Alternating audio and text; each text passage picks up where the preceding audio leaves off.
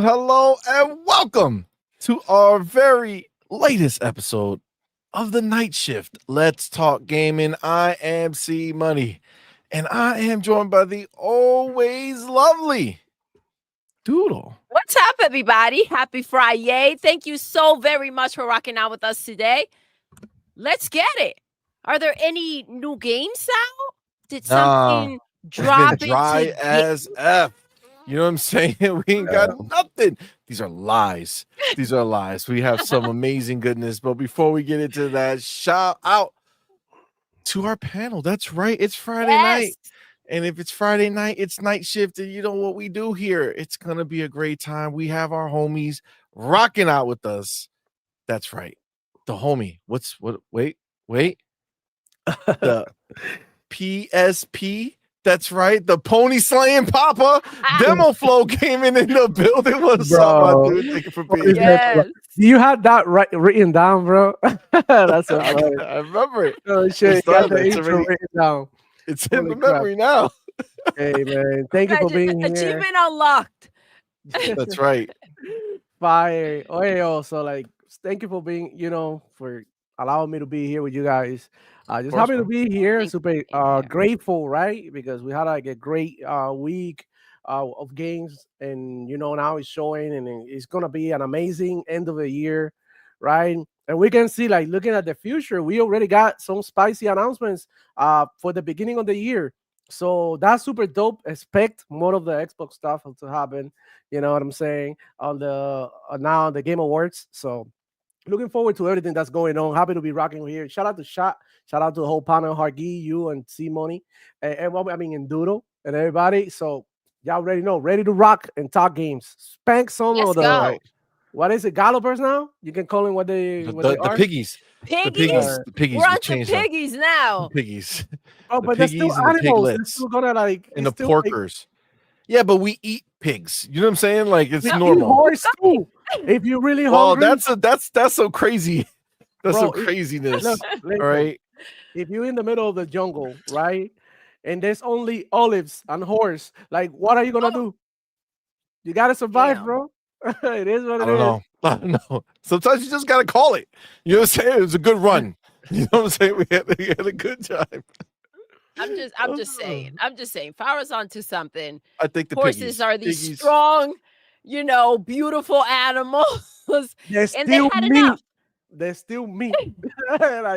If you're hungry, it's still meat. Oh my God. Well, listen. Thank you, brother, for being appreciated. Of course, we have our homie, the wise one. Ooh.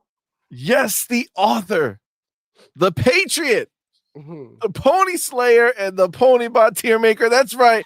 It's our boy Hargi Shani in the building. My dude. Welcome, man. Thank you for being here, bro. Appreciate you, homie. Yeah. Another week, a lot of games and a lot of fun stuff going on, huh?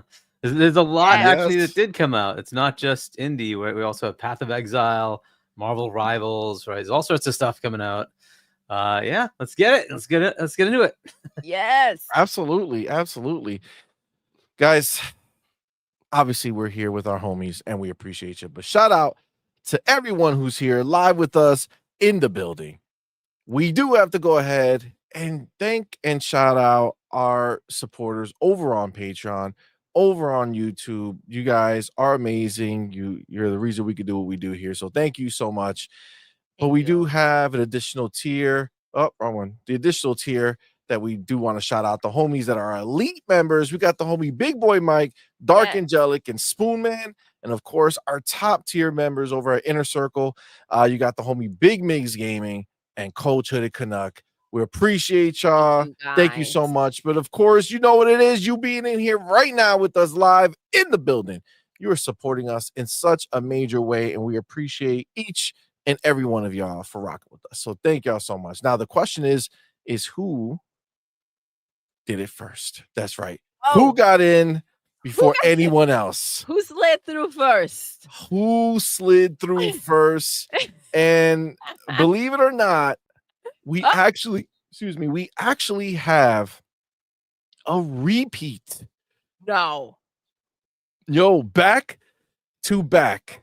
Okay. Identical top 3. No. From yesterday to today. That's right. First of all 3 of them came in at the exact same minute. It's just when in the minute they dropped. And who was first? That's right. It was the homie Music 72. Oh, yes. Back in the number 1 spot. My dude, thank you both for being here. But not too far behind. Thinking he was first. That's how close it was. Our boy Coach of the Canuck, number 2 in the building. Let's go. And rounding out the top 3, just like yesterday, our boy E-Ranks in the building. I don't see any medals today, though. So, you know, I guess he realized that number 3 doesn't always deserve a trophy, but we still appreciate you, homie. Thank you for being here, man. You are awesome. I see Mr. Money in the chat. What's going on, man? Oh, no, he did. Well, hold on. Look how nice Culture the Canuck is. He went ahead and he gave E-Ranks the 3rd place medal for him. Wow. That's kindness. That's kindness right there. Fam Jam. And of course, it wouldn't be any of our shows if Zach Riley didn't come in way after, but still believed to be first. You know what I'm saying? I mean, at this point, it's tradition. It is. It's tradition. What is he going to do when he's actually first? Right? You know what I'm saying? Oh, my gosh. He won't know what to do. You know what I'm saying? He won't be able to compute properly. Oh, my God. That's funny, man. Well, thank you for being here. Space Shot in the building. What's up, man? Thank you for being here. What's going on? What's going on? Jonas the Dad in the building. What's up, players? Shannon Winter. What is up, man? Thank you for being here. Dova 360. What is going on? Did you get into Indiana Jones? I mean, he downloaded last night. He told us, so I can only imagine. That's our champ. Look at Damn Good 75 says, LOL, hot damn. Hargeet looking clean as an archaeologist. Demo, not too shabby either. Did you guys see the thumbnail? Oh, no. I didn't see it. I didn't get to. We never got to see it. You gotta check it out. And it's the celebration of Indiana Jones. Oh, we're all indie. We all indie. Even Doodle. Goddamn. Yes. Yes. We gotta. That's pretty cool. I like it. Absolutely. I see Serve in the building. What's up, fam? Thank you for being here. Primo Drake. What's going on, man? Primo Drake says, damn, being in the top 10 means nothing here. Listen, what do you think? This is a PlayStation podcast? We don't hand out participation awards. All right, it's a top 3 or you didn't make it in time. You know that's full of crap, Primo. We talk about it. We list all your names. What are you smoking? Smoking that pony powder? What's going on over here, Primo? He said exits. Oh, poor guy. Duke Togo in the building. What's up, man? Happy Indiana Jones Day. Absolutely. Yes, absolutely. I got the leather jacket on. That's right. We got live indie in the building. You know what I'm saying? Readied up. That's it. Right? Only on Xbox. Yeah, that's For right. now. Only on Xbox. Hey, listen. This stuff got this game got dudes rethinking their life choices. You know what I'm saying? Like all those people who were making those videos like, yeah, you know what you did, Xbox? I don't want you no more. I'm taking you back. You're gone. And now they're like, oh, man, I guess I got to wait. gotta wait for so long. It's just still springtime. Oh, And it's cold outside. I can't do nothing. You better hope it doesn't get delayed because of the pisser. You know what I'm saying? I don't know. Oh, I don't know. I mean, that's possible. It's possible. Never know. Sanchez MTZ Gaming. What's up? You know who doesn't have to guess? You know who don't? You know who don't have to guess? Who? We do. See, we don't have to do it because it's out for us. See that? No waiting required. You know what I'm saying? This is the first time, though, that their slogan, greatness awaits, is actually true because they literally have to wait for greatness. Oh, you know what I'm saying? Yes. Literally got to wait for that greatness. You know what I'm saying? So, damn, it is what it is. Infinite Hero in the building. What's up, man? Yo. Be nice. What is Always. up, fam? What's up, Be Nice? How you doing, bro? Lauren, what is going on? Thank you for being here. Appreciate you. Mogs E, what's going up, fam? Thank you for being here. Appreciate you. Infinite Hero says, I miss the days when a great game was a win for gamers, not a fanboy victory dance.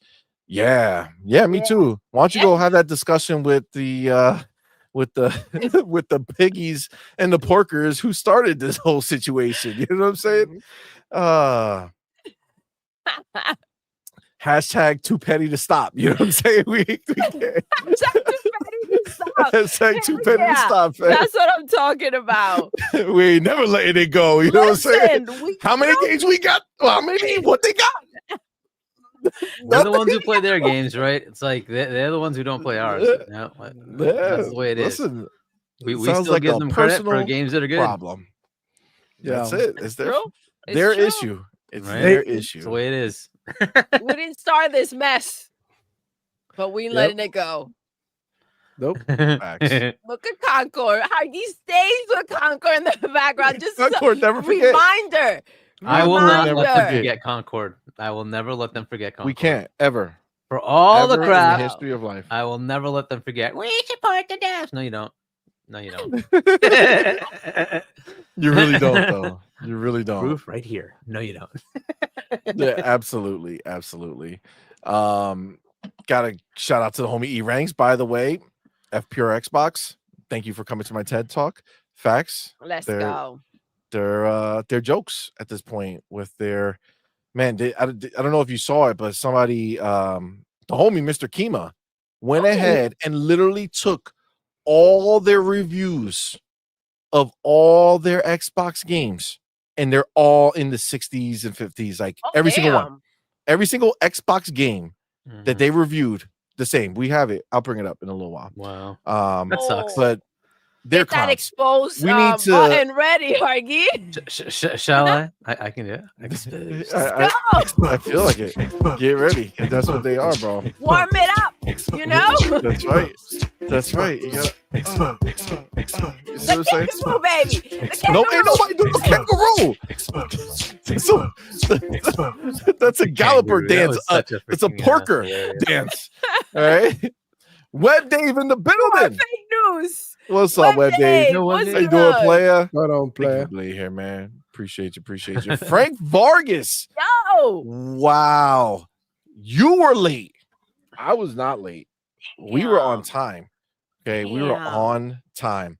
Outward Lyric, what's up, man? Thank you for being here. Anthony Sanchez in the building. What is up, man? Fark you. What is going on? What's good, Fark you? Thumbnail courtesy of Fark you. All the Indiana Jones pictures are courtesy of Fark you. He's undeniably the GOAT when it comes to this stuff. Shout out to Fark you. Razor Ultron in the building. What's up, my dude? Thank you for being here, man. Appreciate you. Justin Friend, what is up, man? Frank Vargas says, always late. Haven't said it in a long time. Well, listen, technically, you are officially the latest. Yes. Ever. You know what I'm saying? Late. So like you can never essentially call us late now. Like we have so much of a buffer. It's not even funny. But thank you for being here, brother. Appreciate you, man. Appreciate you. 2Man55. What's good, up, love? playa? Thank you for Thank being you for being here. here. You know what's funny? Razor Ultra says IGN corporate overlords now own Pure Xbox. The funny thing is, though, is that if you look at IGN's reviews of every game that they released this year, that Xbox released this year, 8 and 9. Wasn't just IGN. Like it's all crazy. of them, dude. They all gave it good grades. They're going like, I was amazed. Crazy. They're all giving it good. I'm like, oh my god. Yes, I want to know. I think they're finally turning around. What you're feeling, but see, it has to come in one way or another. They are trying to, follow suit with what's supposed to be, and then they're like, all right, we have pure Xbox over here handling, our business. Facts. Sir Riffs a lot. What's up, homie? Thank you for being here, man. Appreciate you. Edward Lafferty, what's going on, man? Thank you for being here, bro. Roland Dex, what is up, fam? So thank you so much, man. Appreciate you being here. The game adaptation newscast. What is up, man? What's up? Thank you for being here, bro. Oh, we got the homie. Will Broke Boy Lewis. What's up, my dude? Thank you for that $2 super chat. Says, did you like that pic I sent you in the DMC money? Yes, I did. They we thought that they weren't getting Indiana Jones. We thought that the PlayStation fanboys weren't getting it, but they didn't get it, that's for sure. But they do have like their own, and I'm shout out to Will for finding it. I did not know that this released. But let me go ahead and share it with y'all because I can't wait to see. Yeah, it's that's pretty incredible. It's pretty incredible, actually. Here we go. So we do this, and there it is. Pony-Anna Jones. Fantastic. Is getting great reviews, I bet. Zeros across the board. Yep. This is hey, it's from what I hear is doing better than Concord. You know what I'm saying? Right. Like that's the word on the street. So yeah. So shout out emotional damage. It's a lot harder than we thought to do better than Concord over on that side. It's funny that you say that, babe, but like real talk. What the do you all right, we had a whole funeral and everything, right? We believed in our souls that there was no way that anything could do worse for PlayStation than Concord. And they have done everything that they can to prove us wrong. Seriously. Time and time again. It is crazy. We felt like this was a once in a lifetime type of mess because it was messy. So we paid our respects in our own way. and look at this. I feel like we should have one every time they drop a game. Or a console at this point. It really is a problem. It really is a problem. Everything they've done, there's nothing that's even remotely successful anymore from them. It's crazy. Well, but they got the Pro, so yes, good for them. You know what I'm saying? Yeah. But the console that they have to remove. I support their devs more than PlayStation players do. I'm just saying, I don't know what's wrong with you guys out there. I don't know why you aren't supporting your devs. But you think about this. Think about this. At this point, now it starts to make sense, right? If you're a person who's mostly like these porkers who don't play their first party games, doesn't it make sense to buy the console with the least amount of first party games? You know what I'm saying? Like it makes sense. They barely release games anymore. Yeah. So they get to just be like, oh yeah, we would buy it, but it's not out. You know what I'm saying? If it was out, we would get it. But we don't, and you could do that for years because it takes so long for another first party game to come out. And then when it comes out, they'd be like, oh, I was gonna get it, but I was busy that week. I was sick. I couldn't. Sorry, guys. Sorry. But yeah, that's the way. That's the way. Don Sicario, what's up, man? Thanks for being here. Royal Boyle, what's up, fam? Let's Thanks go. for being here. What's good? Way Chair in the building. What's up, man? Yeah. Says Pony's got nothing but an old boot up screen. Yo, they got so pumped for it. They got so. Oh my god! I can relive my PlayStation 1, PlayStation 2, PlayStation. like any time before now. That's why they're so happy. They're like, oh my God, I could pretend I'm in any other timeline of PlayStation before now for us. And hold on. It's not forever though. They're taking it away, right? It's only for a limited Isn't that time. wild? It's limited. It's for a little bit and then they are done. What do you think about that? What do you guys think about that? The fact that, the developers are really excited about this and then boom, taken away, rug pulled from underneath. I mean, Unbelievable. why? Let them have a little win. Yo, it's literally, they're like literally excited about it, right? Like they're very happy about this. And they're like crying because the 30th anniversary is like, it's funny. But the other thing that they got, I don't know if you guys saw, but they have a new game. It's called My First Gran Turismo. Gran Turismo, yeah. They're My First Gran Turismo. That's the name. But still, like I don't understand why they would take that background away, like or the boot up thing away. What is the value? It's dumb. It's dumb. Like, why would you give it to them and take it away? Is that they hate their fan base and they just they torture them, or maybe they don't want them to remember a better time for too long and be like, you know what? This is not it anymore. I still just don't get it. I feel like Sony PlayStation fanboys at an experiment. So Sony PlayStation are trying to see how far they can push it. They can push it with them ponies. And how far can you mistreat a consumer? Because, I mean, for the 30th anniversary, first of all, you get a starting screen, which is, I find it super ridiculous because, I mean, literally, like, who in the hell cares? Like, how is that gonna make it? Like, I don't really get it. Okay, whatever. Enjoy your whatever screensaver or whatnot. But still no games demo. At this point, Sony PlayStation is remastering, like starting screens. Like they're not only remastering games, they're remastering the screens too. What's next, bro? Like honestly, like if you're a Sony PlayStation fanboy and you don't feel offended by this 30th anniversary bullshit, they got you.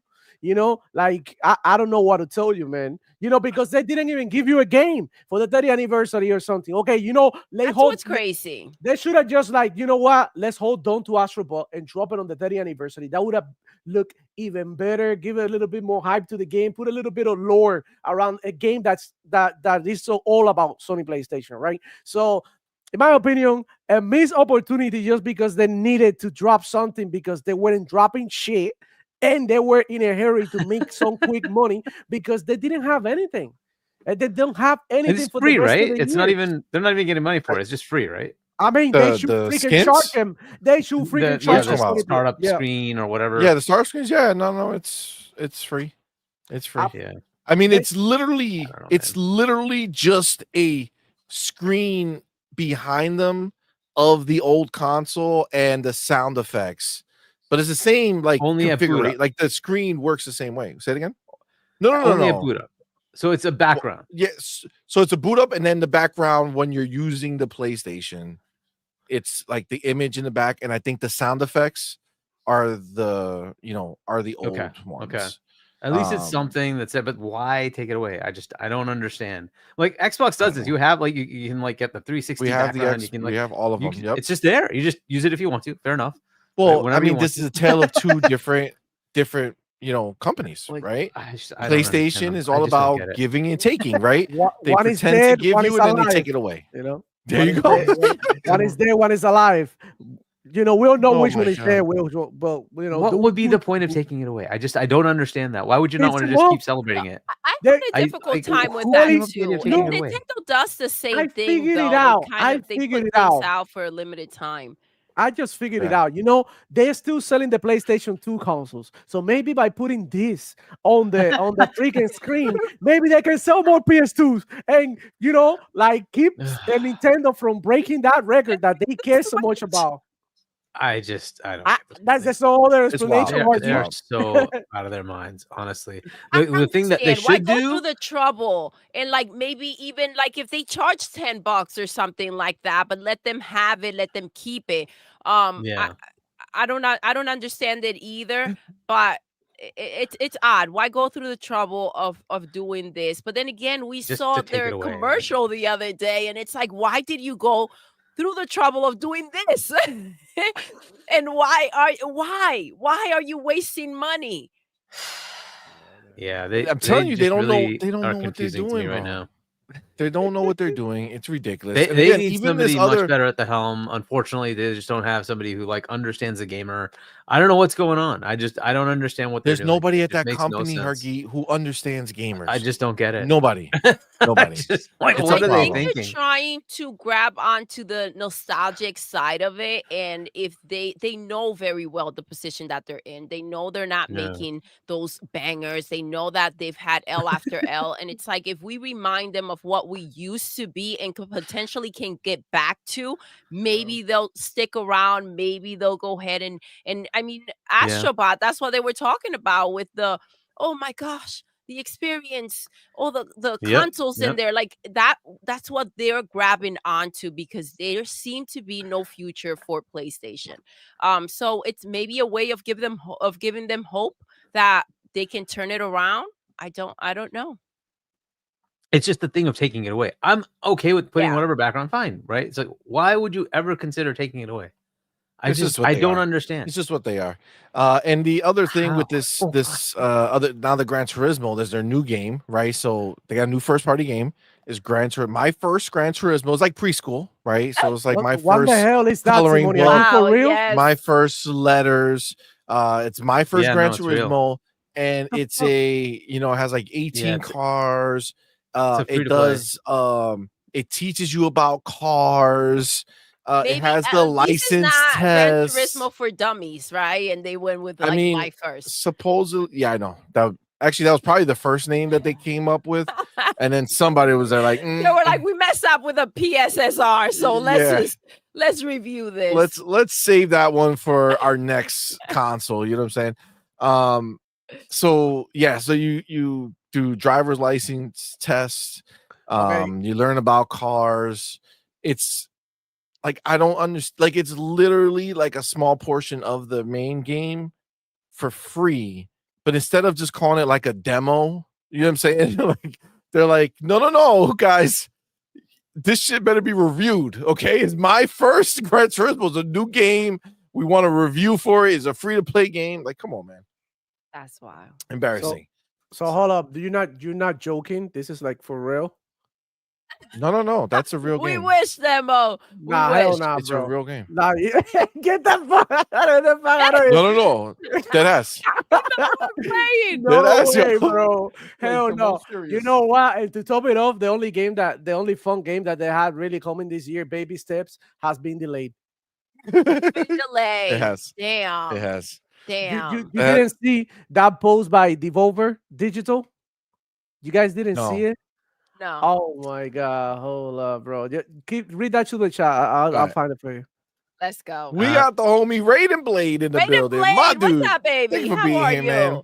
Thank you for being a member for 12 months, man. You are the man. Thank you, my brother. Says, good morning. Good morning. Oh. Where you are. Got it. That makes more sense.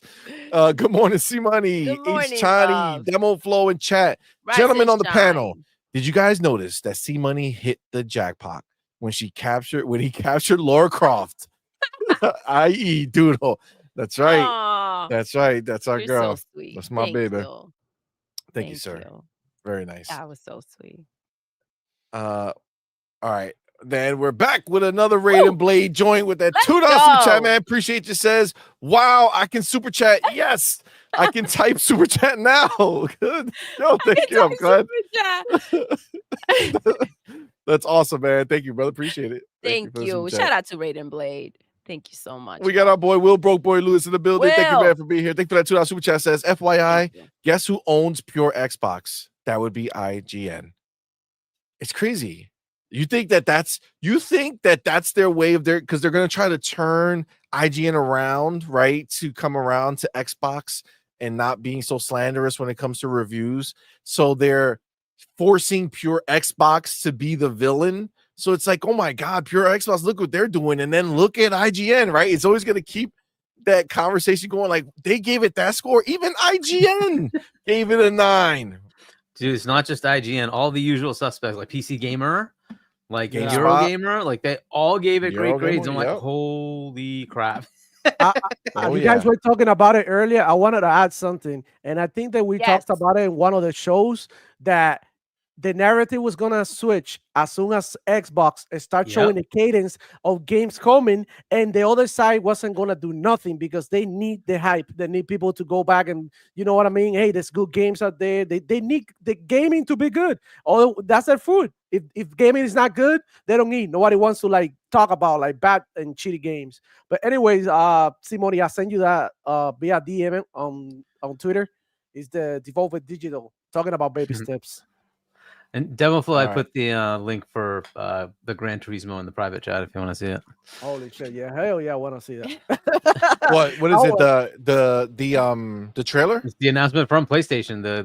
We'll put it. Send it to me. Turismo. We'll watch it together. Oh, okay. It's in the private chat. All right, let me put this one up real quick first. So here it is. I did not see this. So it says Devolver Digital. Congratulations to the Baby Steps team on their win for Best Inadvertent Tripping Simulator at the Devolver Delayed 2024 Awards, coming to PC and PlayStation 5 in 2025. Let's watch. Let's watch. I love Devolver. Here are the nominees for Best Inadvertent Tripping Simulator. Baby Steps. Death Stranding. Trip Labs. Clumsy Wumsy. And Pub Crawler. And the winner is Baby Steps. Delayed to 2025. They're clever, man. I love this. Is actually the funniest game that I think PlayStation was going to get. I thought about, you know. I mean, it's coming to PC too. It looks crazy. On behalf of the Baby Steps team, I'd like to thank you all for this honor. Holy shit. Really, just no words. Oh my God. To God. describe these emotions. So this is basically, I guess if we had to thank someone, it would be Stranding. Devolver Digital for giving us the opportunity to delay this game for another year. Thank you. What is that? Bro. Wow. So this is the thing. This is low budget Death Stranding. Yeah. Right? That's what Death Stranding is. Yeah, that's what it is. Yeah. When you're playing. Right? It's nonstop. That's Death Stranding. Right? So this is wild. And then let's take a look at oh my God. I'm dying here, bro. My first Gran Turismo launches on PlayStation 5 and PlayStation 4 December. Oh, PlayStation 4. Oh, I thought they were living generations. Yeah. No. Yes, not. multiple generations, all at the same time. They believe in They believe in all of it. So got the multiple. Tell me how this is a thing.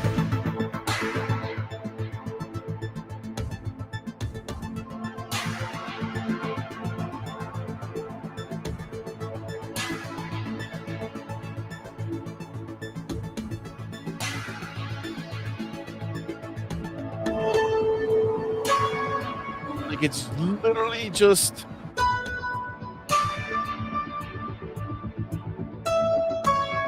like why? What is the game here? Just the licenses? You just do the licenses and that's it?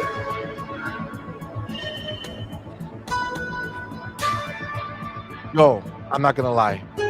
I'm already like this shit puts me to sleep. You feel like you're about to knock out, right? Oh my God. Yeah. Gran Turismo for work. Look, and you hear the music packs they use for who wants to drive a car like this? Woo! Who the fuck wants to do that? Come on, man. God, I hate this game.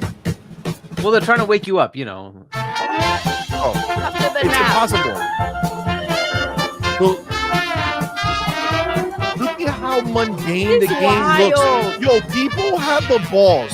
People have the absolute balls to try to compare this to Forza.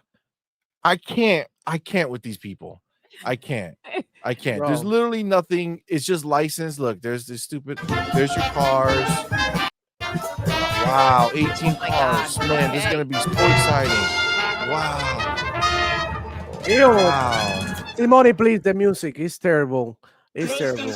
Oh my Terrible. God. This is gonna terrible. have to I get like couldn't- probably clipped out I because of the couldn't stand music. it. That's all right. It's worth it. Yeah. It's worth Yeah. getting clicked No, out. I'd it's rather not it worth happen. it. I'm going to Yeah. No, That's I like- mean, like I'll be happy to hit the button that says Delete get this crap out section. my get Oh, out yeah, of this no, for stream. sure. That's embarrassment of life. Yeah, that's Bro, I come on, mean, man. Happy Come 30th on. anniversary. Come on. Come on, dude. right? Yo, there's no the people who first of all, what's their name? Digital Foundry. Come on, man. They glaze this game. Okay, listen, they think it's pretty. Sure. In replays, yeah, they do a pretty good job. The replay cuts are pretty good. But The edits, everything, yeah. the playing of this game, yo, I guarantee you, if you look up the stats, more people crash playing this game than anything else due to falling asleep behind the controller. Guaranteed. They're playing, man, I'm driving. This is what is happening? Am I going fast? I don't know. I guess so. And then dead. Why? Because you stopped looking at the screen and you started looking on your phone. This is what happened. This is literally the definition of what takes place with this game. So bad. So bad. This might be a bus driver or something. Bro, I don't Bro, know. Bus Driver Simulator is more exciting than driving the fastest car in freaking Gran Turismo. Okay? It's the worst, dude. It's the worst. It's embarrassing. Okay, so I feel Oh my like God. this is like the Sony PlayStation or Gran Turismo going free to play, but they're not telling you. I feel like this is like So- what they're doing. Is this I, like I think what they're game telling for you them? demo is that not a lot of people bought the game. Yep. So they're trying to lure more people into buying the trying it, game. yeah. And the problem is they think that by giving all the worst parts of Gran Turismo, the license test, the crap music, they think that that's the way to lure people in. They're cracked, bro. They're cracked. Oh my God. Yeah, I love that Forza came out with this huge update right around the same time of this announcement. Like, hey, by the way, if you want to play a real fun driving game, come play Forza. It's look at it. It looks glorious. It does. The claim is better than Forza, but why are they not showing up? That's I don't the think- thing. This is the thing. I don't think they claim is better than Forza. I think they ignore it. I think they don't Yeah. talk about it. You know what I'm saying? They Is just that why some of they're them so claim it, hyped so- at the idea that Forza is going to PlayStation? Is that why that's why they want it so badly. That's why like, they're hoping finally? and Is that- begging. And that's the reason why Xbox should fucking put it in there. Kill the games from within, bro. Kill that shit, Gran Turismo. Yo, Nobody kills it. honestly, that one Forza would kill Gran Turismo. Like Gran Turismo would In a die. second. It Literally. would die. It would die. 100%. It would die 100%. Fade So out. all right, we got the homie Gotham guy. Yo, Gotham guy in the building. what's Thank you both for being good? here, man. Thank you for that Thank 2 super you. chat. Still one of the best profile pics ever. Right? Says never forget 823 Concord. Dead. That's when it happened. August Ay, con 23rd. Dios. Was that the official date? I forget the date. Is that the date you have on the screen, Hargeet? Is it August 23rd? August That's when 23rd, they pull the plug? 2024. Just do this. What is it? No, it's September. August. 6th. I can't see, Hargy. 23rd is when Well, it came out. August 23rd. That's when it dropped. Well, I mean, it dropped DOA, right? So it dropped DOA. It's August 23rd to September 6th. so yes. this is September what it 6th, was. yeah, I'll tell you exactly what that went happened. away. August 23rd was the wake. September 6th was the funeral. Okay. So it was already a dead body. All right. It was already a dead body. They delivered it straight to the funeral home. That's it. There was never a pulse. It was always at the morgue. And that's it. And then September 6th was the actual funeral. It's good times. Good times. The homie World Boy Lose with that $5 super chat says IGN letting pure Xbox do their 30 work. What looks worse? IGN giving an Xbox game a low score or a site with Xbox in the name giving a low score? Similar to what I said, but yeah, you're actually it's yes. Are they like the lowest score? I'm gonna check. Like Because they're definitely one of the lowest scores. And it's not just this game. You know what I'm saying? Like it's multiple games that The pattern. Yeah, it's ridiculous actually how like so the how lowest every score game was a they've done. 60 on this thing, and this is on Open Critic, and it was Kaku Chopre. I don't know who the hell that is. But then it was like a whole bunch of 7s, which was CG Magazine, GRY Online, Cirrus Gaming, Noisy Pixel, Game Pressure, and Too Much Gaming. I don't know who these guys are. The Gamer also gave it a 7. And then it starts to get in the 8s. Like everybody else get it like 8.5, 9s. There's a whole bunch of 9s and like there's a bunch of 10s too. It's like it did pretty well. They Yeah, did better than I expected. check it out. Check it out. Here we go. Just so we can see what we're talking about here. The homie Mr. Kima doing God's work, putting it all together for us. Mr. Kima, this is why I unfollowed Pure Xbox and stopped reading and sharing their articles. They step and shit all over Xbox games for clicks. Indiana Jones, 60. Stalker 2, 40. Starfield Shattered Space, 50. Senua's Saga, 70. Call of Duty Modern Warfare 3, 60. Minecraft Legends, 70. I mean, I guess Minecraft Legends, that's probably realistic. Well, Minecraft Legends, Modern Warfare 3, I mean, a lot of people shat on that game, so 60 is probably one of the higher scores. But that was uncalled for, right? So an Xbox studio to take part in the crapping of it is, I mean, an Xbox site, that's where it's stupid. Because if you're an Xbox site, then you wouldn't have been looking at it from the pony view of trying to belittle the game, and you would see it. I think these are like Sony PlayStation fanboys, bro. This is like Shattered Space was amazing. A 50 is delusional. Yeah, but I don't know that it got the recognition of that. 61. So they're not far off. Yeah, but they're not far off from the mob, right? That's the point is that they're Xbox in the 70s. Is that right? I don't know. Stalker, let me just check. Stalker is 82, 83 or something like that. 80, something like that. 80. Yeah. It's 74 Open Critic. Okay. So yeah, I mean, either way, this is this is supposed to be an Xbox site, right? Yes. So with what Will said, yes, it does look worse if the name Xbox is under, on their site. It does. So agreed. Then we got our homie Razor Ultron in the building. My dude. Razor Ultron, thank you for being here, man. Thank you for that $5 super chat. You. Herman Hulse using the pisser to apply that PlayStation fragrance to Concord, Lego Horizon Adventures, and Fair Games 2, I'm sure. That's why they stink. Ooh. Damn. It's the truth. I mean, Herman, what is he doing at this point? Like, you just go. Get him out. Just go. You haven't done anything for PlayStation at all. On Zero Meta, by the way, for Xbox, it is the lowest. For indie, it is the lowest score. Yeah, of course, which is ridiculous, right? I mean, that's the problem. So, I think the other thing too is like some of these places.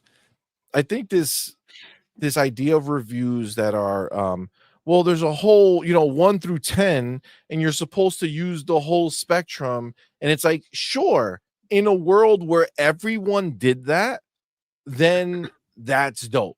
But take yourself off of Meta if you don't want to be averaged, right? Because that's what Meta is. Meta is average. So theoretically speaking, your grading profile needs to be the same as everybody else. They all have to be thinking the same thing when they give that game a 7. They can't give the game a 7 and think it's mid and you think it's good because on your scale, you made 7 good and everybody else is like, it's okay. You know what I'm saying? Like you can't. Like that's the stupid thing about this. You can't be an outlier and be like, well, we use our 1 through 10. So a lot of our games are going to be 5 because 5 is actually mid. And it's like, no, bro, the world doesn't do that. So you're not that special. All right. You're just throwing everything off because you're trying to be different. Like, no, look at the scale of where people rate games and then judge accordingly, right? If you're out here on left field with a random, well, 6 is okay. So that's why, no, 6 is horrible. We see it. If it's a 6, it's trash. There's too many games. There's too many games. You can't be anything below those numbers. 7 is just like what? That's like the most average type of game. You can't consider a 7 a game that you look at and be like, oh, that's actually pretty good. That's not a 7. It's not. You can't. That's an 8 now. A great, like the scale is shifted. 9 is great. All right. Like 9 is all right. That's really, really good. Right. They have to make like an 11 or a 12 to show like a higher version, but we can't go down. It's just too late. Like nobody's going to accept a 7 as a good score. Nobody. Well, no, a 7. It's like maybe someday if I happen to stumble upon and have extra time, I will maybe try it. But like, and we know extra time never comes, so that means I'm never gonna try it, which means it's never gonna be worth my time. We're moving on so fast to the next, right? So, yeah. So I got a question, CMoney. Sure. So what are the does any of you guys know what are the requirements to post your reviews on Metacritic or something? Hargi had looked it up before. You have to have a website, and it has to be a written review, and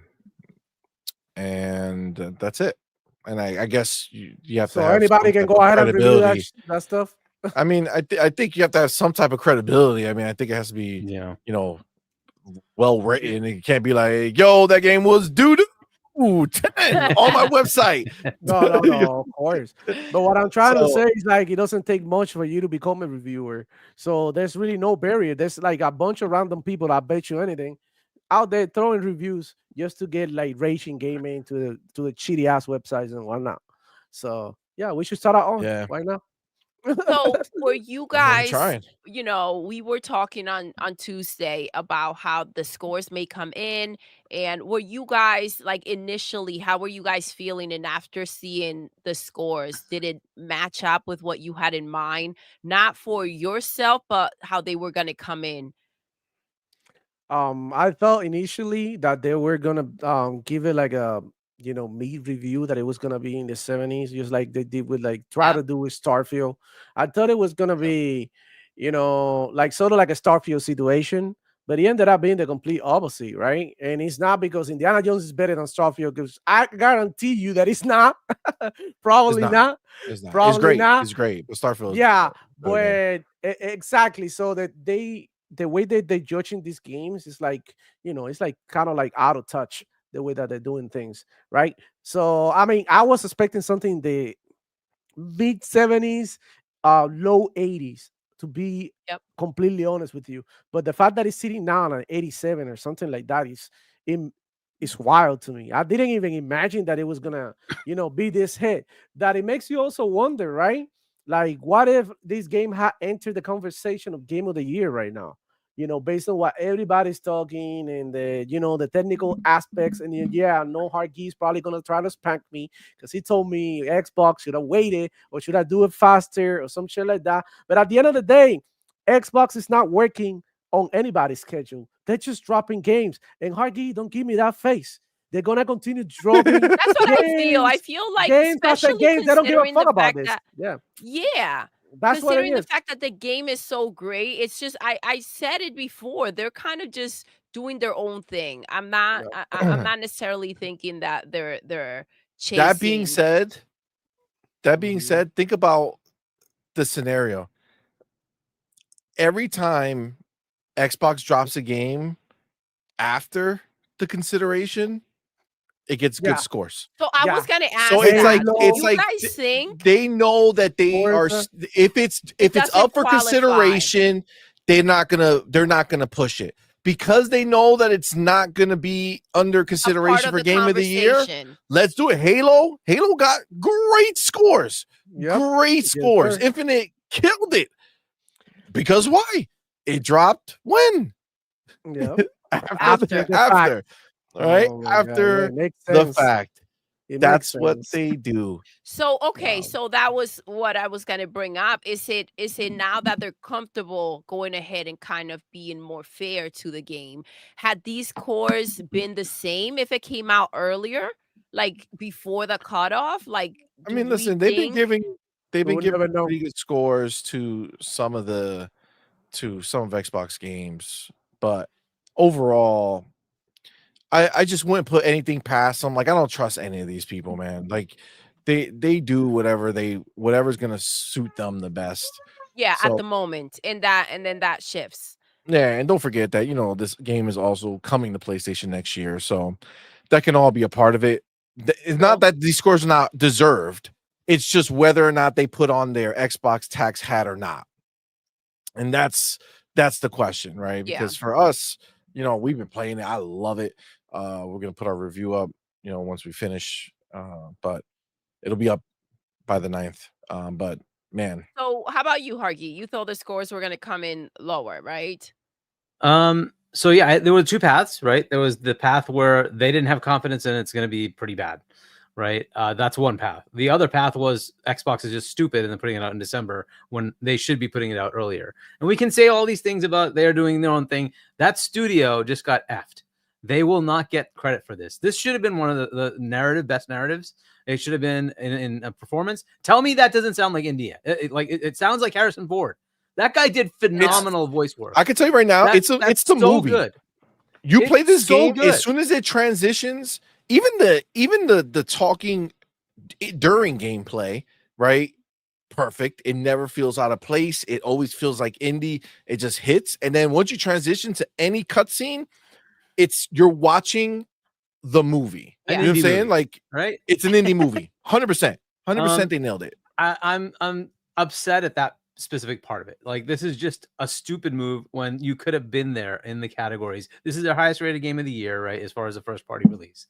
But what if it wouldn't have been ready, right? Like, what if they needed that? And that's the thing. And it's like, well, to get it put done. the resources in and make it ready. Like, that's what they should do, right? But like, whatever. I don't know. I to me, that's just the thing that they. Always PlayStation spent $400 million on Concord, and that didn't help it be ready. That's their problem. You know what I'm saying? Concord sucked. No, but what I'm saying is that throwing the resources is not going to change it. They had to. It's not going to change. They needed to also, do whatever they again, needed to do. It's questionable. Yes, we know that it's coming to PlayStation spring 2026, so they're a little more careful. 2025. Yes, 2025. Wow, I'm a year ahead. But they're coming in, 6 months later, and it's that awareness is still there, right? They're gonna.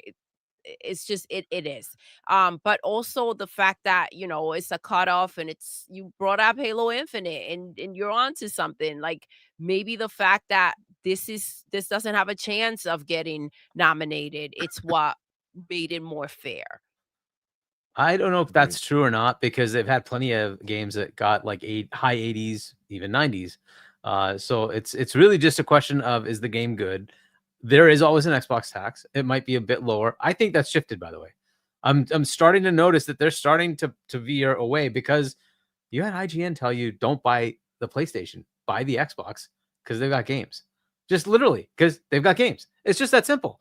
Once you get to that point of like saying, where's the roadmap, Sony? You've shown me one game, Ghost of Yotei. That's not enough, right? Whereas the other side, here's all the games. And we know there's a new console coming from Nintendo. They're going to have a ton of games.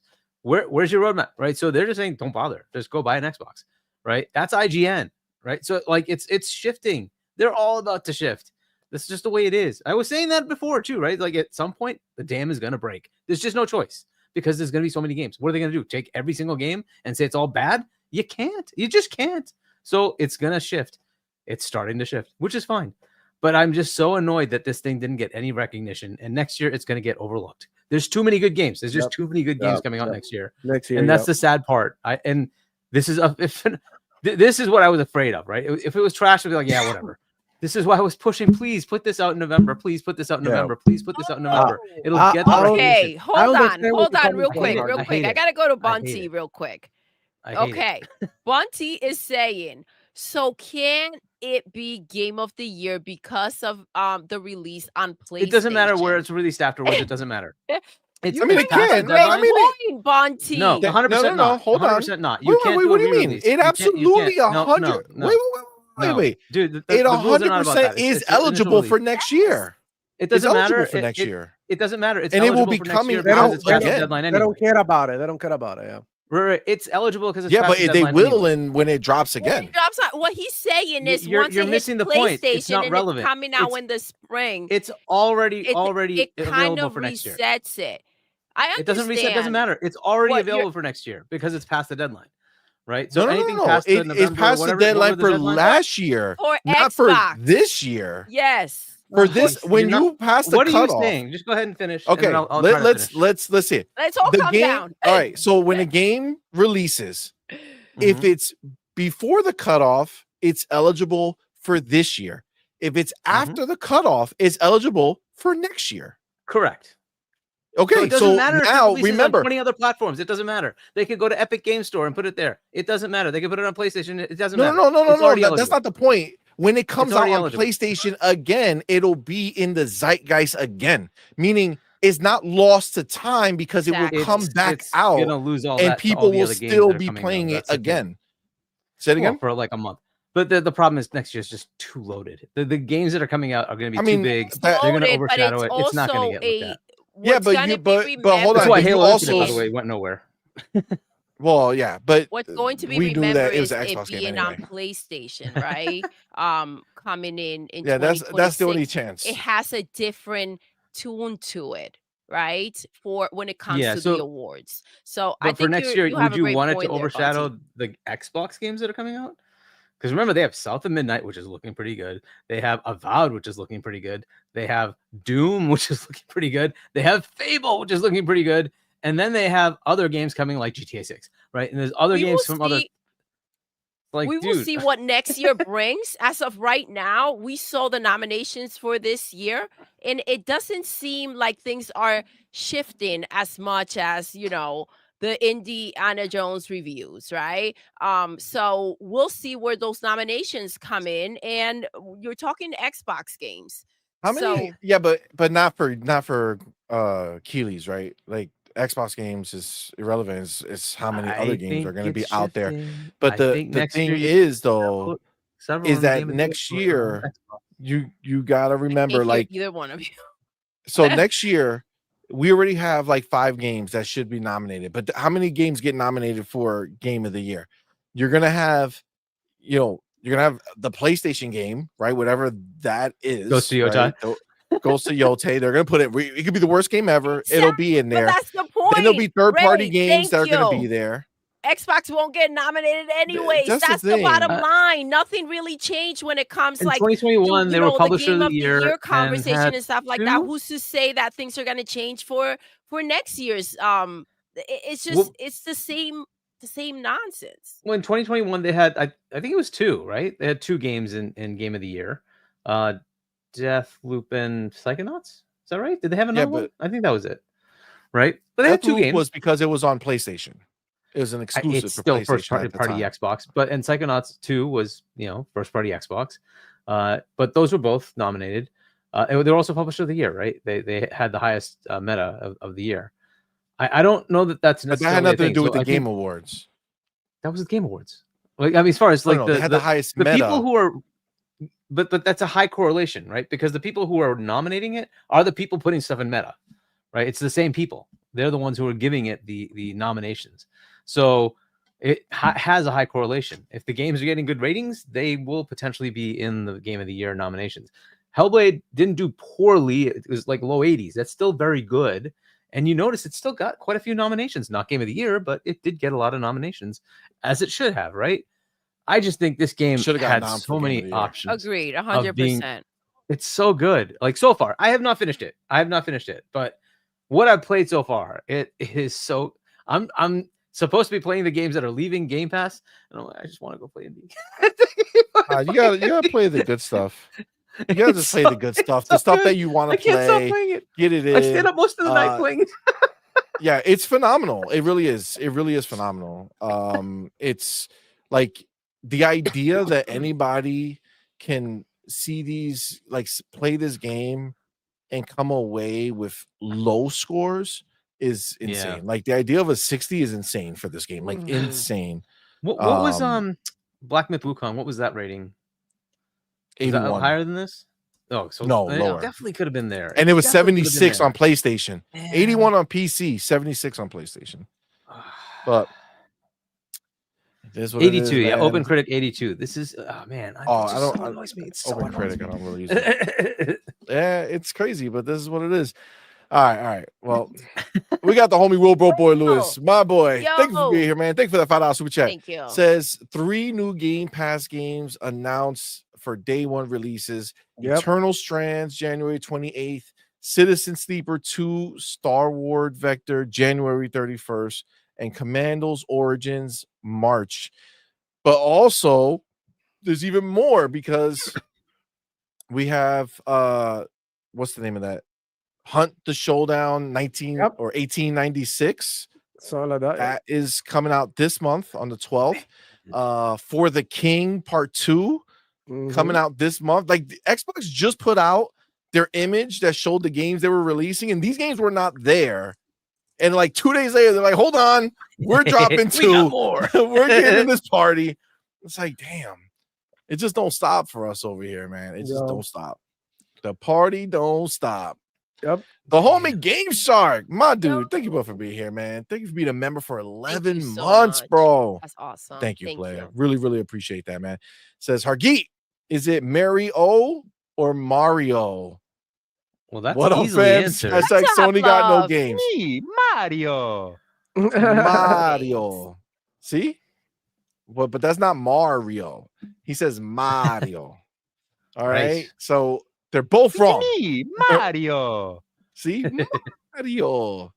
Gotta get that inflection in there. You know what I'm saying? Mario. The homie E-Man 2537. What's going on, homie? Thank you for being here. Thank you for that $5 super chat. Says, think about it. A 9 from IGN, a 6 from Pure Xbox, average 7.5, more like their regular score.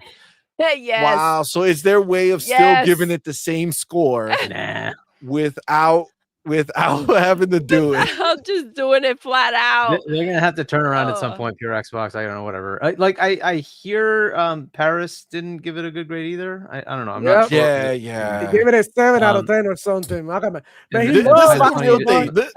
This is the real problem with what Paris did. Before the scores dropped, right? When we knew, gritted from ear to ear.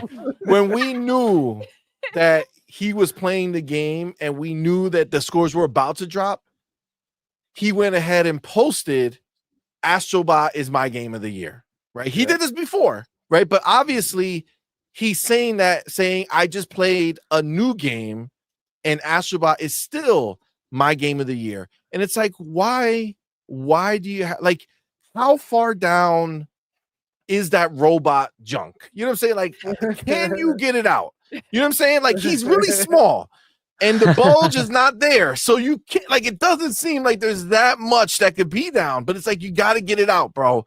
You got to get it out because he's going to be okay. I promise. The little robot, he has no feelings. Okay. He's a robot. Okay. And it's okay. But this is what I've been saying, right? It's emblematic of the people that do these nominations, that do these ratings. That's why I just feel like Astro's just going to win.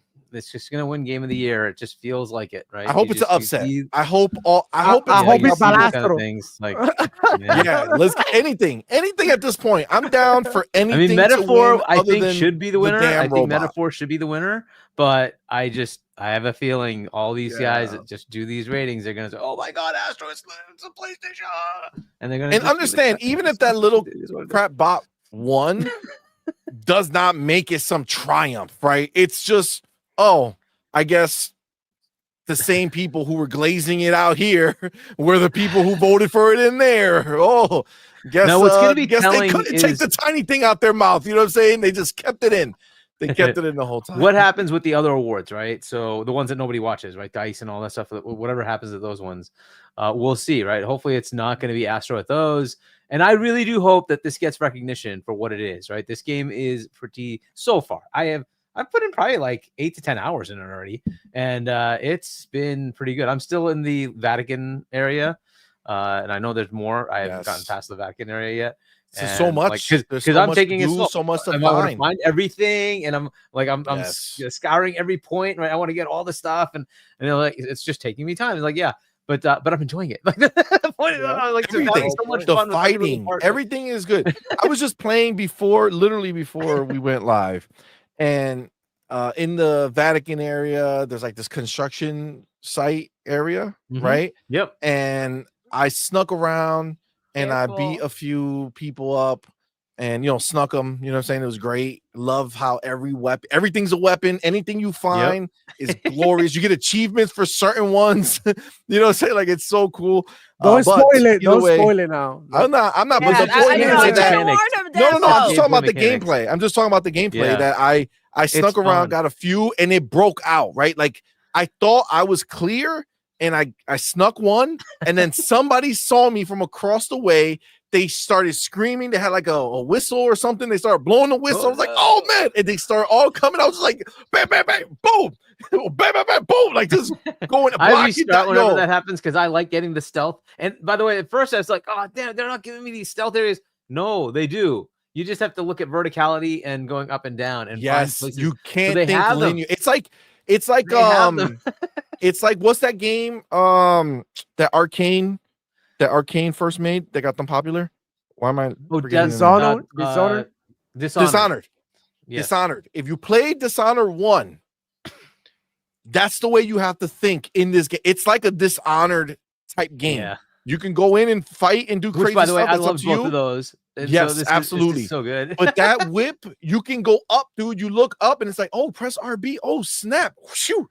Go up, climb, do Yes. There's so much. Yeah. There's so much goodness there. There's so much. My one minor gripe is that like the checkpoints are kind of determined by it instead of me being able to just save.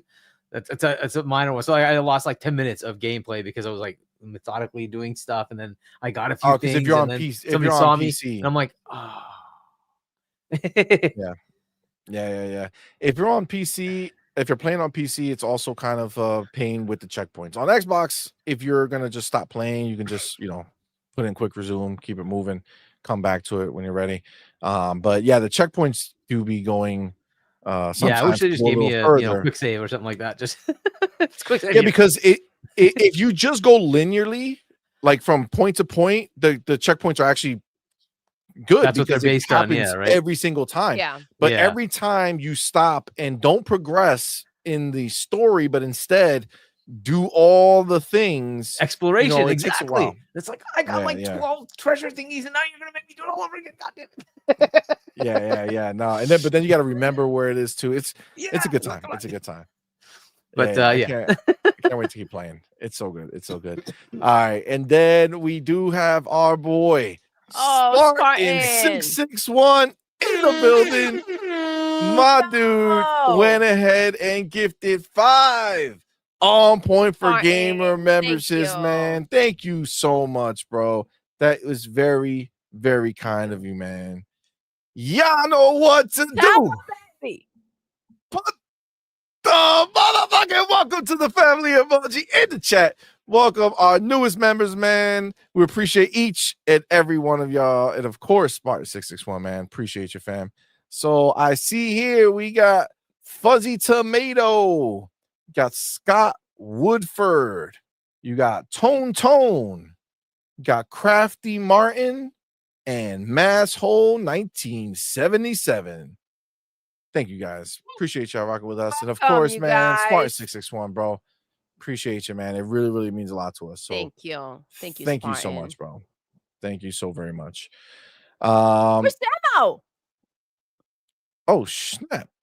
Demo. Well, you know what? His thing was kind of lagging. So got you. He probably went ahead and it probably kicked him out. He'll come back. Actually, let's go ahead and we actually haven't started the show proper, right? We've been talking, but we didn't get into our first topic, which is actually we normally want to start with what Hargeet and Demo thought about the topics we talked yesterday. Obviously Indiana Jones is the topic today, so we're going to talk about that, but we did talk about the Sarah Bond situation yesterday. We did. So wondering what they feel with that. And then what was the other thing that we did yesterday? Why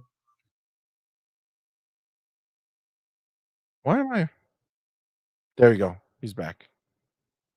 Demo. You're back. Welcome. You're Welcome muted, bud. back. Oh, my bad. Stay being muted. I had to restart my computer because my camera saw it lagging. So I was like, oh, something happened. Yes.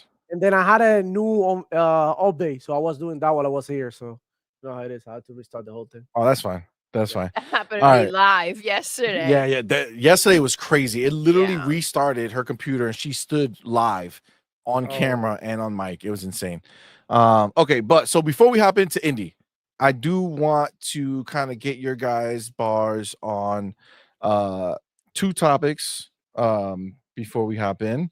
And the first one is the Sarah Bond situation where she was the one who is pushing forward with this is an Xbox ad everywhere, play everywhere, all that fun stuff.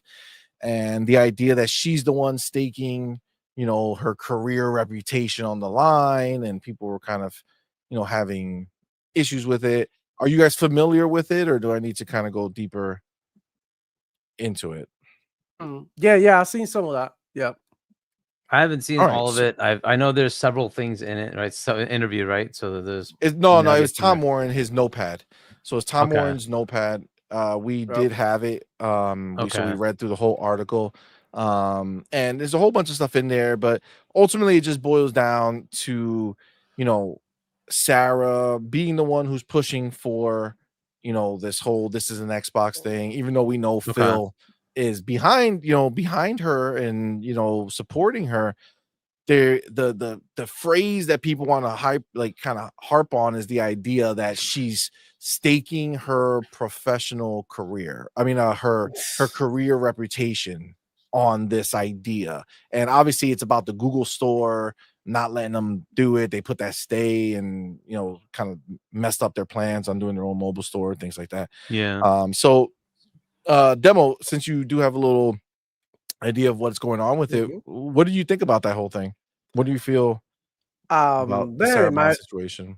In my opinion, I think a lot of people, and I've seen a lot of pony butts, the usual suspects, talking down on the whole situation, making it seem like this is like something new and like this is all her fault, and as if she was like the ultimate boss at Xbox. Like, and I don't know, so they're making it seem like she's the bad, the bad guy here. Right? But Yeah. what she's doing, and I think she's doing a great job with pushing, Xbox forward. And she's like, obviously a very smart woman with a lot of experience and like, other areas that's the reason why they put it here. You know what I'm saying? They were like, okay, she knows how to deal with some of the stuff, so we're gonna have her here and help us in her area of expertise. In this case, it's mobile, right? Because she come from, I think, from T-Mobile or something like that. So anyways, I don't think she's doing anything bad at the moment. They throw her under the bus for talking about some games going to PlayStation and all that, but I don't think this is her idea. I don't think she's responsible for this. Like, we all heard Satya Nadella saying, I hate exclusives. I'm trying to do this. I'm trying to do that. He has the voice. He's guiding Xbox. Like, Xbox is under his guidance, just like PlayStation is under whoever guidance is. You know what I'm saying? But what happened is that people are throwing her under the bus, and that's my problem, because they blaming her for some games coming on Xbox when, I mean, at this point, who cares? Literally, Indiana Jones is out, coming to PlayStation. We're still enjoying it. They getting it like 6 months later when she's all chewed up and and done, right? So what's Shoot up and done. Yeah, like what's going on? What's the problem with all this?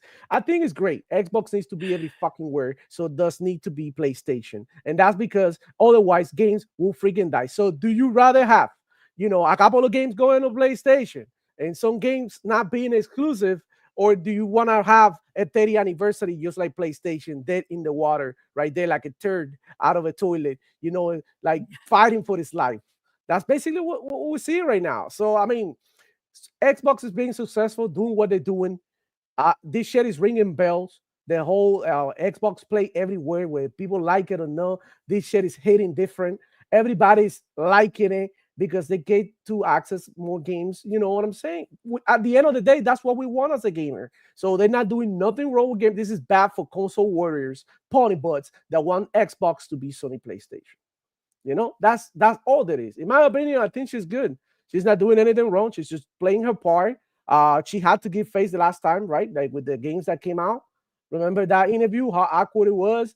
It was. They putting her under pressure for no reason. At the end of the day, this is not a decision that she took or nothing. I mean, I don't know. What do you guys think? I mean, look, at the end of the day, with this whole thing, it's like the business is business, right? Yep. She's not getting paid $15 an hour. You know what I'm saying? Nope. Like she's the president of Xbox. She's getting paid more than any of these dudes that you see talking crap, acting like they know business on the internet. Okay, all these dudes, every single one of them who sit there with their opinions are nowhere near her bracket, right? Nope. So what they don't understand is that this chick is not showing up to work pouting and saying, it's not fair. No, she's going in there. She's doing her job. She's going to make decisions. She's going to make moves. She wants to make an impact because that's what everyone at that level wants to do. Exactly. Yes, sir. You think Phil became the head of Xbox from just being the first party studio guy for nothing because he knows nothing? No, he's been there. He knows what he does. He makes the moves. He came up with the idea for Game Pass. He did all this stuff and pushed things forward, and that elevated him to a certain level. They made moves. They hired her. She is a Yale graduate, Harvard Business School graduate. She's not some hobo. Like, for her to get to where she is, this is not her first rodeo. Mm-hmm. So this idea that we need to be worried about how she feels, she doesn't feel anything she doesn't feel anything more or less than any other executive in that position who's getting paid an exorbitant amount of money to deliver their job, in a way that someone who would be making a lot less should not be able to, right? That's what Satya wants when he has his core people who are up there, who he's signing those checks and getting those big bucks given to them, right? He wants them to perform, and I think she's been doing it, bro. This whole thing revolving around the actual Google store is out of her hands, obviously. Mm-hmm. That's part of the courts have to decide. This has been something that's been this way forever, and it would be unprecedented if this actually goes through and they're forced to allow this stuff. And if that happens, Sarah Bond is ready to pounce with her idea and her plan, and they're ready to go. So if that doesn't happen, this is not a knock on her. This is no way for her to make it happen, right? Yeah, mm-hmm. Exactly. The idea that they came in with plan A and that's just it. It's ridiculous. Obviously, they know that they're gonna have another route to take to get to where they need to go. Just like this ABK deal, this was just the easier path, right? For what they wanted to do. It wasn't the only one. And to the idea that, only her job is on the line. I mean, listen, everybody's job is if you mess up, right? That's just the bottom line. But mm-hmm. It's business. It's business. That's it. Shout out to Jim Ryan. Yep. Shout out to Jim Ryan. Soon to be Herman Hulse. I'm ready for you, bro. Or Connie Booth, or this. Look, so I'm gonna say basically what you guys are echoing here. Look, she is at a very high level, okay, and at that level, you're not sitting there, typing, making code happen. That's not what you're doing. You're setting strategy, right? You're setting vision, and then you're answering the questions to the people who are implementing. What do you mean by that? And let's go do it, right? So that's the role. So her job is to see where are things going, and how do I make my platform relevant 5 years, 10 years, 20 years from now, right? And we all see the direction. There's just a reality to how money is being made in gaming, and it's going in different directions. Yes, there's the sort of high bar of consoles, and it's kind of staying there. Fine. It may decline over time. We don't know, but it's kind of staying there. But the majority of gamers are not there. That's just the reality, right? So she's saying, look, I want to reach all the gamers. Why would I limit myself to this? Right? Why? I'm Microsoft. I'm not just Xbox, the little console. I'm Microsoft. My job is to reach every customer, and that's what Satya Nadella wants. He wants every customer. The gaming business has become a big part of their revenue stream. And they're like, hey, I need to show that to my shareholders to say, here's how we're growing, right? And if I say, oh, consoles are stagnant here, and we have this part of that, and that's where we stay, shareholders are going to be like, well, why am I investing? What the heck's going on, right? Now, granted, it's Microsoft. They have plenty of other businesses. That's great. But if you're going to be a big chunk of their revenue, you're going to get more eyeballs. This is what's been happening, right? And this is why on the PlayStation side, they're getting the finance guy coming in saying, what are you doing? Where's my money? Right? Because that's a big chunk of Sony's revenue. And they're like, why aren't you making money? What the hell's going on? And here is Xbox, right? They're starting to become a big pillar. This was always going to happen. The bigger you get, the more eyeballs are on you, right? So I don't see this as a bad thing. I think this is exactly where things were always going to go. It's a question of timing. We're also just getting at a point of like diminishing returns. The pisser isn't exactly showing that well, is it? Right? This is the problem. Why? Because at some point you just can't get better. It's what if we get to 200 T-flops in a freaking Xbox next? How much more do you need? At what point do you just say that's enough? Right? Because how much more capability are you going to get, and at what cost?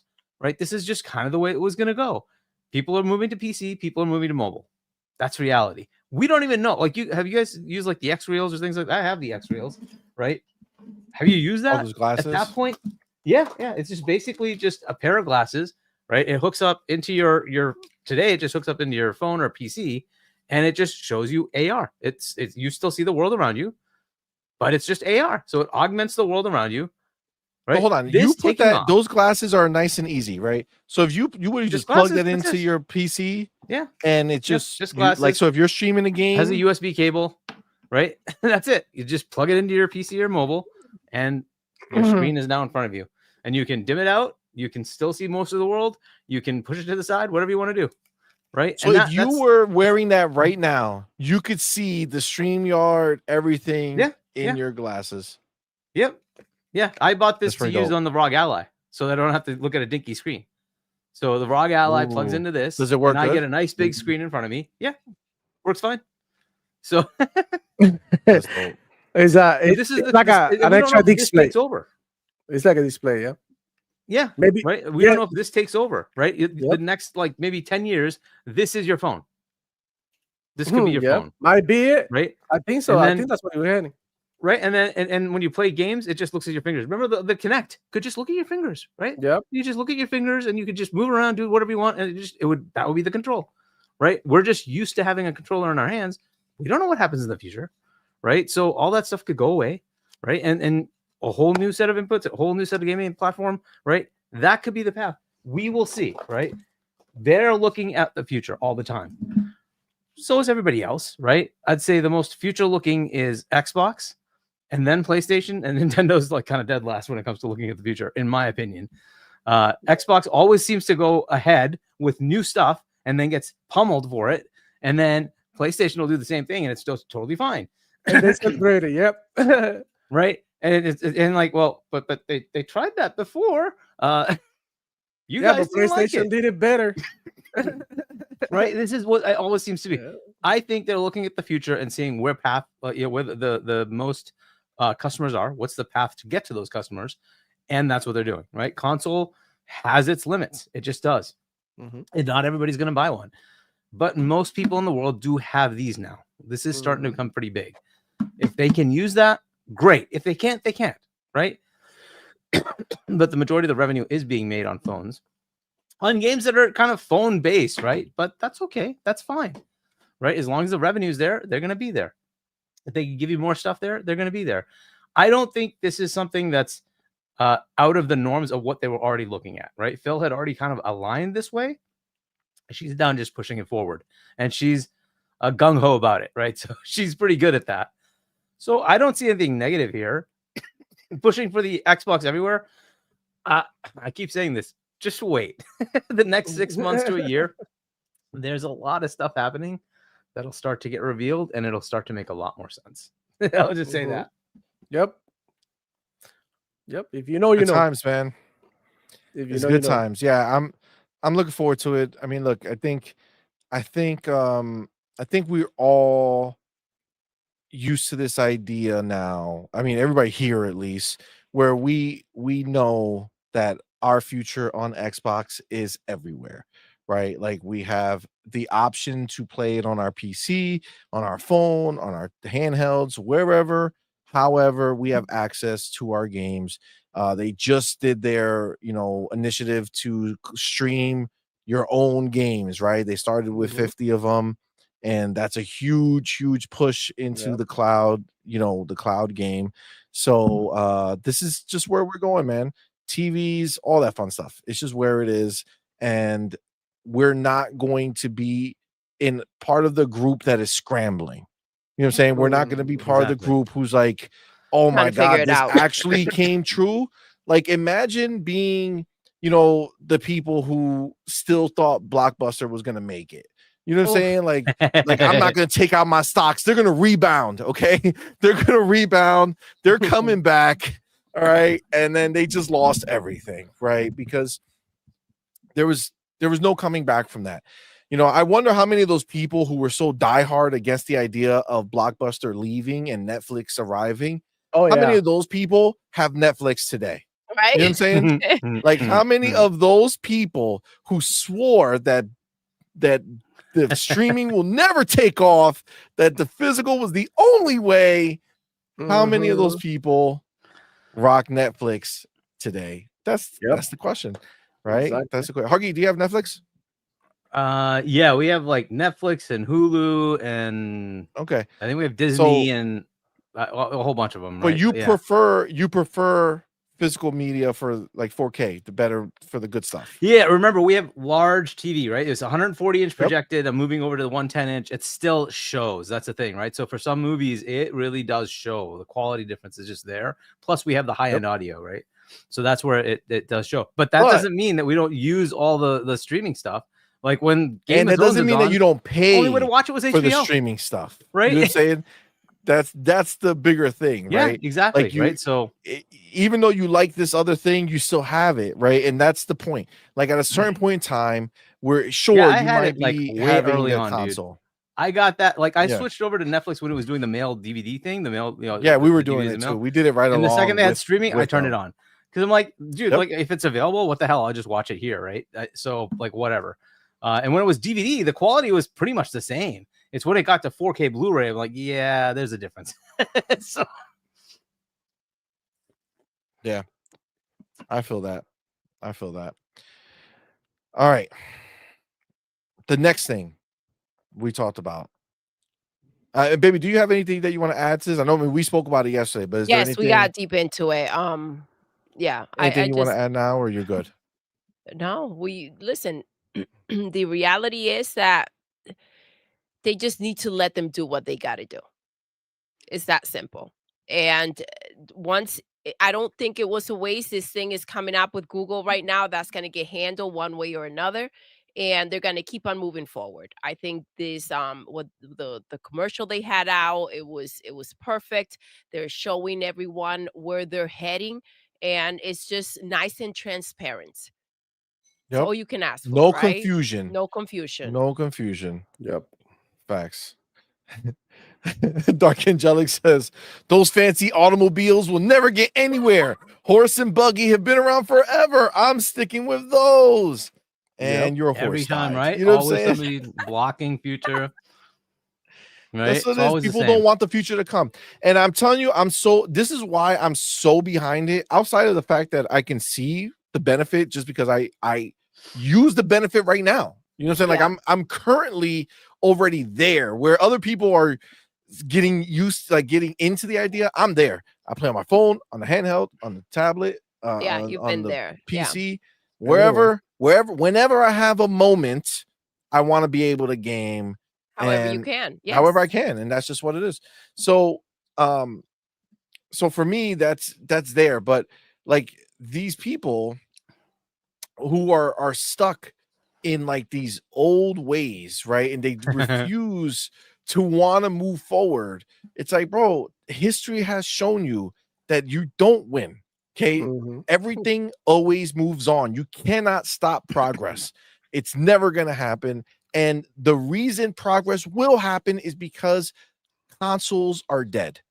As far as the line that they cross is over, they don't go any further, right? They've the amount of people who buy exactly the growth of not the dead, youth, they're just kind of stagnant. meaning they're stagnant. They're moving the same people around. You would look at them. Exactly. You would look at it as it's a dead growth. Market. There's no growth, right? growth. So There's no growth. there's zero growth. So there's no point to it, right? I mean, not point to get rid of it, but you can't base your future when there's no growth, right? Any responsible business will have to find alternate ways. Now, irresponsible business would say, well, you know, we have 65 million consoles. If we can get them all to buy a Pro, then we'll have 130 million consoles.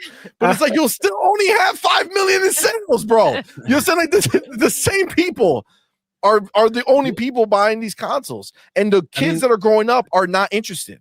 They don't care. That's right. But they don't care. Of course. To look at that though, PlayStation has been following with whatever Xbox has been putting out, right? So they're following the same path, just years behind. And so if Xbox was so wrong, why is PlayStation doing the same thing? Because that's the way it's gonna be. They know. They're looking at that and like, oh god damn it, they're right. So this is the way it is, and they're doing the same bloody thing. All that, you know, Xbox Anywhere, you literally can put in PlayStation Anywhere. It's the same. It all does the same. They're doing the same things, and their roadmap is very similar to Xbox's. It's just years behind. That's it. And so just to be clear, not the game roadmap. we know it's similar. They have no games. A totally different story.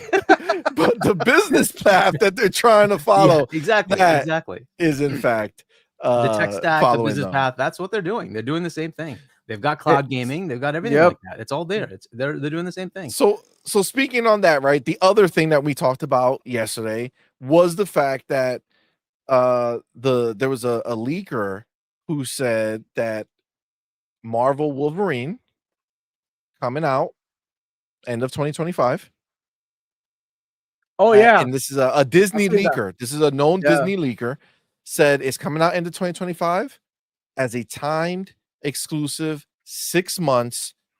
It could be on Xbox by spring of 2026. Did they say it was going to be on Xbox or just timed exclusive? They to said PlayStation on Xbox and not PC. 2020. They said on Xbox 2026 spring. Wow, too big, too big. That's crazy. I hope they fix that game, dude. Whatever we saw as a leak, now we want it to be good. Make that shit right. Well, no, either way, I'm going to support them on PC if it's a good game, right? I would have supported them on PC anyways. I buy their games. I buy more than the PlayStation players. I bought Lego twice. You guys didn't buy it. I bought it. So I'm assuming you did not go back to playing that game. Only 2 copies. I did. I finished it. I finished the game. I finished it. Oh, you beat that? You beat it? I beat Lego Horizon on Steam. I'm not going to beat it on Switch. I played it for like a couple of minutes. You actually beat that, bro?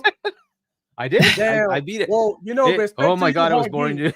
But I did it. Bro, I finished it. No, bro, you had the patience of a high school teacher, bro. For sure. So, but look, I play their games. If it's good, I'm gonna buy it. I don't have any problem with that. I'll just buy it on PC. That's it. I just buy it whenever they put it on PC. But if they're gonna put it on Xbox, holy crap! You know, I'm buying it on Xbox. that would be funny as hell.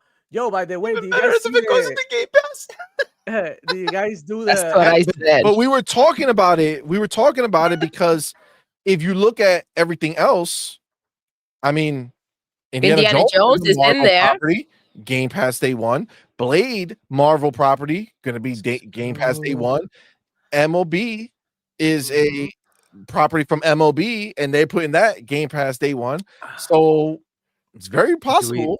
The fact that they will have to pay for Indy and then also pay for Wolverine, and they can potentially both go into Game Pass would be That'd insane. Be awesome. Yeah, do you think Spider-Man's coming over? I mean, maybe the only reason with Spider-Man can possibly be different. It's just because of the deal. So Yeah. the one thing about Spider-Man is, remember, they're doing a mutual deal, right? So Sony's getting the ability to make the game for single player Spider-Man. Remember, that's all they got is single player Spider-Man. It's not a, like, if there's an ensemble, then Spider-Man could be in any other game. But the deal they have is that, and remember, they have the deal to give them Spider-Man in their movies, right? Disney wants Spider-Man in their movies, so they have a mutual thing. So I think that one might be harder, unless they crap the bed and they don't meet Disney's requirements for their contract, right? I wonder if Activision is going to start making those games again, because they did like Deadpool and Spider-Man before, right? Did they have any other ones? I know they did the Amazing Spider-Man and all that, whatever, that Spider-Man games. Didn't they have Wolverine as well, right? They had a Wolverine game. So Activision's been doing a lot of Marvel stuff, right? And they had the Deadpool game. I don't think they had one, right? One Deadpool game. So, like, wow, it's possible that Activision might like re-enable that license and start doing stuff. That'd be awesome. So we can have an equivalent. I mean, obviously, we have so much over here. Like, it's not a, like, things like that. Like, like it coming to Xbox is not going to make Spider-Man 2 better. You know what I'm saying? Like, I have it on PlayStation 2. If I, like, you know what I'm saying? Like, it's not other than amazing. a good laugh. It's like, okay, Yeah, it's not. Well, it's it brings not it to a different audience, as Spider-Man 2 has not come out on PC yet, right? Yeah, it's coming out in It's January. coming out in Right? January, yeah. Coming out in January, January, right? Yeah. So, it's obviously it's more people that can potentially play it, right? I'd also say, why not put it on Nintendo, right? There's a good potential, massive install base there too. So, if they're gonna go multi-plat, multi-plat. Go ahead, put it everywhere. But yeah, it does. Like, those are the games that they cost so much on the licensing, right? Why not just extract as much value as you can out of it? Does it sell consoles? Probably, right? But that's already happened, right? I don't think people are going to buy that years later and say, I'm going to buy the PlayStation 5 or Pro because Spider-Man came out 4 years ago. At some point, that's going to be diminishing returns. So you might as well just put it everywhere. But yeah, that sounds crazy. So Wolverine is possibly coming to Xbox. That's awesome. That's what the leaker said, man. And it's like, at this point, we know that this is part of PlayStation's plan. They've said it in clear language as they can, without literally saying, hey guys, we're pulling our games on Xbox, right? They said that they as a business want their games everywhere. They want it to be in as many places as possible because they want to make the money. Jim Ryan said that he doesn't think their games are played by enough people, right? He wants, they need to get to bigger audiences. These are all connected, right? All connected terminology that's being used to just say this is going to happen. It already happened on Switch. They went day one. I don't think they're going to go day one on Xbox for a while. But this whole idea of a game coming out first on PlayStation and then coming to Xbox, very likely. Very likely. Just for their Xbox is doing the same thing, right? They're doing the same thing. And I think for licensed games, it kind of makes sense. You've seen the license costs. They're just ridiculous, right? So, like, if you want to make money, you just have to put it everywhere and try to get as much money out of it as you can. So I agree. Why not? Yeah. Baby, anything to add about movie coming on over to the Xbox side of things? I mean, we expected this. It's what Hiroki told us. So it's bound to happen. We're bound to see the moves here and there. It's taken so long because of their lack of games, and thank goodness. I mean, Concord on Xbox, that would have been crazy. Oh my god. We'll see. So the game adaptation newscast. Most of my 4K movies don't work in my Series X. Just the FYI, I use this thing called Zidoo. It's Zidoo, and that player, it's a physical player. It plays everything, and it does the full Blu-ray menus and everything. If you want to do the full ISO, you can do that, or you can rip them to MKVs. Or I don't know how you have your 4K movies, but it plays pretty much everything. It's pretty good. You can try it out if you like. Nice. All right. let's actually start the Get show, into it. guys, Let's with our get into actual it. first topic. Okay, hold on, Before hold we on. do, Hold on. Is that now that we're gonna start? What the hell? yeah, this is our first I topic. thought This is our this was first a topic. show. No. That's all. That's It's only all. been 2 hours. Pre-show. That's pre-show. That's the pre-show. Holy shit, I gotta go to work tomorrow. The homie Trey Bone 4A, man. Thank you for being here, brother. Thank you for that $2 super chat. Says ponies and pony bots are all FOT fibers on Twitter. What's FOT? Free of. I don't know what that is. What is I don't FOT? know. I don't know. I can't even guess. Maybe they'll put it in Can't even chat. guess. I don't know. I don't know what that is. Yeah, I don't know. I don't know what FOT J-Bo, fibers tell are. us. Let us know. F out of their fibers on Twitter are all F out of their fibers on Twitter. I don't know. Trey Bone, let us know what you're talking about, player. Let us know. All right. Let me take my first official chapter. Okay, first official chapter here. Bounty has a question for me. Question for Hergy. What's the difference between cloud and remote play? So cloud is a cloud data center. It depends on where the provider is, but in the case of Xbox, they have several data centers that they have Xbox clouds, enabled Xbox, blades. That's where you'd be playing from, and it's a whole service that they offer. Remote play is just available to you. It's basically you would access your Xbox console remotely. So you can just enable that feature. I don't even think you have to pay for anything. You just enable the feature, and you can access your own console remotely. So that's what the remote play is. So if you got your console in standby mode, it'll just use it. So it's like your own server versus their server. Their server is the cloud. Your server is remote play. Yeah. Right? So in the case of yours, you could have a game that you own, right? That's not in the cloud that you can play from your machine, as long as the disc is in there, or you have it as a digital, that's installed, and you can just play it. So you can access your console. Whereas the cloud, it's a full service, right? And so it's whatever's available in cloud, and you have to pay obviously the ultimate, Game Pass Ultimate cost. You have to pay for that, and then you can access that service. So that's the difference. There you go. All right. Let me get this time correct here. And damn it. Okay. Do that.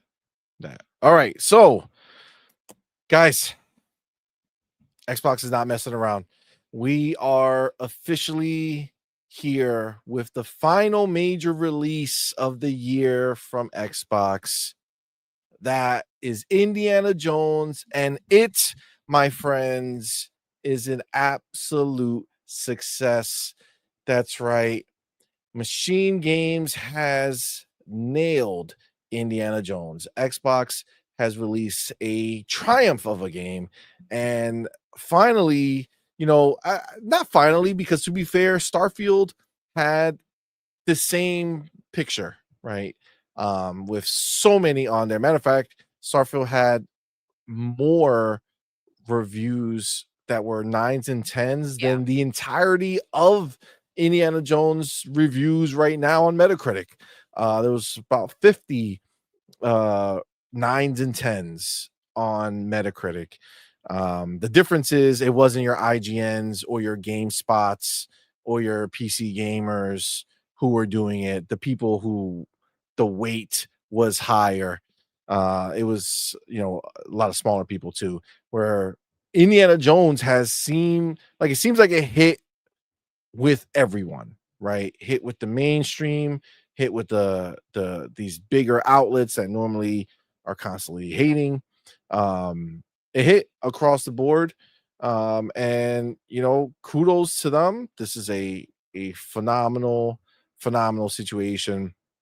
And I love when they do these types of graphics where they just kind of put everything in here. One of the things that I've been hearing is how like for a lot of people, this is their favorite game of the year. Like for a lot of people, it hit that good, right? It was something that was, very special.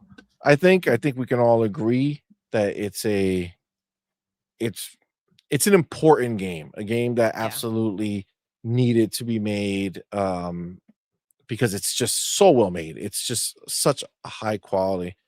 Um, what's going on here? Oh, wrong one. Did it move? No. Okay, No, we still see it. my bad. Yeah. It's a okay, there we go.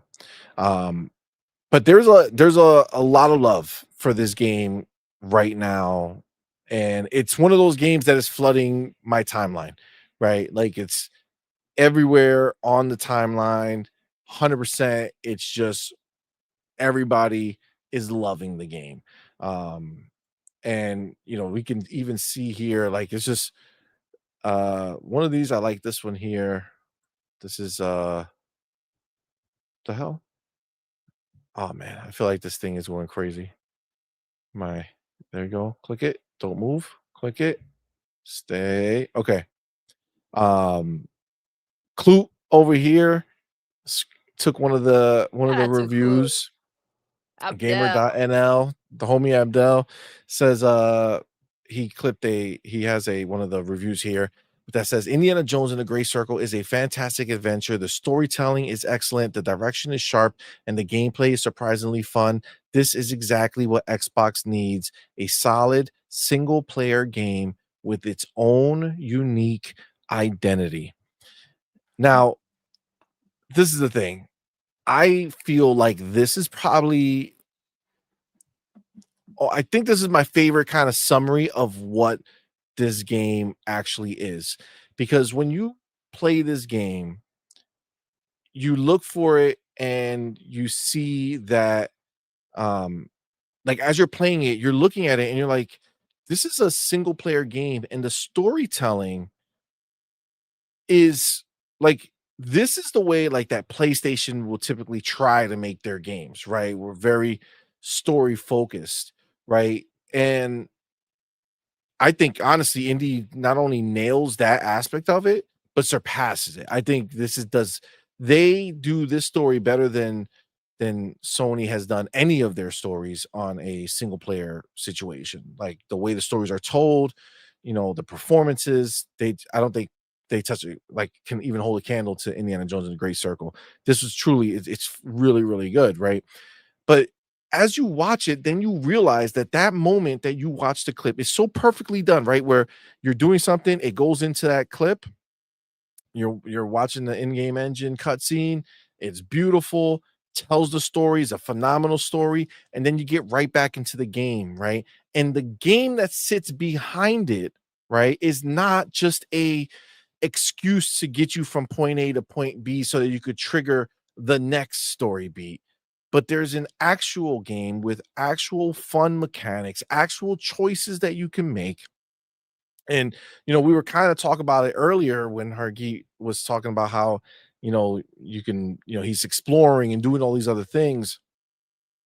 Can you go ahead and just play this game like point A to point B, follow the markers and just get it done and be done with the game quicker? Sure. I think that even if you did that, you would have a phenomenal experience. I think you would still love the story that was told and the way it was told, and the gameplay is fun, the graphics, everything else. It's the fact that they allow you to choose how fast you progress through the story and how deep you get into the world that they built, the lore that surrounds that world. There's so much more that you get out of the story when you go and you pick up these little notes, or you do these little things, or if you're searching, you can improve how your character plays in the game because you can actually pick up buffs that have to explore to get enough exploration points or adventure points, I think they call them, to then turn around and use that to upgrade your character, right? So they allow this game to exist however the player wants it to be done, right? And honestly, I mean, I think they nailed it in like every way possible. I think they absolutely crushed it. And I'm very, very happy for them because they just really nailed it. But even still, there's more that I was like, a lot of people are talking about this. So I do want to get a few Pete Hines over here put agreed. Daniel Dwyer went ahead and he wrote, I think Machine Games have done something remarkable with this game. The story is terrific. The puzzles and the fisticuffs are fun. The supernatural elements are well earned. Troy Baker VA does an incredible indie, genuinely remarkable. And that's the truth. Like 100%. Yeah. Like if you didn't know that it was Troy Baker doing the voices, you would have just assumed that they found a way to get Indy, Harrison Ford to And they lose all the oldness in his voice. Yeah. Right? Yeah, it is spot on. It's perfect. Yeah, for sure. it really is. It really is. And he finishes by saying, I have no notes. It's just fucking great. Game That of the last year. part kills me. Because it should be. It should be nominated. Yeah, but you know what? wish You know they what, put it Harky? out It's gonna be nominated at more reputable know, places, right? It's at more reputable places. Yeah, it'll be but nobody nominated. watches that. That's the sad part. Yeah, but nobody watches. Does anybody remember the Nobody Golden watches Game Joysticks winner? Awards for this anyway. But it's there. There's no anybody remember who won the Golden Joysticks? Like nobody does. Like who won the Dice Awards last year? Nobody knows. Listen, if it was an Xbox game, we would know. You know what I'm saying? Like we would be there ready for it. I don't know, man. But I'm so I mean, the disappointed point is that just the fact that it's not in the awards doesn't change what this means for Xbox. The more they do this, right? Yeah, as The far as the more they release, it's deliver great. these games. As far as a game, it's great. Right? To go Yeah, ahead that's and receive awesome. this quality of game. Yes. And these characters, right? That you can go ahead and connect with in such a way. But dude, He did. The voice it's so was just good spot because it's on. It Hollywood. was It's so freaking good. phenomenal. Because you know who worked on this, right? Is Spielberg and Lucas worked on this too. Imagine how like Jeff loves that stuff. How this would have played on that stage. If whatever. They might still do something, by the way, because it's still, it's after, right? So they might have scheduled something on his show to just showcase the game, right? That's always a possibility. But man, it's like it has Jeff Keighley written all over it. It's exactly the kind of thing he loves to showcase, right? Like, God damn it. Well, I think the important thing for us as gamers with Xbox is they are getting more confident with what they make. They are getting to the level where you cannot put that old kind of BS terminology on them, that like you have like this Xbox stink, or like that all the games were not good, only certain ones would be good, right? Like, oh, is this one just a going to be good? We don't mindset know. issue. Most of their games rate really well. Of course, but this is the thing now, as we are continuously seeing it, because they are doing it more at a bigger scale and more frequently, right? So more games are dropping and big games are dropping. So it's not just one big game surrounded by smaller games that are good and score well, but you really only thought about that big game. No. We've had big game, right? Xbox is showing its might, right? Showing that at their level, they're the only ones who can produce this much AAA in any given year, right? Like, that is what this does. It shows that this is what they're capable of. And as we see hit after hit, and when I say hit, I don't mean the nominations or anything like that. I'm talking about games that we as Xbox gamers go in there and we play our Hellblade and love it. We play Starfield and love it. We play Shattered Space and love it. We play, Flight Simulator, have a great time. We like all these, like Age of Mythology, Ara, right? All these games that they release, right? Call of Duty, a huge game, right? That just changed everything for Call of Duty in the future, right? Like, there's so much. Stalker is phenomenal, right? Like, they are delivering big games at a constant pace, at a pace that PlayStation will never be able to copy. Absolutely not. just the reality of what it is. Yep. And they're all doing it at a high bar, right? So this at a high bar. This gen now, Xbox has more games, first party output than PlayStation. 16. It doesn't matter anymore, Hargy. You know, first party doesn't count. What counts is console exclusives. That's what counts now. That's the metric. Per the porkers and the gallopers. But I mean, look, I don't know how to keep winning those back. Like all the goalposts keep moving, so I'm making it as constrained as possible. So this is what Microsoft can control, is what they put out, right? So I'm just saying this is what their first party output is. That's what their first party output is, and 16 to 15. But yeah, you're right. I mean, they could say, hey, we we have more timed exclusive or paid for exclusive or whatever games. That's possible. And I don't care. I'm kind of done with their baloney because all those publishers have decided they want to put their games everywhere. So, yep. Ain't no more Final Fantasy. Away. No more Final Fantasy. No more. What else is the other game that they lost? Oh, Death Stranding. No more Horizon. That's third party now. That's going to Nintendo now. That's everywhere now. That's for the streets. Yep. What else? Astro Boy. For the streets. Remember? A flexible IP that we didn't need PlayStation. Astro Boy can go beyond the console. So let's go. Astro Boy. Yep. Kids supporting the devs, boys. Kids supporting the devs. Kids supporting the devs. Yes, sir. I mean, but the reality is that that's what they're doing. They're hitting harder than ever, man. And again, we get to go ahead and see, the reaction, not only from the media who is actually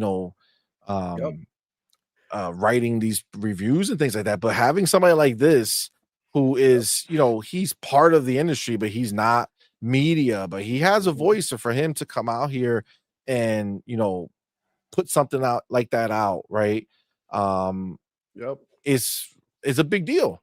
It's a big deal. It's them showing that, oh man, we're making great games and people are noticing, right? They can't ignore it anymore, which is the key, right? Which is the key. The dam's about to break. Which is what we said it was gonna happen. They're bending the knee. They got no freaking choice but to love Xbox, because y'all Xbox dependent now. So make sure that when you claim your taxes, you put yourself in there as an Xbox dependent. It's happening. Is it true? Well, this is such a big deal for Xbox, right? To go ahead and deliver a game like this. This is like, and we're just taking a little peek of what's to come, going forward, right? And the biggest deal is that with these high-end games, right? We knew they had multiplayer down, right? They have that locked in. For them to show up with these amazing single player games and that experience, check, right? This is what PlayStation had locked down. So it's like they went ahead and dipped into what the other is known for, and PlayStation dropped the ball. And while they dropped that ball, they dropped everything else that they were known for. For Xbox to come in and step into this space and do it so well, right? Better than the level in which PlayStation had been delivering.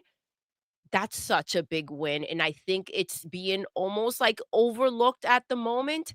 It's not being acknowledged enough. The fact that this is like such a big deal for them to come in and not just show up, but do it better.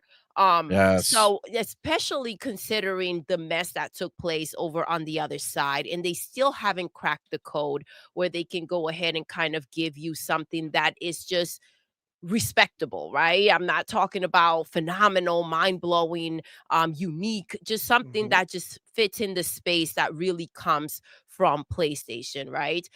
So this is such a big freaking deal, bigger than a lot of people may think. You know, it doesn't have cheesy constant dialogue telling you maybe you should go climb there, maybe you should. Like, none of that. It's just classic indie. It's so good. It's you're always in. It never separates itself from the idea of being in the movie. Indiana Jones. You're just Yeah, you're just exactly. always him. You're always in the film. It's just you're either watching him or playing him, but you're always him, right? Like you're And I always hear it in keeps that getting mindset. better and better. Like it keeps like layering on top of it and gets better and better. So I can't wait to keep going. But I'm taking my time. I want to get every hour out of this game that I can. Why not? You mentioned CMoney that you can go ahead and, obviously you can go and explore as much as you want, right? There's so much that you can miss, but it's not something that affects the story if you want to go and be a little bit more structured.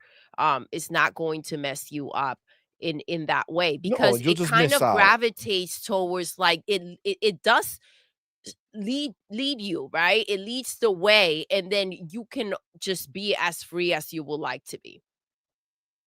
Exactly. So like point A to point B exists. It right? does, yes. It's just the in between those 2 points, how long it takes you and what you're doing during that time is up to you. Yeah, I was playing and you came in and you were like, wait, I didn't find that. I passed that place, but I didn't find that spot. And it was like, it just depends on it is so thrilling and exciting to go ahead and kind of it has that essence of exploring and wanting to get every little bit that you can so you don't miss anything. And it's a game that it also like it hits from every angle because there's a lot, right? You're taking on a big character. This is a big IP that it's very well known. For you to come out here and just hit at that level where people are so enthusiastic about it, where you're not missing the action, you're not missing the exploring, you're not missing the humor. It's so well done. It's so well done. I agree. Definitely. I agree. Yeah. They nailed it. I mean, even so much so that I didn't realize how open it was, right? And this is a tip for anybody who's going to be starting the game. Okay. I didn't realize how open it was. In the beginning of the game, I'm not going to tell you what it is, but it's what you would think would be a very linear section. You assume it to be so. So I played through it linear. And then I got into the game and started realizing I could do other things. So I restarted the game just to see.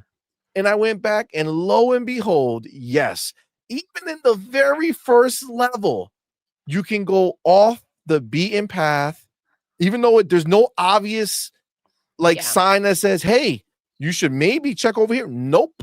Nothing that tells you should do it.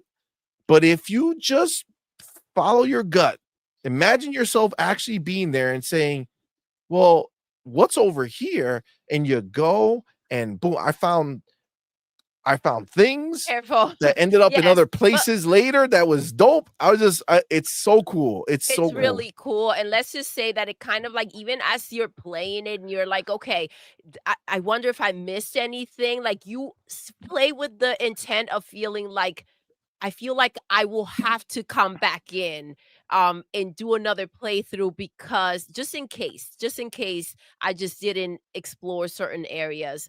But I hope they tell you at the end. Yes. Like I hope they say you got this out of this. You know what I'm saying? This many out of this many if you didn't get them all. I'm sure that something like that would be in there where it does leave you wanting to keep Rand going. was going around trying to finish it up, like get all the things and whatever to finish up everything, right? So I think you can, but I don't know if he just maybe there's a different way to go around it. But so I think you can actually go back and like get the stuff you missed.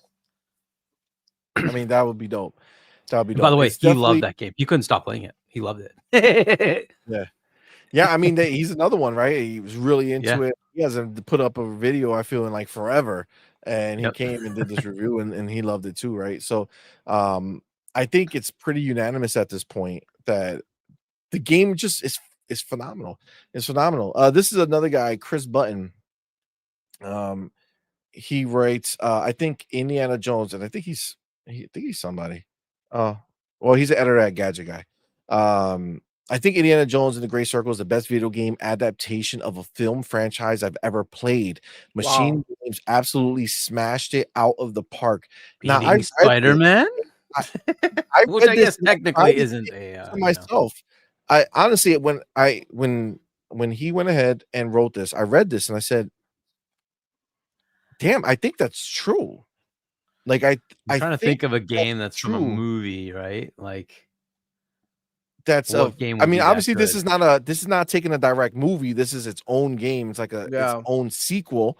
But if you take Yeah. maybe their previous game, Chronicles of Riddick, Escape from Butcher Bay, was a phenomenal game. But even that game, I don't know if it lent to the But didn't that movie itself, start- more just like a great game. Starbreeze, yeah, but a lot of Didn't- Starbreeze came and made this game. I mean, they are in Machine Games. Yeah, but isn't Chronicles of Riddick that didn't started as a movie, right? That started as, was it a novel or a comic or something like that? Oh, I don't know. That's too deep for me. That's too deep for me. Yo. I don't remember if it was a book or so. But I mean, I couldn't. Like Spider-Man doesn't, for sure. Like there's no part of, like, I don't play Spider-Man 2018 or the last one and compare it to the movie. It does not compare to the movie. It's more like the comic book. You know what I'm saying? Where it's like you play the character in the situations, but the acting is not at the level of when you watch the good movies, right? Like it's not there, right? So I don't consider that even close. And I really had a hard time. I can't think of another movie-based game that was so freaking good. Like so well done that made it feel like it was, like, honestly, if they took this movie, if they took this game and turned it into the film, literally just took the I mean, there's like 5 hours or 4.5 hours of cutscenes by itself. Okay. If you were to go ahead, trim that down, and obviously insert gameplay as the movie, right? Like fill in the filler parts with it. This would be the best Indiana Jones movie they've released since the originals, right? Since the originals, for sure. You know, you're not the first one that I've seen saying that, right? A lot of people say this game is even better than the movies. I love the movies, so by you saying this, you making me super hyped to play. I wasn't gonna get the $30 thing, but I think that I can't wait to play this game. So I'll probably do it this weekend, and I'll get the thing. You know, bro, I'm telling you. I mean, if you're really in the middle of something that's really, really fun, great. But like, I broke down and bought it, and I'm like, I couldn't stop playing it. I wanted to go back to this. How long? Like, how long is this game? Is it too long? Or not really. It's like it depends. If you play it to like complete, like to get as much as you can out of it. Just for the enjoying and not to the grind. I've heard I heard Boom say 25 hours and he didn't finish the game yet. Rand played 30 hours, I believe, and finished the game. So I think it's somewhere, obviously, like I said, if you at any point say, you know what, I want to start getting to the end of this, you can streamline the levels. You know what I'm saying? You don't have to explore and do all that stuff. You can just kind of get through it, but I feel like you'll want to, because if you want to do that, you want to play it. Like seriously, let me tell you something. Just listen to a conversation and suddenly something new starts up for you. And then you go and do that mission. It's really good. I don't know why you would want to play it. I would say put like 30, 40 hours away that you're going to put in this. It's like, why not? It's really Might good. as well. This game, like, to be clear, like I watched it when I was young and I forgot about it completely. But we rewatched it with the kids not too long ago, right, baby? I don't remember, a few months ago.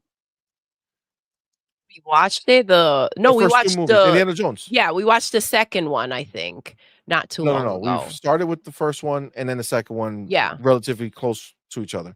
So it was like not too long ago we watched the movies again. I thought it was it wasn't the third one. I don't remember. No, we didn't watch the third one yet with them. We didn't watch it with the kids. Okay. But we watched the first two with the kids. Man loved it, right?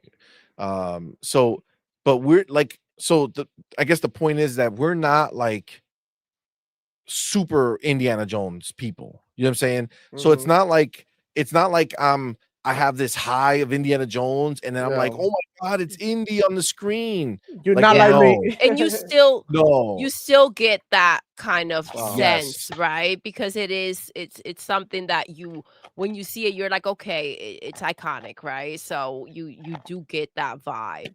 And they do capture that essence beautifully. So Wow. Yeah, no, that's the thing though. For even us not being huge, like big Indiana Jones people, I yeah. feel like it hits like we are. You know what I'm saying? Like it makes me Yeah. feel like, wow, this is like we watch those two movies, they're very, very good, right? And it's like, and they hold up, right? Old ass movies now, and they hold up all this time. Yeah, And you see then them now and you understand why they're classics, right? yeah, Why exactly. They people, hold up. love them Yep. so much for sure. They hold up really, really well. And then you play the game, and it's like, boom, you're right back there, and it kills it. And I gotta tell you, this is probably one of like it's hard because I feel like there's a few games that I've played that I felt this way for, and I feel like these like they just keep upping each other because I feel like this is probably one of like my favorite intros Yeah. of a game. Yeah. You know what I'm saying? Like they did such a good job with the intro of this game. They nailed it. It's perfect. You know what I'm saying? It's so good. Yeah. So good. So I would say be careful like on Twitter because a lot of people have the intro up. Yeah. And you don't want to see it. You want to experience it yourself. But it's really, really good. It's really, really good. But again, it continues. I don't know if you guys saw this. I thought maybe we could watch. It's like a minute 18. It's talking about the actors. So these are the people who played the different roles.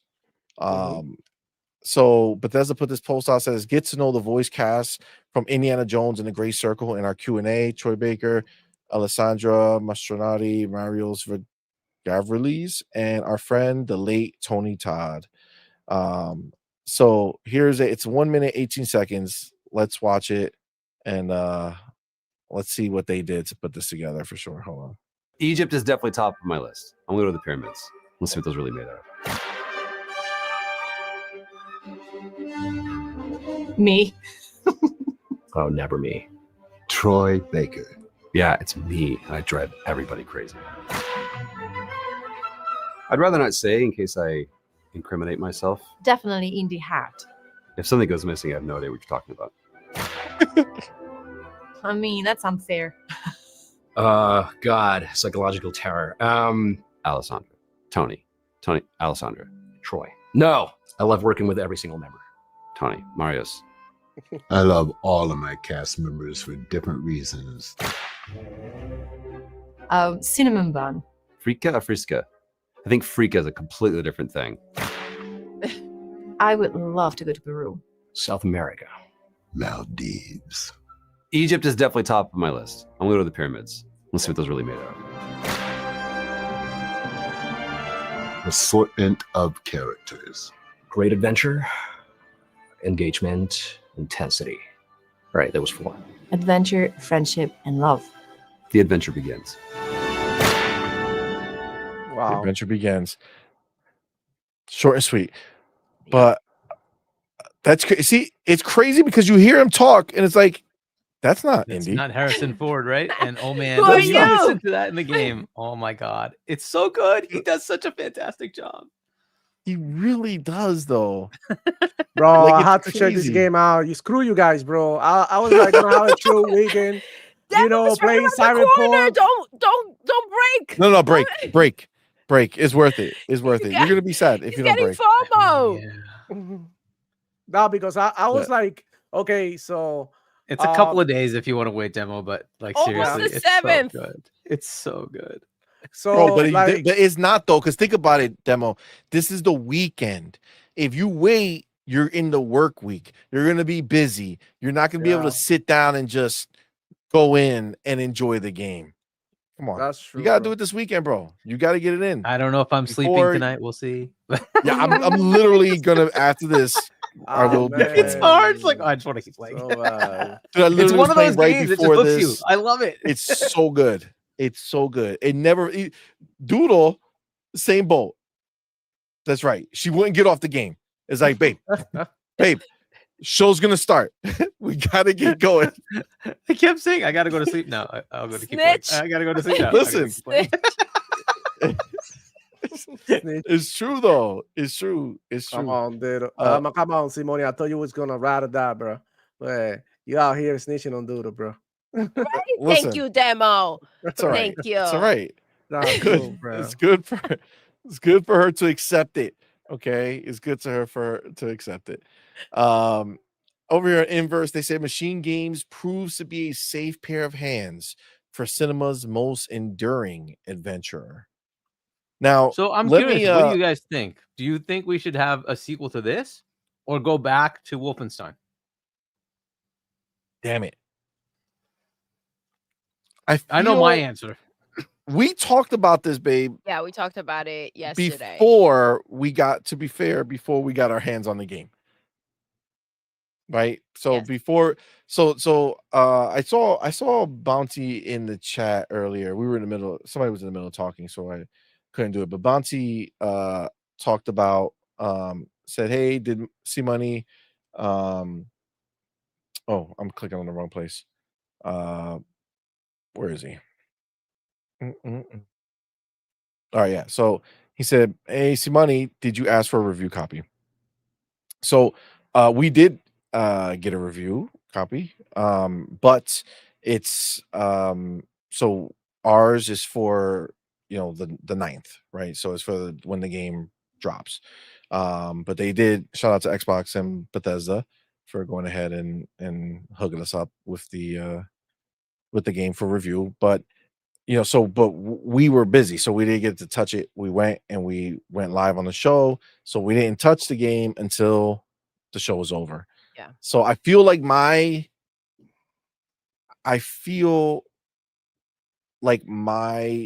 mind has changed on the answer I gave during the show. So I don't know if your answer is the same or if it changed, because this exact question, Hargeet, that you're asking, we talked about this exact thing on the show. So I'm going to say my answer.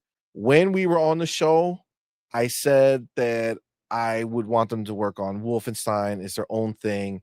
And then, go ahead and, maybe never do another one and just let this ride and have other studios maybe work on other IP. But I feel now playing this that this is better than Uncharted, better than Tomb Raider. Ooh, be careful. The OG, be careful. And he can 100% be in as many games as they want, globe-trotting across the world, doing a whole bunch of different stuff. A lot of indie story we haven't heard yet. There's a so lot many. of indie And honestly, I love their ability to make a story. We know a lot of what comes after this, outside of the third one, which people still like the third one, but after that, a lot of people fell off, right? This is a story that was created. Itself, it's dude, this is the way indie can live on. Yes. This is the way indie lives on. The As long as digital the stories are Harrison this good, Ford. like, yeah. And we can keep him forever. Troy's still young. You know what I'm saying? Exactly. That's another really thing. young, by the way. I thought he was. He's probably he looks really young. He's probably younger than us. Well, listen. I mean, what? Frustrating. He's what? 22? I don't think he's that young. No, but he's probably in his 30s. He's younger. Oh, so okay. Yeah, you're right. Sorry. By like Sorry. what, a year or two? Yeah. You're right. Sorry, I forgot how youthful you So are. Troy is 48. Okay, so he's no. So he's older than us. He's way, okay, but way older. But he's not Harrison Ford old. He's not Harrison Ford old. He still has a lot of time. And if you say, hey, let's go spend time making Wolfenstein, you're going to take 5 to 6 years of their development time to do that. Instead of, let's get Troy to do this. Come on, let's go. Right? Like, they can make Honestly, 2 or 3 more of these. Let's go. I really feel like we can get this franchise popping and bring Indiana back. Let's make Indy great again. You know what I'm saying? Hell yeah. Like they already did. They did right now. They did this. They need to stop making movies, right? Shoot the movies. Yeah, just done. go here. Nobody wants them anymore. Harrison Ford, we love you. We got your face, and we got your sound alike. Skedaddle. Just cash the check, bro. All right, just take the money and just do your thing. Keep making your shows. You got good shows. But this is me personally, I feel like you take this and you just turn this into your Tomb Raider, your Uncharted. You're gonna give me a trilogy. After that trilogy, let's see where we are. Let's do another one. You know what I'm saying? Let's see where we are after the first one. But give me a trilogy. I mean, what I don't want to have happen is Machine Games becomes Insomniac, right? Where it's like, no, that was the conversation we had. Fine, right? If they want to branch off, fine. But I would say I think they need to grow. I think they need to grow, right? I think they need to grow. I like it and have two teams so far. Anyway, let us get that parallel where it's like, all right, this game drops, this game drops, this game drops, but not 5 years apart. So now here's the other thing you have to worry about, right? is yes, there's Troy Baker, but the main person that made this happen is whatchamacallit, the why is his name going away from me? Head of Bethesda Game Studios. What the heck? The Todd Howard. Todd Howard, who is kind of getting old. Okay. And like, I don't know how many games he has left. Right. So let's say he's another 10, 15 years in the industry. How many more can we get out of him? Right. That's what I want. Right. So if we can get more, let's get it. Let's get it. Right. Because this was his concept. Man. Right. And so if Todd's got 2 more of them, let's go. Let's do it. Yep. So that's what I'm looking at. Really good. Like, so, and I know, Demo, you haven't played it yet, so you probably don't have much. No, I haven't played it yet, but bro, CMoney, can you believe like you're speaking greatly about this game? The critics are. Demo. The ponies got you, Demo. Oh shoot. Okay, I'm back. Yep, you're back. You're back. You're back. All right. So, now you're good. So I was saying, I was talking good about this. Yeah, you were speaking great things. Harky can't even play. Stop playing it. Doodle is saying, all of you guys, all the critics, right? All the pony critics can't even stop playing it. Yeah, but if you check your DMs, there's some PlayStation fanboys actively hating on Indiana Jones. Check it out. We got our game. We're playing our game. We're having fun. For all those people who play games, right? Exactly. Like, this is great. As far as gaming industry stuff, this is freaking awesome. I love it. This is freaking phenomenal. Yeah. I mean, they're waiting for it, Demo. They're just upset that they're not getting it at the same time. Yeah, and they're gonna play it later anyway. It's not as great as Uncharted, right? I mean, you haven't even played it, so what do you know? And you know, that is to say though, like people can't just relax and wait to see what these developers are going to deliver. And every window and opportunity that they can to go ahead and jump in and question and knock and, you know, they just hop right on board and they run with it. The fact that there was so much out there about, oh, is it going to be like Uncharted though, or is it going to fall short? Like, it's not Uncharted. This is Indiana Jones and the Great Circle, right? So it is going to be its own game. If you're coming in with the expectation that it should be Uncharted, then it's not going to hit for you the same way because you're coming in with intention. I think that people need to kind of like lay back and relax with the nonsense when it comes to the games and, you know, how many frames and this and that. It's like, calm down. You haven't played it. You don't know what it's going to require. You don't know what it's going to need. You let the developers do their job and then hand over what they did. And then you can go ahead and have an opinion, but don't have an opinion on things that you haven't experienced yet. And it's so frustrating, that part. When it comes to Disney is going to, like, right now, to see their IP, you know, just blooming, right? Everyone is talking about Indiana Jones. There are people that have not seen the movie and are going to play the game first and will probably end up going to go check out the movie because they play the game, or they're going to want to go and watch the movie because they just play the game, so they want to watch it again. They may want to watch it before they hop into the game just as a refresher. This is a big deal for Disney, right? Especially considering all the hiccups and everything that's going on over at PlayStation with Spider-Man and you know, what we've seen of Wolverine. So this is huge. The one thing I would say is that for Xbox, they're doing it right. They have their own thing going on, and this is, this is not their IP, but they delivered it well, right? So that is a big deal to do right by the IP.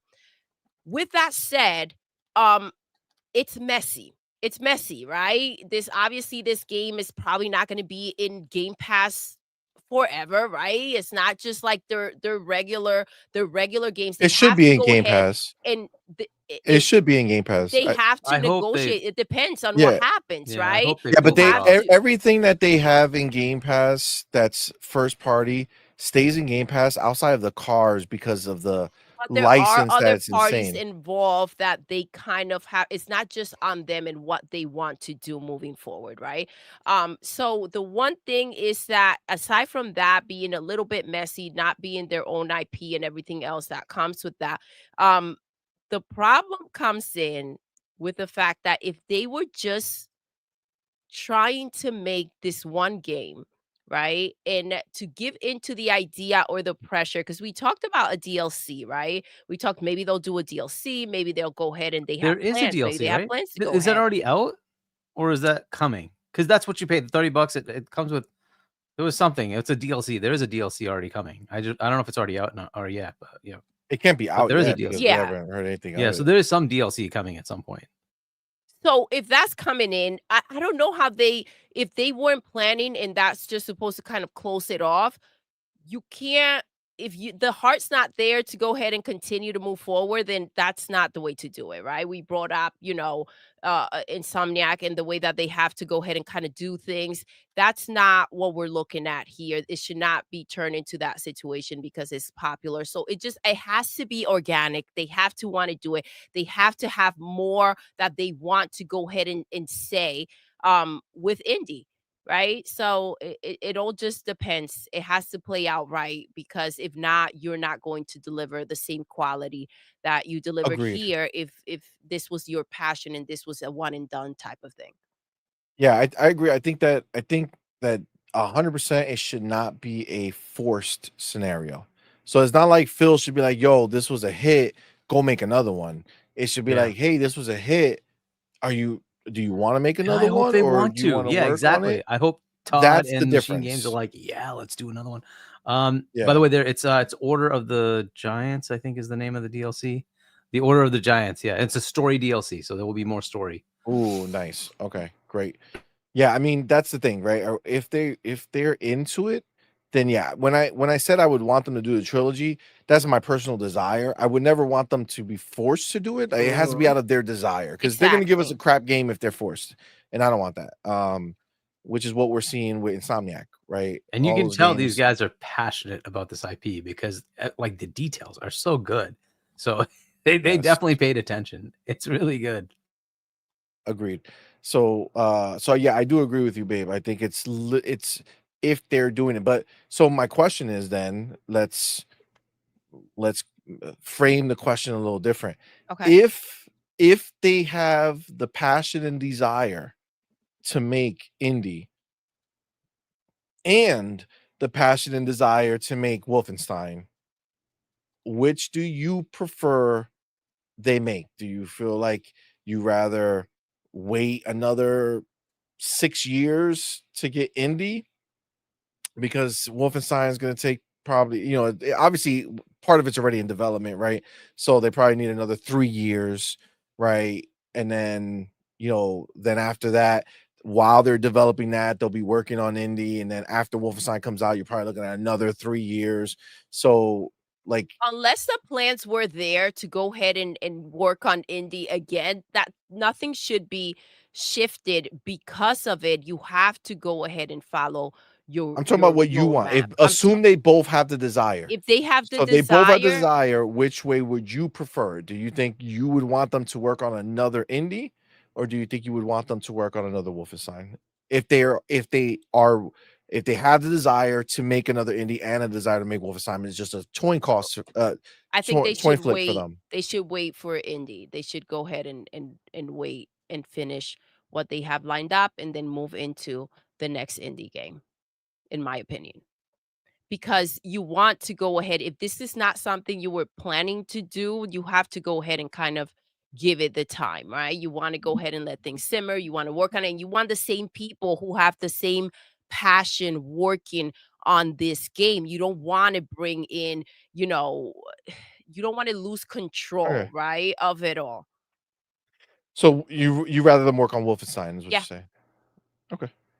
Yeah, I don't know. For me, it changed. I rather if they are up for it, Wolfenstein is great.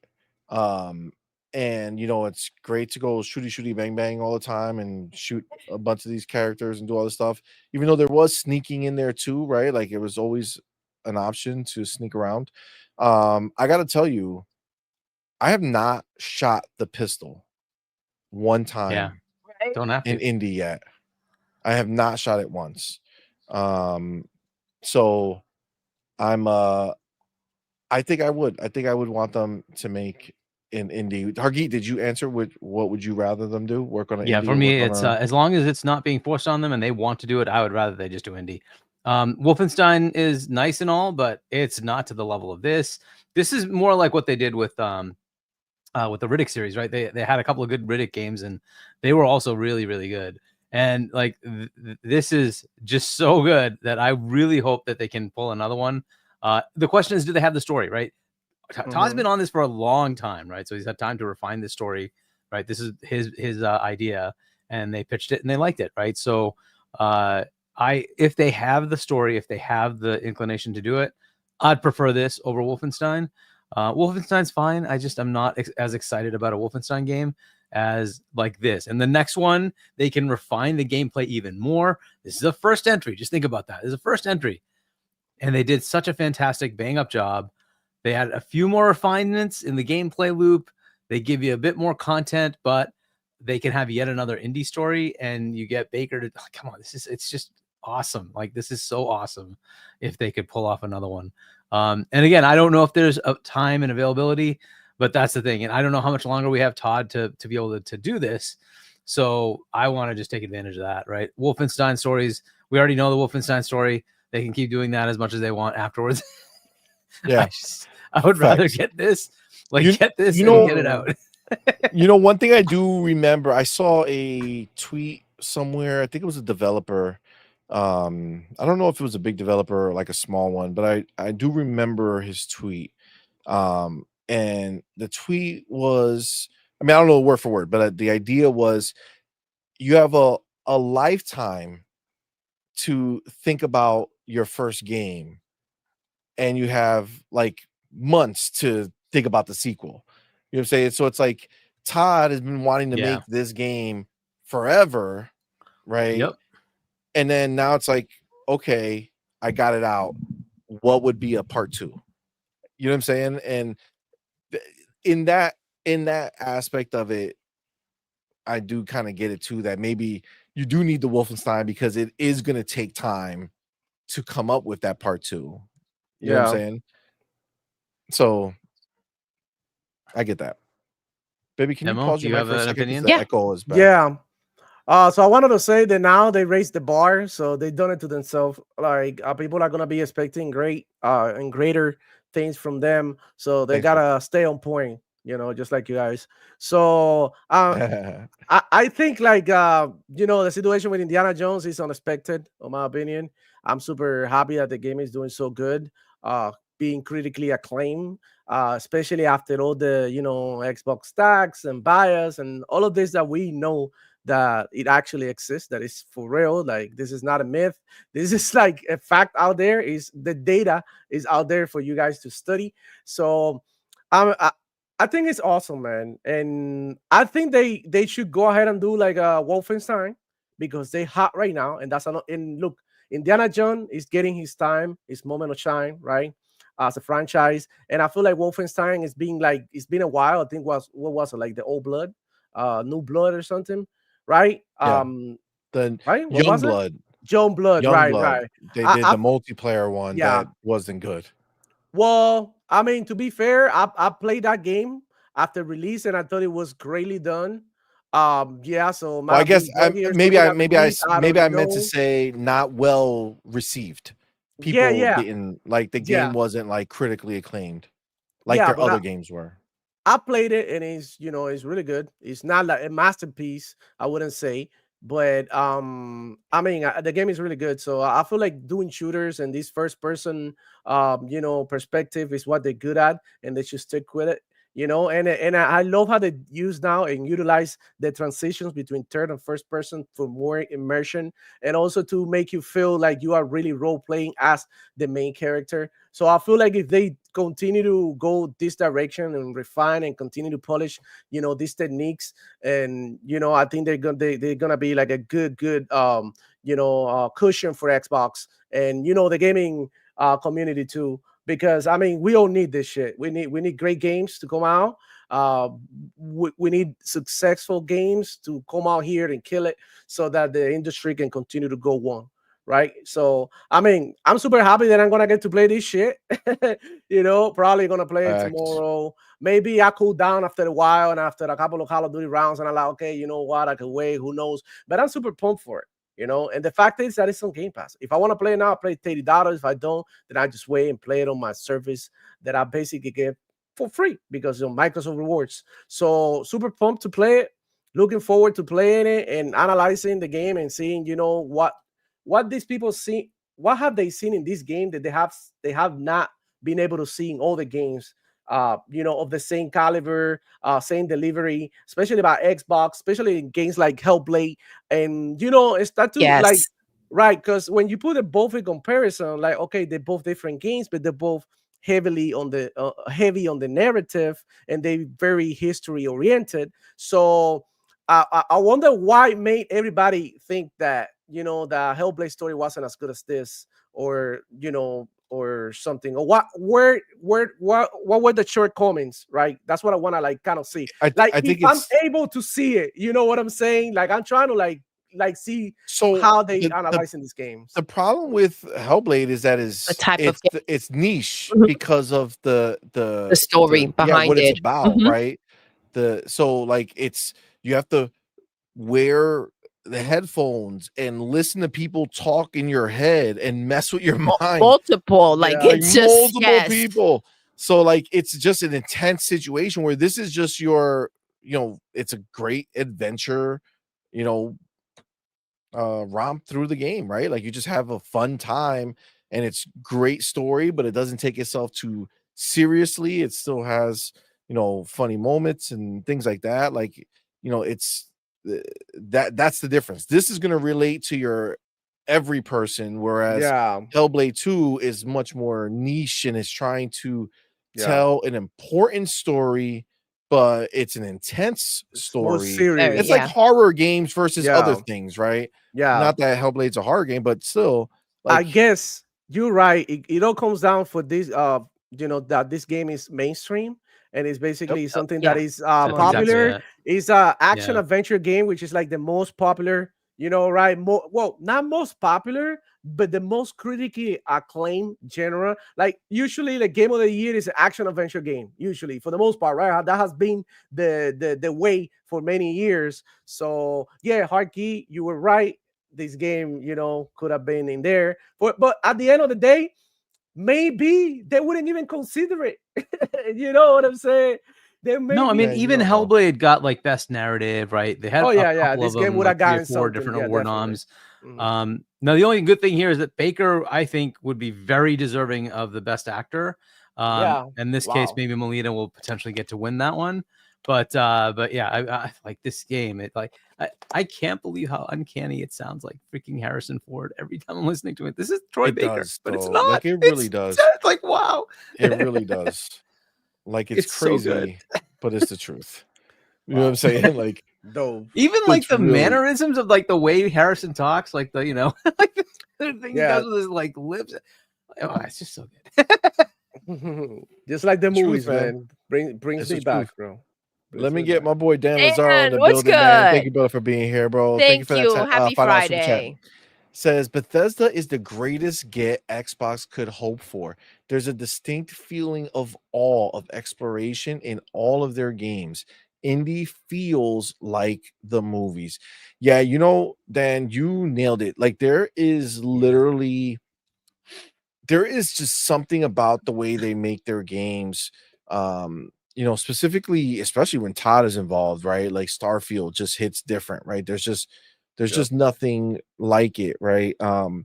And this game too, man, they really crushed it. And I gotta tell you, they have worked very hard on movement, right? Because the control that I feel when I'm moving throughout the game world is insane.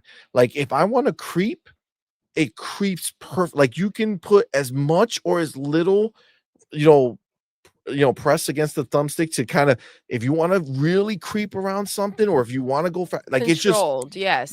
it's instant reaction, and it just works so well. You It have literally control, yeah. reminds me of Call of Duty movement as far as like being able to control how you're walking around the world. Wow. It's Okay. they did I mean, obviously you're not diving around demo, you know what I'm saying? No, but I Not that understand. part. I understand where you're coming from. That it feels smooth, that it feels responsive, that it feels like the way it should. And that's good because as an FPS, that's very important. And look, it goes back again to the expertise in Xbox and what they do when it comes to first person, perspective games, and how good they make them feel. So this is like the way that Xbox is supposed to shine, bro. So I'm just like happy to see it. You love to see it. That's that's what it is. Absolutely. Yeah.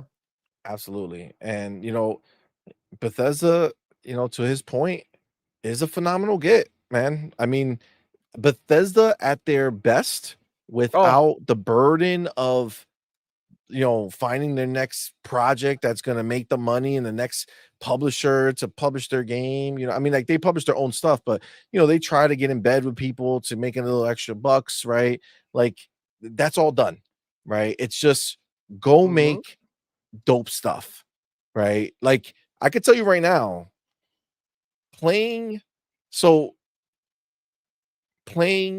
updated Redfall, right? Because if you play updated Redfall, is way Very better different. experience than the original, right? So you play updated Redfall, you play Starfield, you played Shattered Space, you played Indie.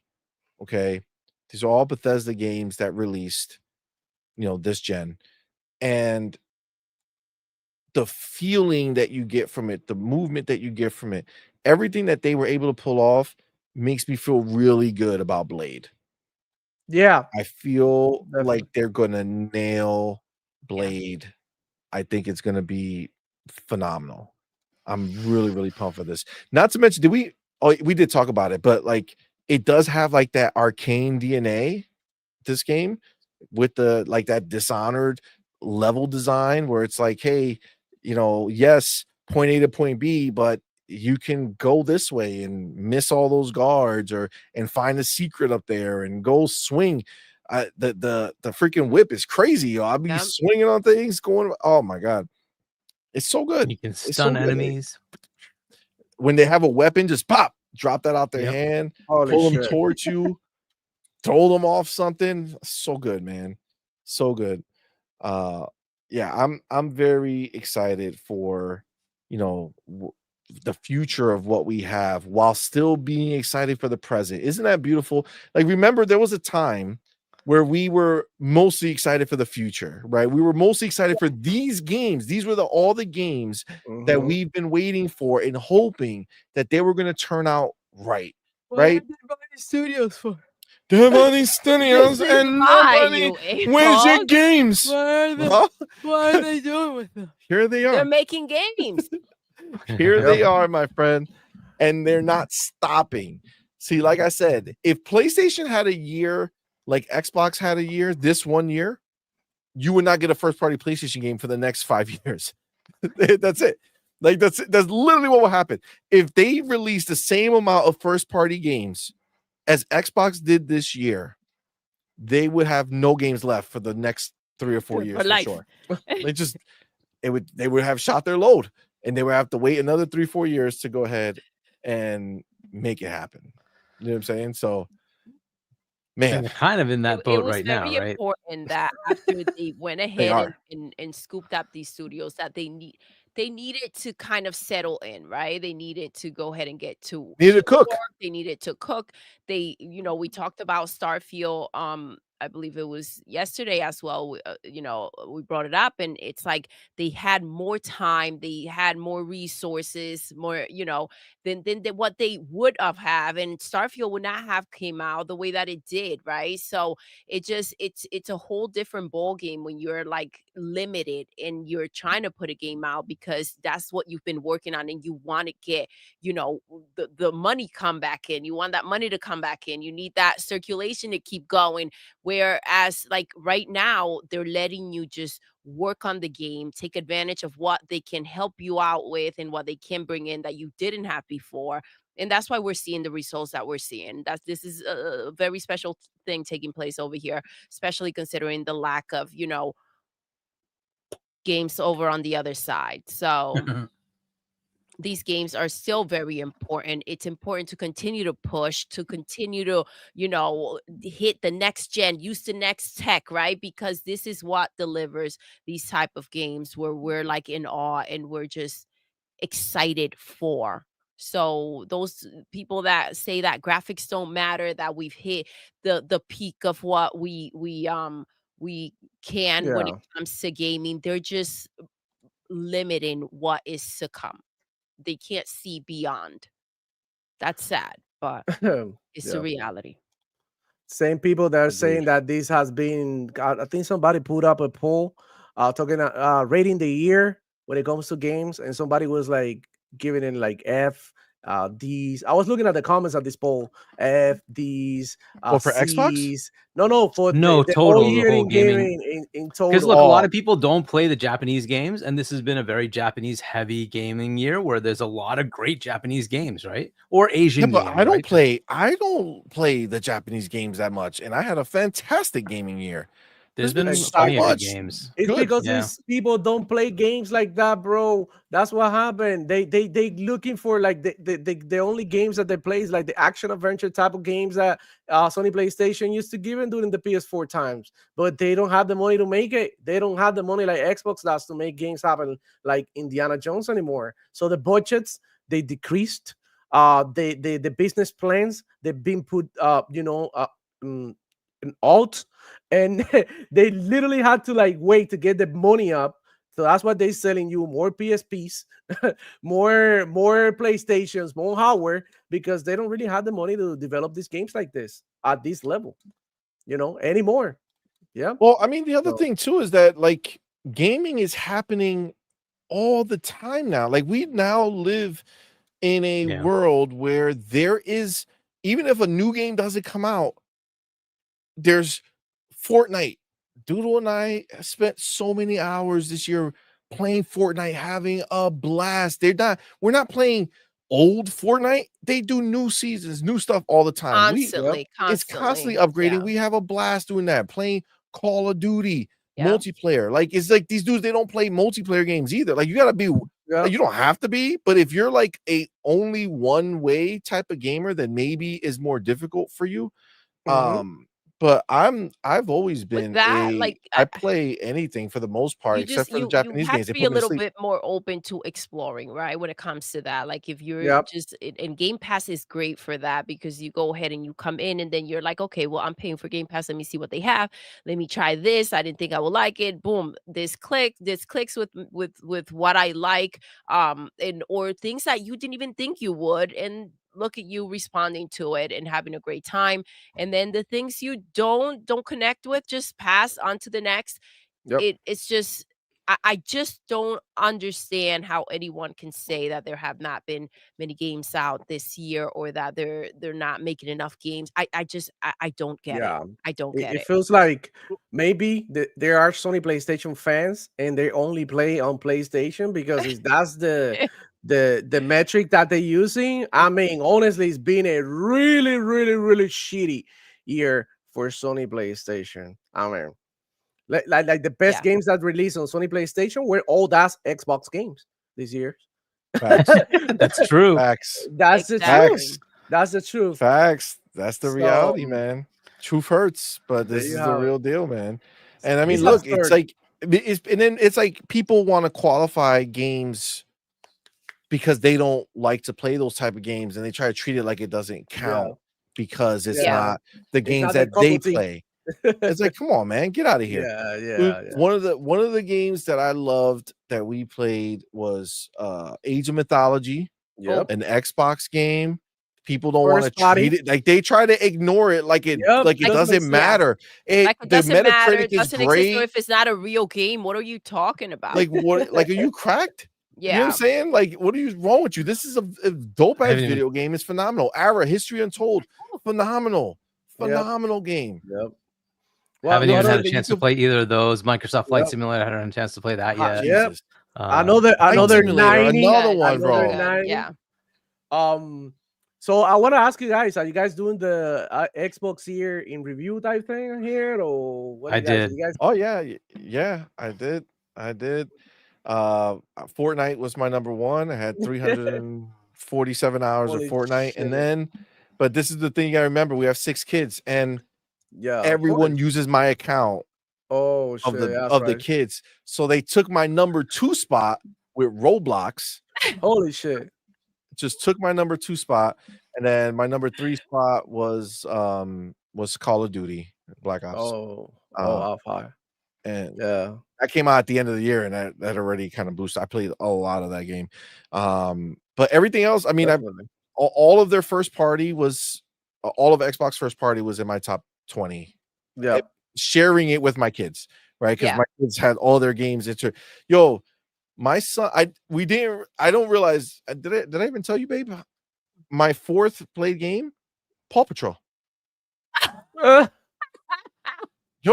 Our son loves Paw Patrol. Oh my gosh! They're not in school yet, so he's home, and he plays the hell out of Paw Patrol. And God, that's my number 4. Well, that's awesome, bro. Because it's just go ahead. Those are games that they put in Game Pass, and people like really talk down on. Paw Patrol is on Game Pass. Bluey is on Game Pass. And to me, you Doodle and Hargy, this is some bullshit. Nobody cares about it. But guess who cares? The people who actually got the freaking time to play. And it goes to show. And that's why they took that game to a number 2 spot. While you weren't playing, he was playing that game more than all the games that you were probably into it and didn't have the time to play, because obviously you had to feed him, you had to do all those stuff. So I mean, that's another layer of Game Pass, right?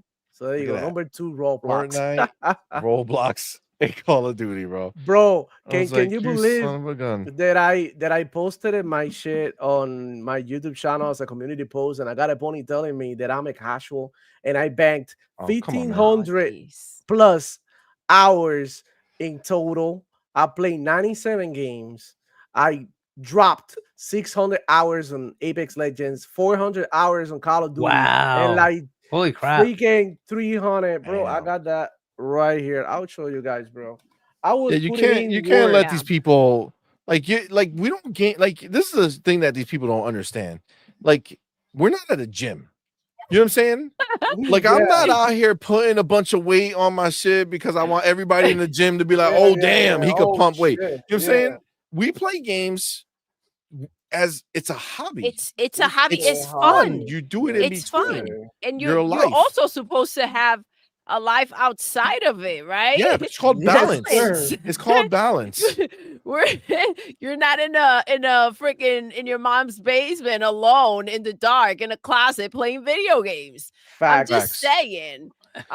You got to see who's coming at you with this nonsense. You also got to give a little respect. Honestly, I felt like I did more. Wait, where is it? Right here. I felt like I did more. See that. Is it blurry? Maybe I can't see it. It's the breakdown between console, PC, mobile, and cloud, right? So console obviously is the highest, is like 1163, 1,163. But PC, I got 230 hours on PC, and cloud 55 hours, man. Wow, that's awesome. And 55 hours is a lot because it's not 55 hours straight. Like it's not like when you play on a console where you play for 3-4 hours, you know, in a shot. It's a lot of little times. You know what I'm saying? So in my mind, I like if you're talking about they should tell you how many play sessions you do. You know, like how many times have you sat down to play a game, regardless of the time you play it for?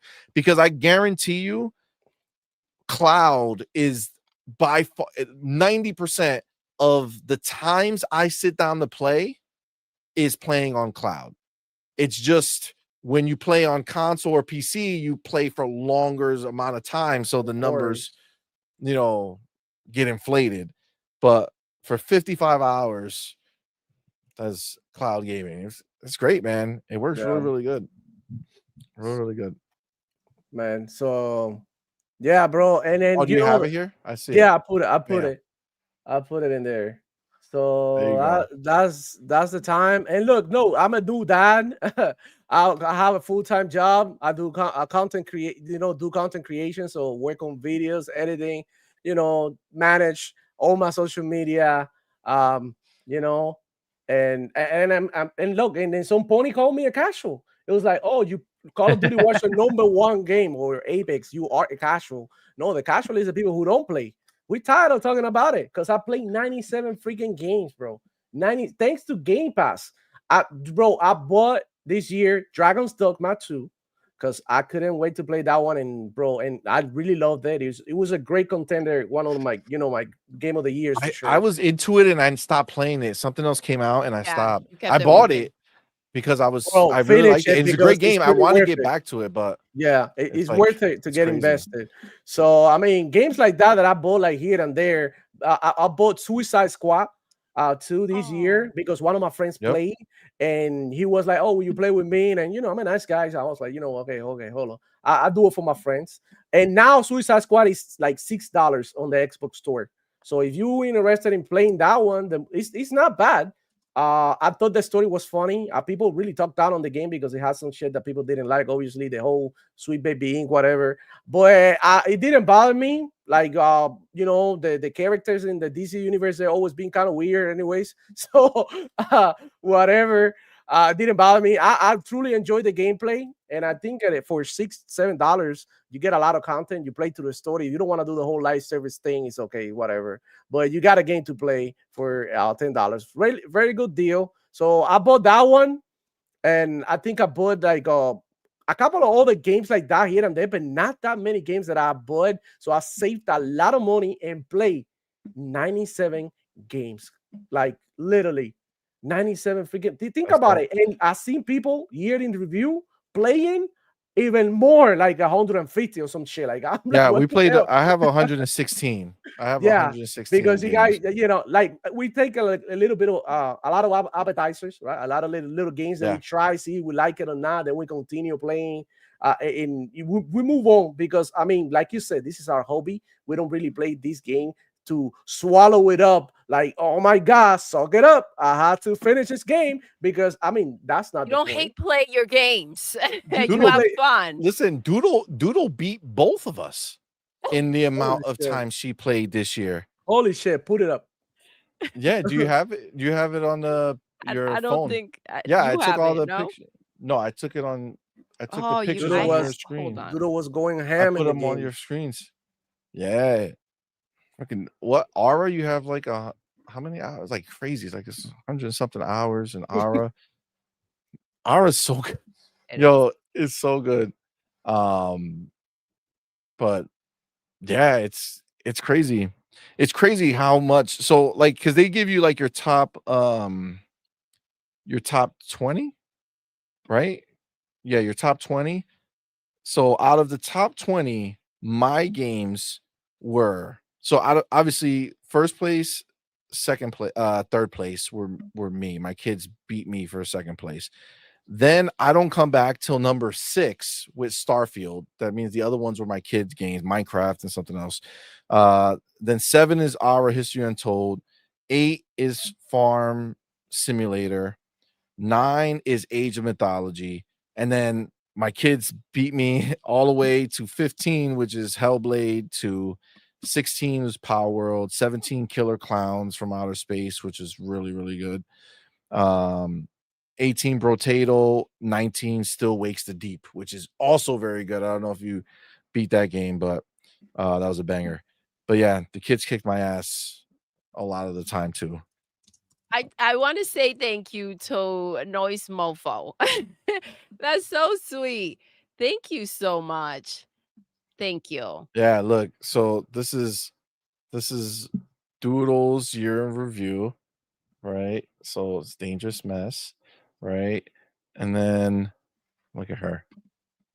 1666. Can't see CMoney. I can't see. See it? There you No? go. Yeah? Does it see it? God damn it. Focus, Yeah, you there you stupid go. bitch. Yeah. 1666. She has 112 hours on PC too. She ain't messing around. She did 41 minutes on the cloud. Come on, man. What's up, bro? Yeah. That's dope. And then so what I like too is when they show you like your percentage. So this is why we don't understand how we are versus other people. Like Doodle is in the top 1% of players for time played, top 2% of players for gamer score, top 3% of players for achievements unlocked. And this is why what we don't understand when we talk on Twitter and we do all this stuff, look at the position where we are. We're in the top 1, 2, 3, even if you're in the 5 or 10%. That means like 98% of the world, or 97 or 95 or 90 or 90% of all the people who play games don't play nearly as much as we do. You know what I'm saying? Like they're not even in the stratosphere of how much we play, right? And like that's what's crazy. Yeah. Like our opinions on things are based off of this, and this is where Microsoft has changed. Where for the Xbox One era, they were so focused on the 1%, you know, the 2%, the 3% of the hardcore gamers who go out there and talk crap, and they feel they got twisted up because that small, tiny amount of people made a big fuss online and they got scared and they reverted, right? Whereas now they don't care. They don't care.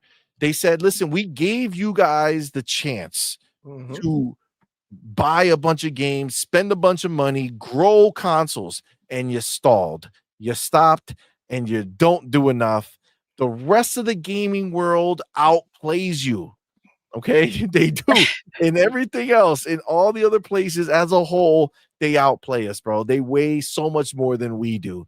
And that's why they're looking for everyone, not just us. They're not getting rid of us because that's stupid, right? They still want the tens of millions of people who play on console, but everybody else is where it's important, man. It's just what it is. Let me get before we keep going. Hold on. Wait. Okay, so we have the homie Ryu Gaming. My dude. Right you are. Thank you, my brother, for being here, man. What's up, love? Says, and thank you for that super chat. Thank you. CMoney forgot Doodle Forever 21. Shaking my head. Hashtag spoil ending for pigs. Oh man, that would be funny. That would be funny.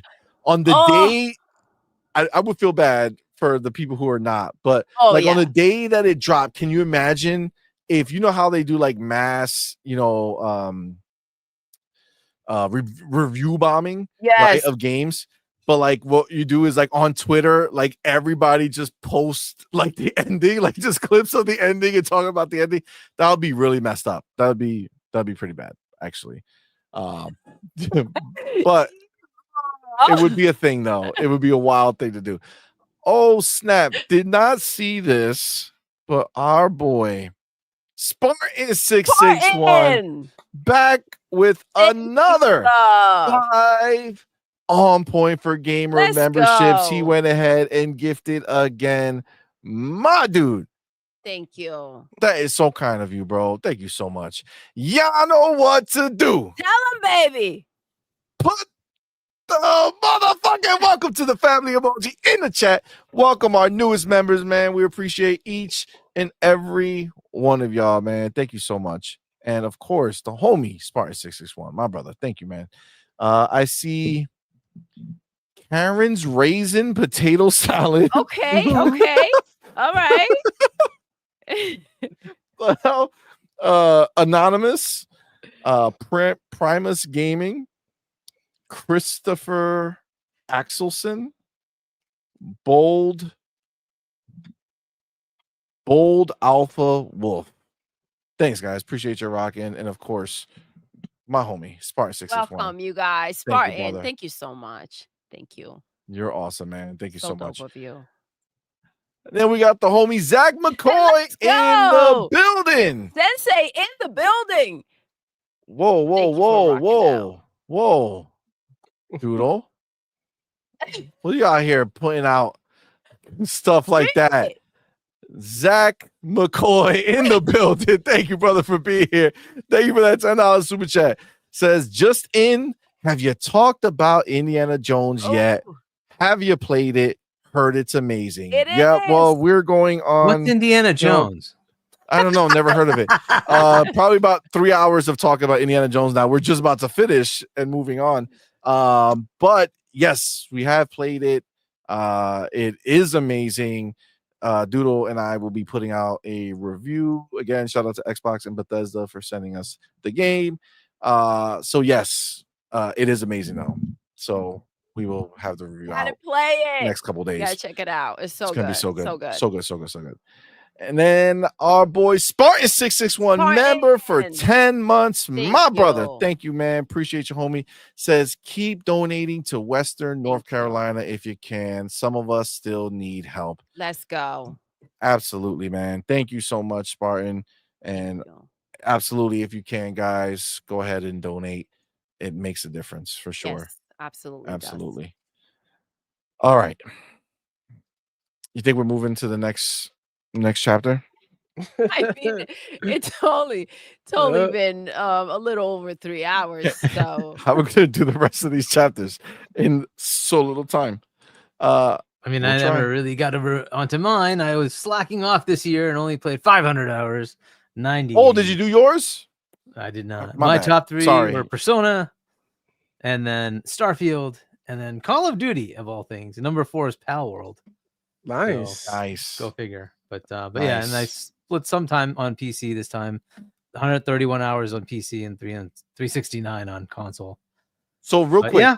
because this is good to hear. What does it say your percentage is?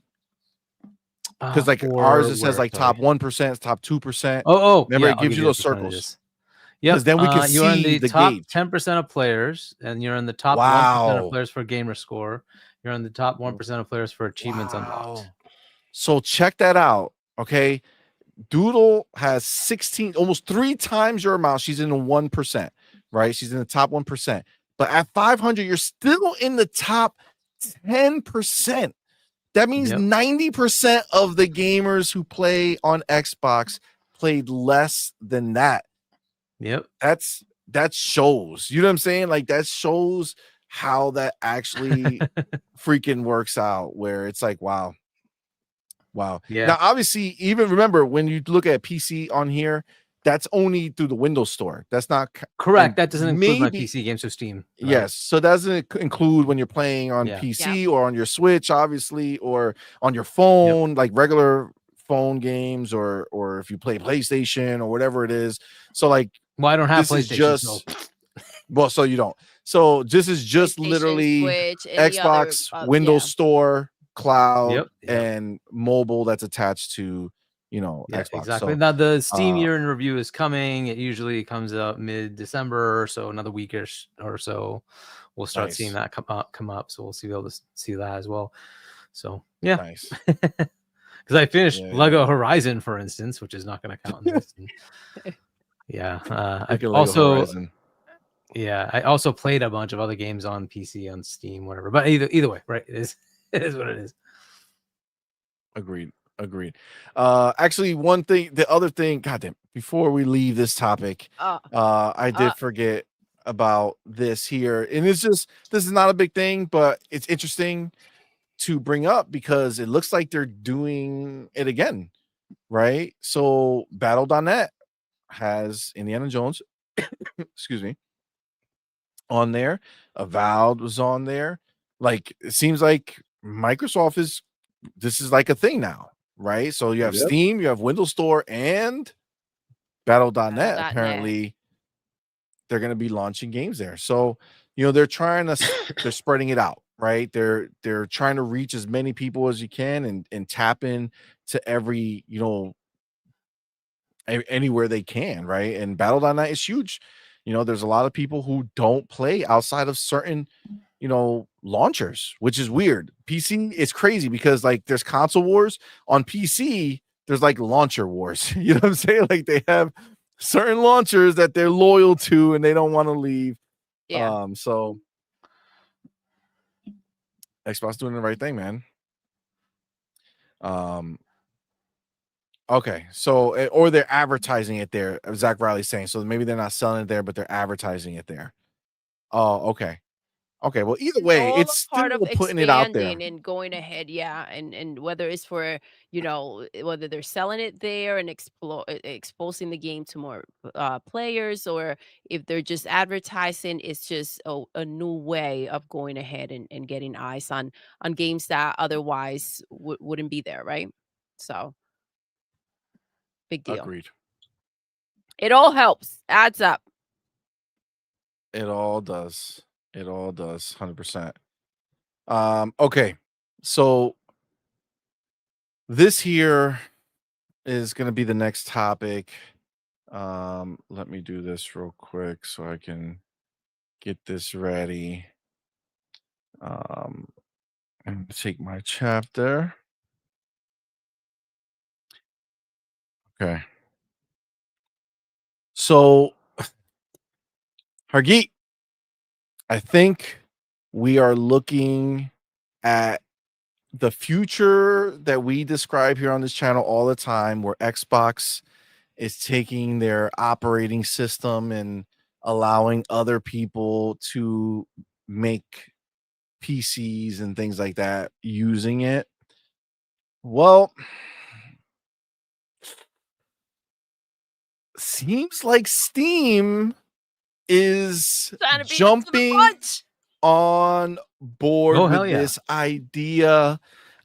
Steam Deck was apparently their experiment to get a version of their Linux with, what is it, Proton or whatever layer they add in between that takes Linux and allows it to run Windows games. This is a good thing, by the way. But this is a good thing.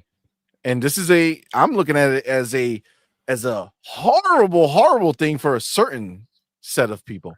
But I mean, the fact that Steam, this is what's happening, right? Because they updated their guidelines, and I'll jump in here and see if he says it. I was just using them for the picture. But they updated their guidelines to talk about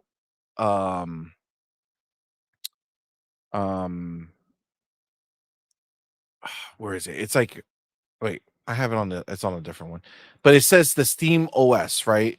And it brings about the idea that other pieces of hardware, here we go, powered by Steam OS. Okay.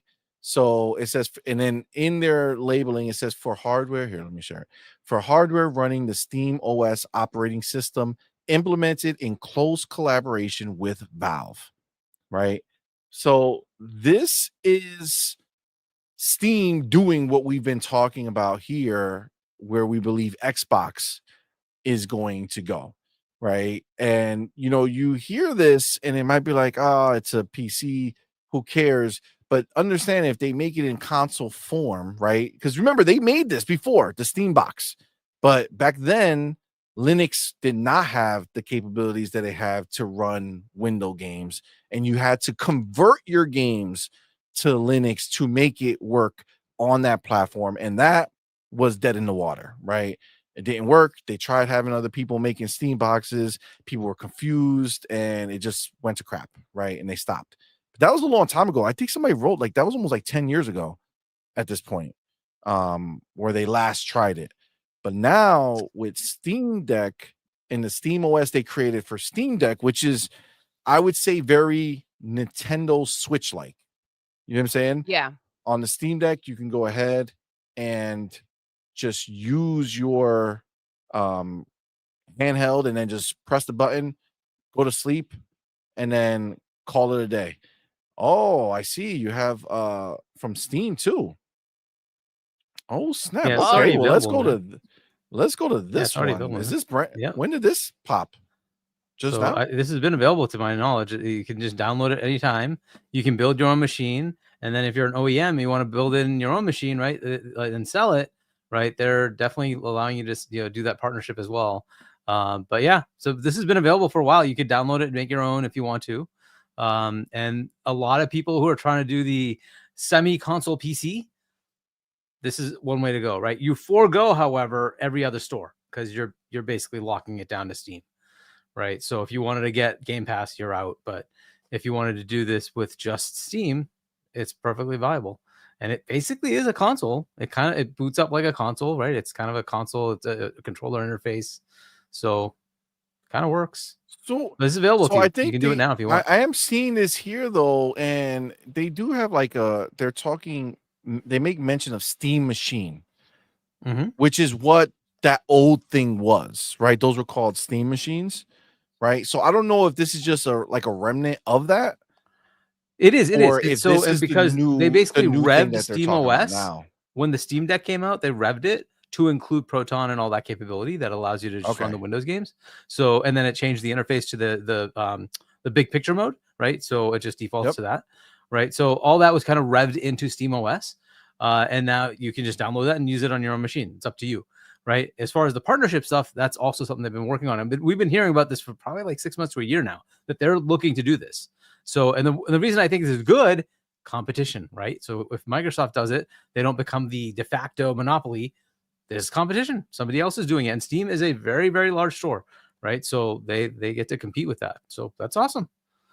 So, I mean, the idea here, though, is that they are doing what we essentially imagined, right? So now Asus can release the ROG Ally with Windows and then release the ROG Ally Steam Edition that runs, Steam OS, right? Or better yet, both. You can just flip to whichever one you want.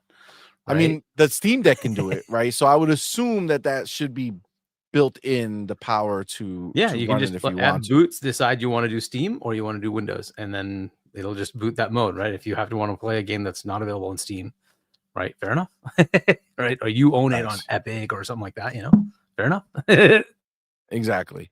So the thing now is, so if they have handhelds, other handhelds can go ahead and basically create their own Steam Deck, right? And add like more power profile. They can make a crazy expensive Steam Deck that runs these games way better, or whatever the case is. But this is that's the one phase of it where you have the Steam handhelds, right? But the console coming back here, that's where things get interesting, because the idea of what the Steam Deck was, remember, they didn't create the handheld PC, right?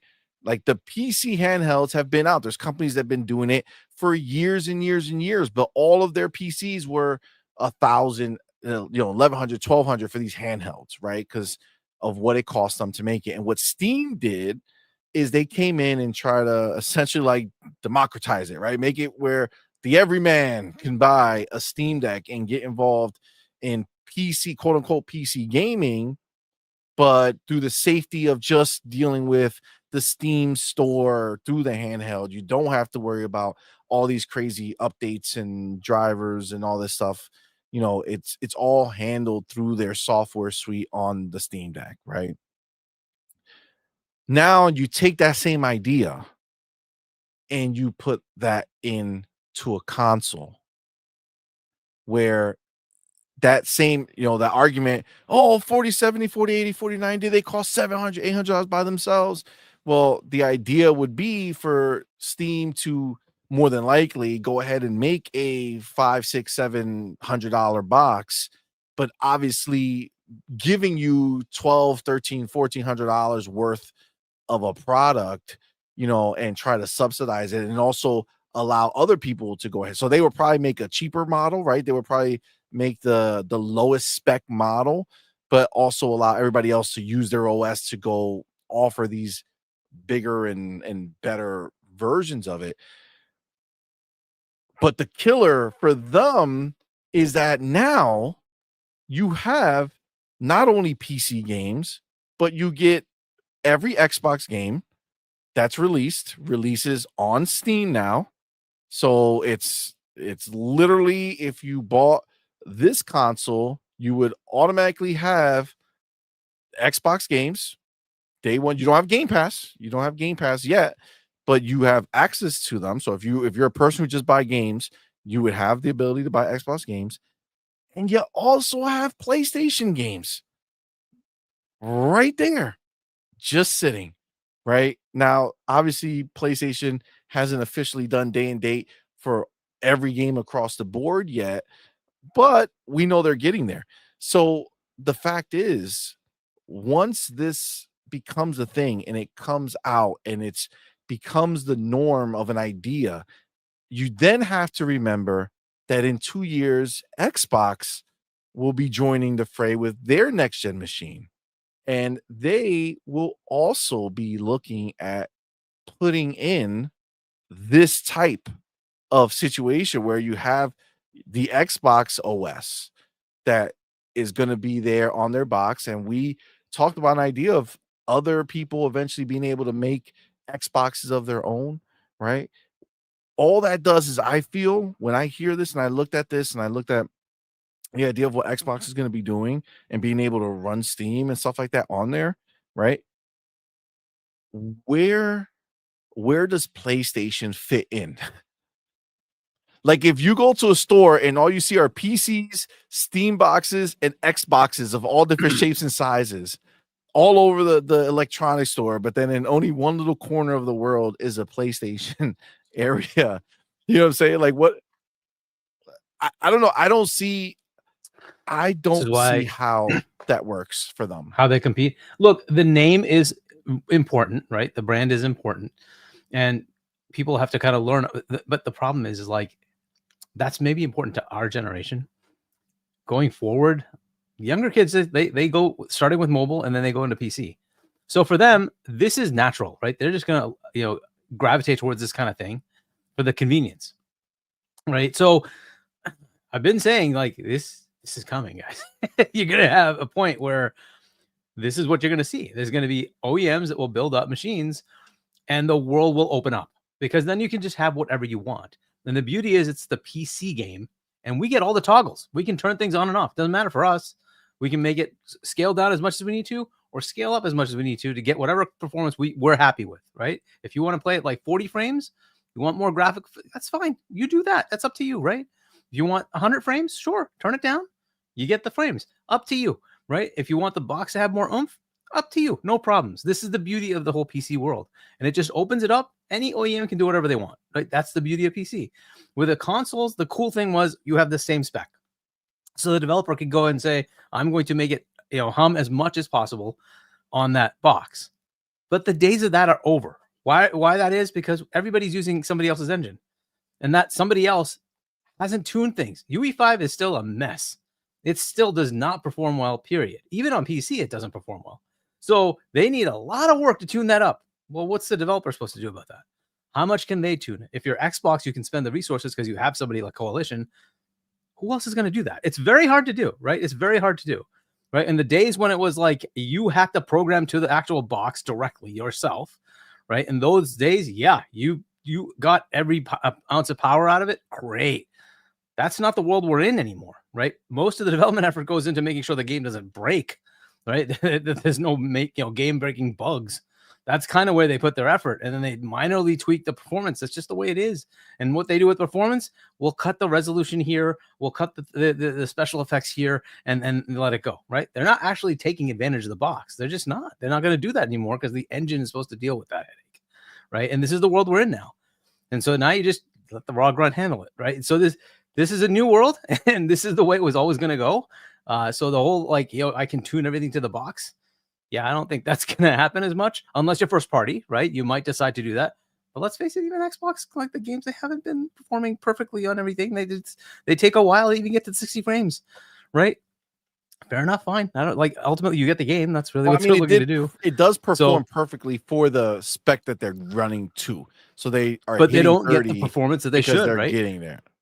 Right. So and it takes them time to even do that, right? And so that's a first party. So I'm just saying, like, this is the world we're gonna go to. And basically you as the player will decide how much performance you want, whether you want to wait, whether maybe they'll make it a little bit more performant later, or you just play it and say, I'm just gonna scale some things back, get the performance, or I'm gonna scale the graphics up and scale down the performance. That's up to you guys, right? Or you know what? I want a box that's $200 more because it has more oomph. Cool, go for it, right? Here you're going to get the direct, capabilities. Why? Because it's going to have an NVIDIA or an AMD, and they're tried and true, and they know what they're doing. So it's going to just work, right?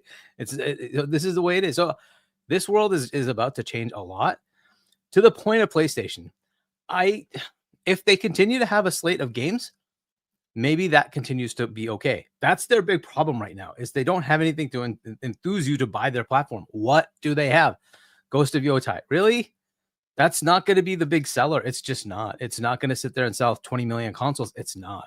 That's why it's dwindling, right? If you want, somebody to come to your platform, you're going to have to say, here's the 5 games over the next 2 years that are going to make you come here, right? Now, Xbox has that. Right? Even with that, though, they don't care. Play it wherever you want. You want to play on SteamOs? No problem. Play it. Absolutely. Day and date, you can play it.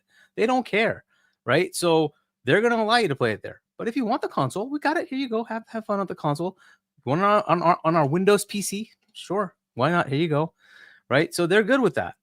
This world is about to collide with the console pretty soon. So when that happens, we will see this whole play anywhere thing is going to be very interesting over the next 6 to 12 months.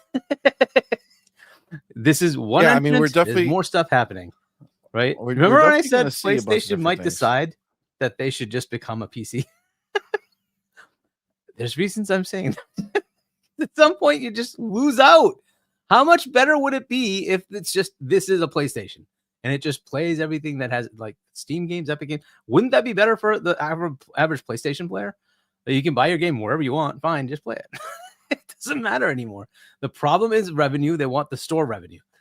But at some point, your discerning gamer will say, okay, I can buy the Steam box and I can play every game. Right? Steam has God knows how many umpteen million games, right? Okay, I can play all that. Or I can be locked into what's available on PS4 and 5. Okay. I don't know if that's such a compelling offering versus everything. Like, why wouldn't I want this? And if you go further and say, you have the Epic store, you have the GOG store, you have the Amazon store, you have the Xbox store, you get Game Pass, you get Ubisoft Plus, you get EA Play Pro, everything's available to you. That's very compelling. And then you eventually just say, well, look, I'm going to get the PlayStation games a year or two later anyway. Why don't I just buy this? I get everything. I mean, by that point, who knows? Who knows right? if they do day and what PlayStation games at that point? Like, yeah, we'll see. We'll see how things play out. It's just crazy. We've had conversations about, Xbox buying Valve and, coming out here and them being the ones doing this.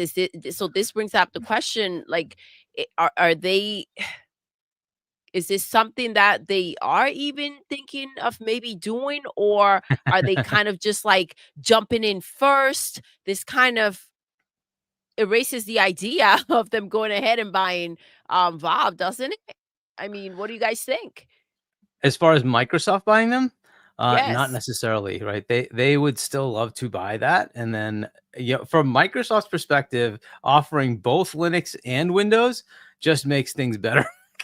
They cover both But bases. if I'm looking at the situation that PlayStation is in and kind of coming in, if this is, real and this is actually happening, it's like they're coming into the space themselves. So I'm not sure at that point they're like, well, we're here to compete, not to join you. Yeah, I mean, look, competition comes in different ways, right? So Sony sold off, I think, their laptop business. They used to have the Buyout division, right? I don't know if they still do that. I think it might be a subdivision that they sold off or something. I don't know, but they used to do I don't that, and think that so. ran Windows, right? And fair enough. So they buy from Microsoft and put Windows on there and still sell their laptops, right?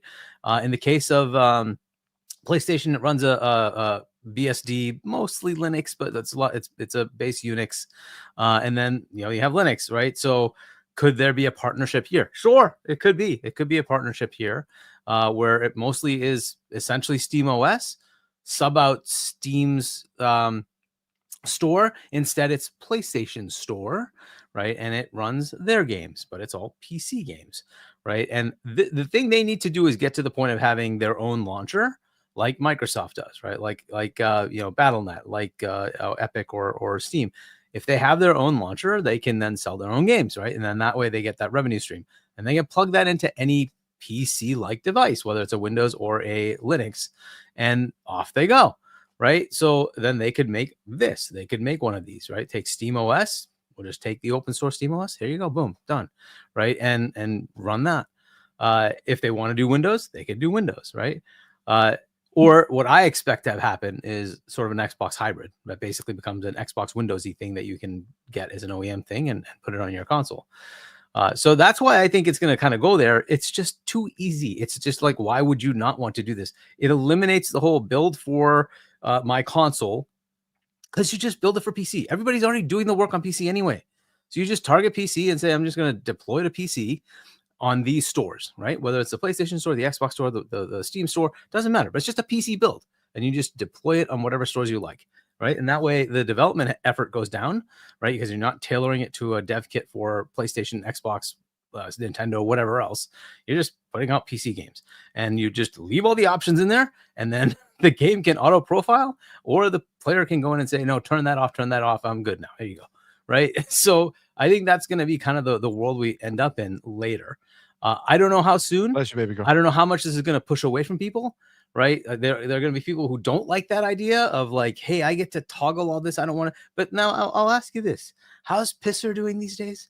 Wouldn't you like the toggle to just turn it off? Here's a funny one. I'm playing Indiana Jones on PC. And when I turn on DLSS, I see shimmering. And I'm like, oh, well, this isn't pretty cool. This isn't good. I turn it to their internal TLA and it works fine. Right. I'm like, okay, maybe I'll just leave that on. Right. So I'm not even using DLSS. But the beauty is I have the option. Actually, I've been playing on PC as well. And 100% the DLSS is not necessary. For us, yeah, at 4090s, it's not. We're at 4090s, it's right? So not necessary. 100% native, 100 plus frames all the time. Just, so yeah, it just runs perfectly, so beautifully. But that's the thing. I just get to toggle it. I can just like immediately just say, yeah, that doesn't look good. Just turn it off, and yep, the shimmering's on. Perfect. Like I can just do whatever I want. This is the beauty of it. I can just turn it off, right? For those who have a Pro where UE5 games are kind of not working right, wouldn't it be nice to just toggle it off and say, I'll just go back to PS5 mode. I don't want this. It looks horrible. Let me just turn that off. I'll go back to normal, right? And you get to go play the game, right, without all the weird shimmery stuff going on. This is kind of just normal. I think that's kind of where things are going. So, yeah, this has been rumblings of this. There's rumblings of the other one too. So we will see how that goes. For sure. I mean, and then I'm definitely looking forward to it because I think that's something it's going to be a big change, and I think that I'm excited for that. That being said, one of the nice things about Steam, specifically what Valve has been doing, what they did with their handheld, as much as you were talking about, people are not building to an Xbox or to a PlayStation because the engines, people are in fact fine-tuning their game to run specifically on the Steam Deck with their Steam Deck verified label, which means something. So a game can be on the Steam Deck and not be verified, which means it's probably not going to run great. But I can tell you, just from my own personal experience, I played a lot of Hogwarts Legacy on the original Steam Deck, and then I stopped. I played a lot of it, but I never beat it. I went back when I got the latest, the OLED, and it's not like a spec bump, right? I don't think there's like a I don't think it's like some Yeah, way there's better no step engine or up, to like my a knowledge. Yeah, yeah. It's it's the just a same. screen, right? Yep. So, but they went back after the time. When I went back to play it, it ran like when I first played it, it was very blurry. I was just excited to be able to play it on the handheld, but it was very blurry, right? It didn't look great, right? But now you go back and play it, and they fine-tuned it to run beautifully on that handheld. Runs great, looks very, very good. Like it's one of the few times like it makes me not miss going to play it on the streaming, G Cloud because Yeah. playing natively on the Steam Deck looks phenomenal. So the one advantage that Valve will have is that you're going to see that same thing, right? For their personal box. Maybe not when they're letting it out for other people to use SteamOs, but whatever they call their box, right? They'll have like the Steam box or whatever it is. It'll be Steam box verified, right? So the developers will want to go ahead and fine tune the spec of their game to run nicely on the console, right? And that's the big difference because it's not just going to be a PC, it's going to be their console, right? Um, so I mean, honestly, that is a a huge difference, right? Because it's going to introduce just the same way Steam Deck introduced the world of PC gaming to people because it was still easy to use, just like it didn't like if you buy a Steam Deck, you don't register that you're playing PC gaming, right? You're just playing a Yeah. handheld with its own store and you download the games and you play the games, right? Like you don't have to fiddle with it like you do with the regular PC. Again, is really no different than playing on a Switch, right? It has the same functionality built in. If you're in the middle of a game, you just press the power button. The game stays in the save state right on there. As soon as you go back to play it on your Steam Deck, you press the button, boom, you're right back immediately where you were. Like it really is engineered beautifully. And I could only imagine them doing that same thing in the console space would be a big deal. I think so. And I think Xbox is going to follow along in their version. Like they're going to be coming from the opposite direction, right? So they're going to be coming from the hey, we're a console, but let's ease in the idea of using these other stores and having access to the PC gaming world with their sales and things like that. But they're still going to be making it easier than just having somebody go buy a PC. Because I know I've had a PC for a long time now. I know PC people get annoyed when they hear people say, "Oh my god, it's not hard to do. It's easy, blah blah blah." Man, listen. It is theoretically, but still you do have the driver situation. You know how many times I started a new game, forgot to update the driver, forgot the Nvidia updated the drivers to play that particular game better, and it's like, "Oh yeah, it's not running great because I didn't upgrade the driver, right?" So it's still a thing, right? It's still a thing. You still have to be like paying attention to what you're doing on the PC space is not as simple as just plug and play. That's what this box will do, right? Yeah. The box will bring PC gaming into the console space and it'll make it affordable, right? Because that's Affordable, the it'll point. simplify the situation. It just, yeah, for sure. And again, when I see what Xbox is, their hybrids, idea of what they want to do, I think we're going into this kind of newfound, space when it comes to these consoles. And I mean, I'm for it. I'm all for it. I think this is going to be a good thing. Babe, what do you think about this one, my love? I mean, yeah, we'll see if it's true. This is like you said, right? It'll simplify things. We had these conversations before about, Xbox coming in, the fact that, Valve is gonna go ahead and potentially step into the space. I mean, good for them. Competition is always good, right? It's always good to have someone there who's gonna, other people that are gonna go ahead and challenge what you're doing and make you want to do your best and be and just come correct when it comes to the consumer, right? So it's a great thing. It's good to have options as well. And when you're presenting something like this, it's kind of like it's really tempting, like Hargi mentioned before. When you don't have, I think it's all kind of dying out. The people that have this, not we're dying out as humans, like eventually. But this came out, bro, made me We're all think of doomed. other things. We're all No, doomed. Jesus, not yet. But the point is that new generations are coming up, and they are not necessarily attached to the boxes in the way that we are, right? So for them, it's just whatever option suits best and whatever comes with the other alternatives, right? Other than just locked down to a certain platform. So this is the fact that they're stepping in, trying to compete in this space like this.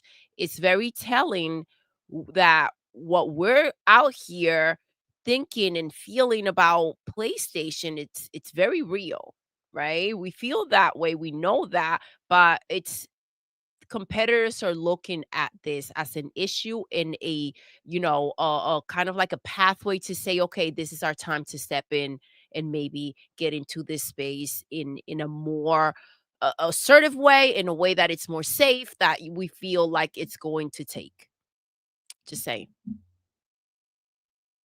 Feel you. I agree. I think it's going to be good overall. I think it's a necessary thing. Demo, what do you think, brother?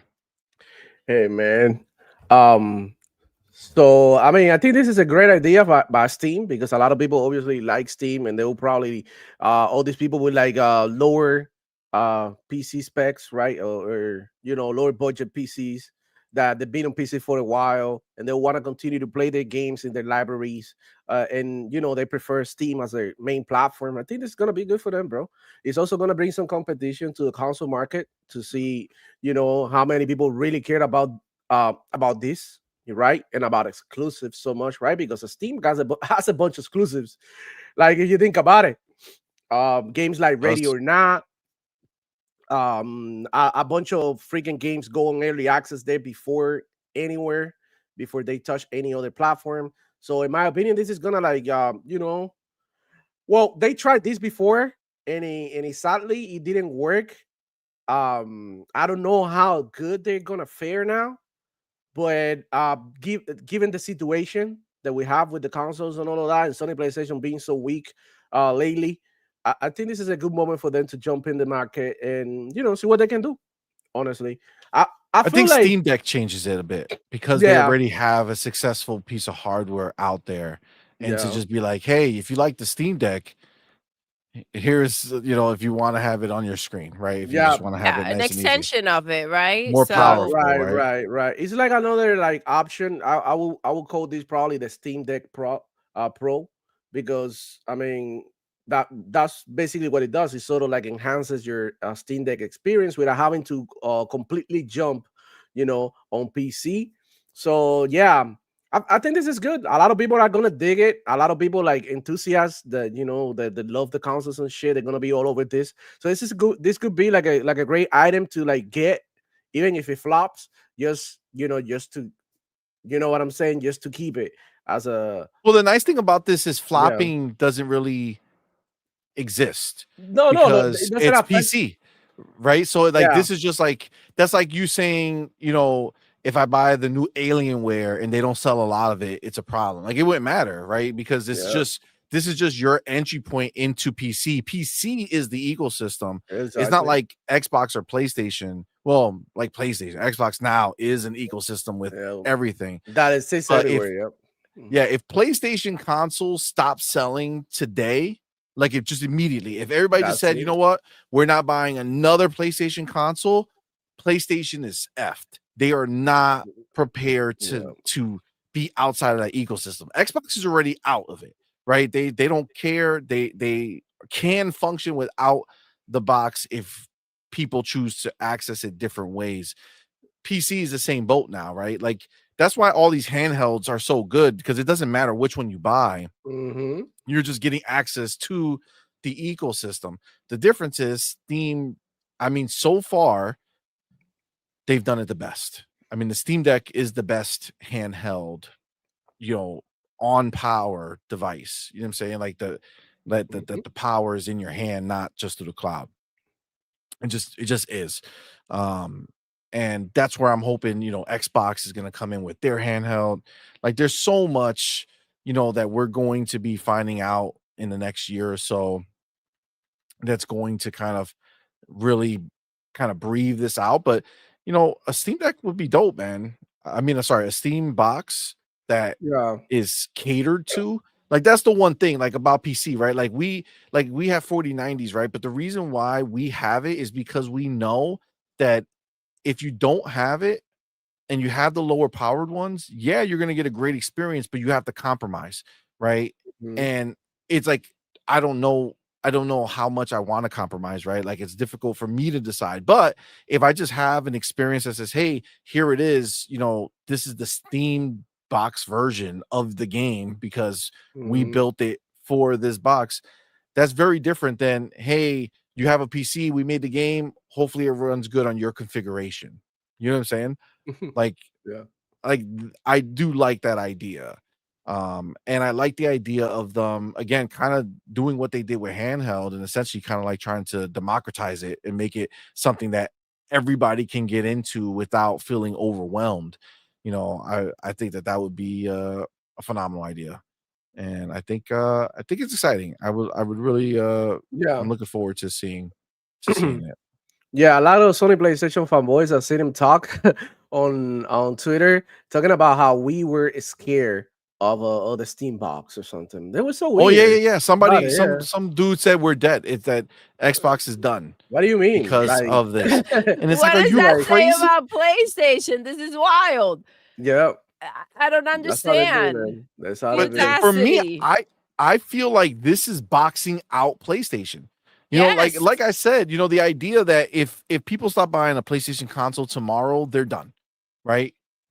Steam is not done. If nobody buys the Steam Deck or the Steam Deck, if nobody buys the Steam Deck, if nobody buys a Steam box, they may not make more Steam Decks or more Steam boxes, but Steam is on PC. Steam is 100% relevant. It's not going to change for the foreseeable future. They have no worries. Same thing with Xbox. You can hate all you want. You can try to frame it however you want, but you're just dumb because at the end of the day, having multiple access points to your ecosystem and not telling somebody that the only way you can play my game is if you buy a box, that is where the money is. They can get your game through other means. That's the point. They are not losing. They're never going to lose going this way.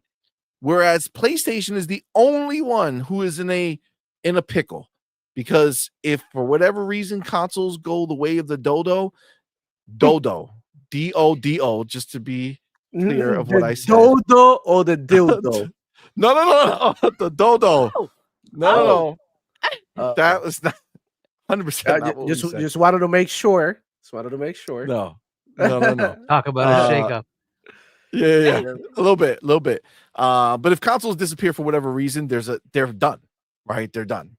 Just is what it is. If there's some type of crazy thing that happens and they just can't make consoles anymore, they're done.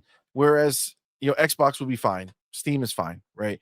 So that's where they are. I mean, we know PlayStation is making the moves, right? Yes, as much as the fanboys are blinded by their desire to claim that it's not going to happen. We've seen it happen. Multiple games that they launched this year launched day and date in PC. A game that they launched this year launched day and date on a competing platform, which was the Switch. You got to get out of this make-believe land that you live in. Okay. PlayStation is there. PlayStation is doing this. You can either look like a fool by denouncing it now, saying that no, they're not going to do that, blah blah blah blah blah, and then when you look at it later and they doing it, then you're like, what do you mean? This is great, right? And then everybody's going to pull receipts on you and you're going to look stupid. You know what I'm saying? Like, just stop. But they keep doing it. They keep doing it. They do. We'll be here. We'll be here to call them out. We will. To point and laugh. Yep. It's always funny. It's always funny. Yep. But and listen, if they were going ahead and actually making games that were selling, putting them on other platforms, good games, right? good Consistent, games. Good yes, games. consistently. Like you're not just a once in a while here and there sprinkle. It, it would be fine. They would be bringing in some of that money and recouping some of whatever they're losing, but Mhm. it's not looking good. They don't have much, and the things they have are just not taking off. I don't know how Lego Horizons saw on the Switch, but I mean, I mean, I don't think Nobody knows because they man. haven't announced it. yeah, I don't think it did great things. Maybe it gets to the million in 2 months, like Astro, but I don't know if it gets that high. I don't think so. Yeah, This is that's the not a concourse great thing for them. struggle, I feel like. Yeah. Just kind of is. It kind of is what it is with this stuff, man. You know what I'm saying? Like it's just not there, man. It's just not there. They're not going ahead and hitting the spot anymore. They're not hitting the spot anymore. Where's your mind, CMoney? On this, for after the show, that's where my mind is. Okay, I get it. No, I'm just joking. I mean, I'm not joking, but I am. You get what I'm saying. But yeah, it's just they're not hitting at all cylinders, right? Like they're not making things that are creating this space of FOMO where people are like, oh man, I wish I can play that game. They don't have it. They don't have it. Nothing that they released has done that, right? This year. I mean, or this generation, frankly. I mean, it's just PlayStation 5 has been the worst generation. It's been rough. It's been ever. rough for them for sure. Yeah, for sure. But yeah. Anything else? We spent a lot of time on the first topic, as we tend to do. But anything else on the idea of Steam entering, on the idea of Xbox doing something similar, on the idea of what this means for PlayStation at the end of the day? Anything else? I think this is We're great, not the man. only. Yeah, Yeah, that's what Go I ahead, gotta Tim. say. I think this is good. Yeah, this is I good, think man. we're Go not the for only it. ones seeing that PlayStation is just on life support. Yep. You think maybe that's why Valve has the balls to do it now? That's They're what I'm like, you know what? saying. I feel like PlayStation they're has like, you know nothing. what? This is a safe time. There's a space there where we can come in, considering everything that's taking place. I think that they're seeing the same things that we're seeing, and they're trying to move it along and get in there. Yep. And get a piece of that pie that PlayStation can't seem to find and eat up, right? They've dropped the ball, but if it's competition they want, let us compete. Let us compete. Right? Let us compete. So- Nobody's here. So one of the interesting questions is like, is the Steam Deck a console? Yes. If it is, then there are no console Yes. exclusives, right? Because PlayStation and Xbox both put their games on PC. They're available on the Steam Deck. And if they literally have a console under your TV, the whole idea of console exclusivity is gone, right? It is just no chance. Everything is available everywhere. So the question is, could Valve market it showing their games? Showing like Xbox's and PlayStation's games? Because if you can't do that, it's going to be a hard sale. It's going to be a hard sale for the average person who's not going to know that. Nah, man. If you can show a video of the Steam Deck and show somebody sitting on a couch playing on their Star. store. So I think they Like can show it. Starfield, Spider-Man. Yeah, Bro, I mean, I think yeah. they can show it. I think they can show it. If they make a if they commercial that can- says, why buy anything else when you could buy, or why buy multiple consoles when you can 100%. buy this, and just show a clip. Just a commercial, the only box you'll need. Done. Oh shit. There, that's Sure. it. Done. Sure. Over. let me tell you something. Like I was saying earlier, Steam is like really underrated for exclusives. They have a bunch of stuff that is not in consoles, especially adult games that are extremely popular, bro. Like these little anime hentai type games are really popular on Steam, bro. I'm not playing around. People be playing that. And bro, the Steam has their own exclusives too that they're not on Dota's console. not on console, right? What? Which one? Dota? No. Dota. No. So that's an exclusive, and it's a very highly played game on PC. Yep. CS2, has that come out? CS2, I don't think that's come out. I don't think the new Counter Strike is out. I think it's only the one of the older old one is on console, right? Yeah. So CS2 is also and it's like the top played game on Steam. Yep. Right. So those are exclusives. So no, they do have exclusives. They absolutely do. And there's a lot of like RTSs that just never come out. World of Warcraft is only on PC. I don't know if they could work that. Is that on Steam? I don't know. I don't know. Yeah, you're kind of out of luck on that one, but those are the kind of things. There's plenty of those kind of games, right? So, well, I mean, but if they build this like they built the Steam Deck, you can absolutely dual boot this and make it so that you could either boot into Steam's nicely done thing or boot into Windows and play everything and anything that your heart desires, including Game Pass with PC, PC Game Pass, right? So there's so much coming, right? It's just going to be so cool. I mean, one of the ad just writes itself, and just this: no subscription fees, no online payments, buy your games, discount or whatever, play your games. That's it. Right? And you want to buy PlayStation games? Here they are. We have all these PlayStation games. You want Xbox games? We got all these Xbox games. You want EA games, Ubisoft games? We got it all. Yeah. Play whatever you want. Right? Over how many? Like I think they have over like millions of games or something ridiculous. So something ridiculous. Yeah, so it's like play any of the millions of games we have, right? Yeah, they got plenty. And they got a bunch of games that are old school that came out on 360 and all of that they're not currently available. And that's the beauty. Yeah, it's every generation in one box. Yep. Right. And no need to wait for generational upgrades. No need to buy new remasters. Yep. I wonder if this is gonna support VR. That would be interesting because their VR selection is way better than PS5 selection. As long as they make it meet the minimum spec of what VR needs to function, which I believe is like a 2070, if I'm not mistaken, is like the minimum spec on VR. I don't know, but they got the best VR. And then you can use any headset, right? You're not limited to one. So they drop Half-Life in VR, and PlayStation.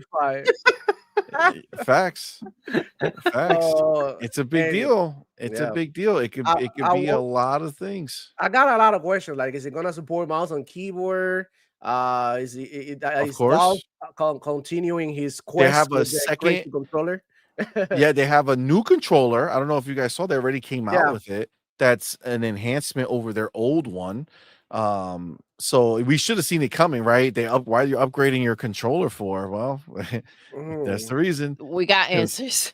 We got answers. But it's gonna be a huge thing. And honestly, I just want them to push.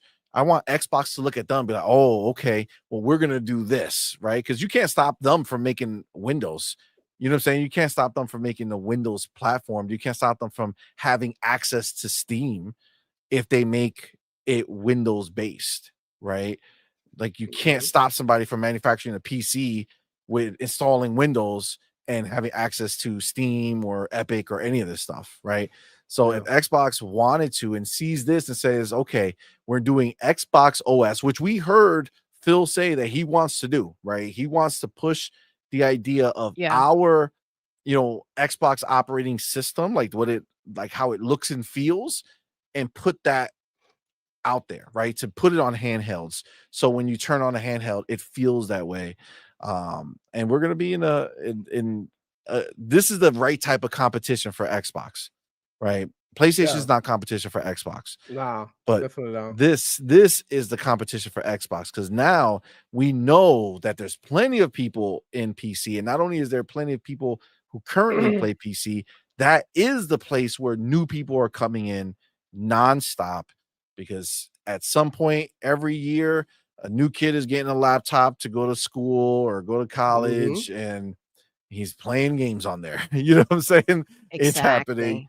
And this is just what it is, man. It's just what it is. We got the homie Day Reezy in the building. My dude, what's thank good? you all for being here. Thank you for that Thank $5 super chat. you. Says, question: who in the blue hell asked for Lego of the Hoe? Answer: no damn body. There is a spot in the graveyard picked out next to Concord already.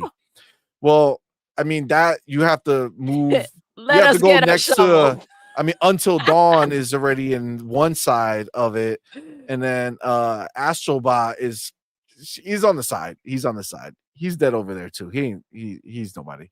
He's a carcass that they keep dragging around. You know what I'm saying? Like they didn't bury him, bringing out for no damn but he's dead. But reason. he's like Weekend at Bernie's. You know what I'm saying? Like they just keep him moving around, pretending like he's relevant and alive. See, that but he's movie not. was hilarious. He's really not. Nobody cares. No matter how many times you scream that it's your favorite game ever, it's not gonna help that little robot. Nobody cares. I mean, it's just like Concord, right? It's amazing. Support the devs. It doesn't matter how much you go ahead and say the same thing over and over again. I mean, it is what it is. Concord is dead. Astrobot did not sell the way that Hiroki would have wanted it to. Lego Ho is out there in them streets. We don't even know if it exists at this point because ain't nobody talking about it. So what are you gonna do? I wanted to say, do you guys heard about foam stars dying? Is that even a topic? It would have. So this is the thing. When I do these shows, I have like the main topics that I put on the, on the thumbnail, and then I have like other topics just in case we get through the main ones quicker or whatever. And foam stars is in my backup. Topic. How is that a backup? We gotta talk. No. Let's talk about foam stars that it freaking died because of you Sony ponies didn't support the devs. Like, come on, bro. Look, it's right here. So look, I got it right here. Yeah. This is what I came here for. This is it. All right. Oh God, no, say it ain't so. OG School says Foam Stars next season will be its last. Square Enix has announced. We hope you will continue to enjoy Foam Stars for many years to come, producer says. So they're not working on it anymore. It's a DOA game. They're not pulling the game. It's not Concord. The game is still going to be available to be played, but the team is done with it. You get what I'm saying? Yeah. So it's available. So but it's not Concord. Changed. Nothing's happened. It's just there. Stars stood alive. Okay. Okay. So it's safe to say that Foam Star is not dead. It's just like going through a coma. Okay. It's on life support. It's a vegetable. Yeah, it's just a vegetable. It's just sitting there. It's just there. Looking like your average pony, like after it. You know what I'm saying? Like it's just sitting there. That's one of the games that they're waiting for nobody to remember so they can plug the plug. They can pull exactly. Yeah. It's just sitting there looking dumb. This is what's really sad. Shout out to the Buster. What's good? Thank you for being here. The Buster says, what is a foam star? I don't think they know. You know what I'm saying? I don't think they know at all.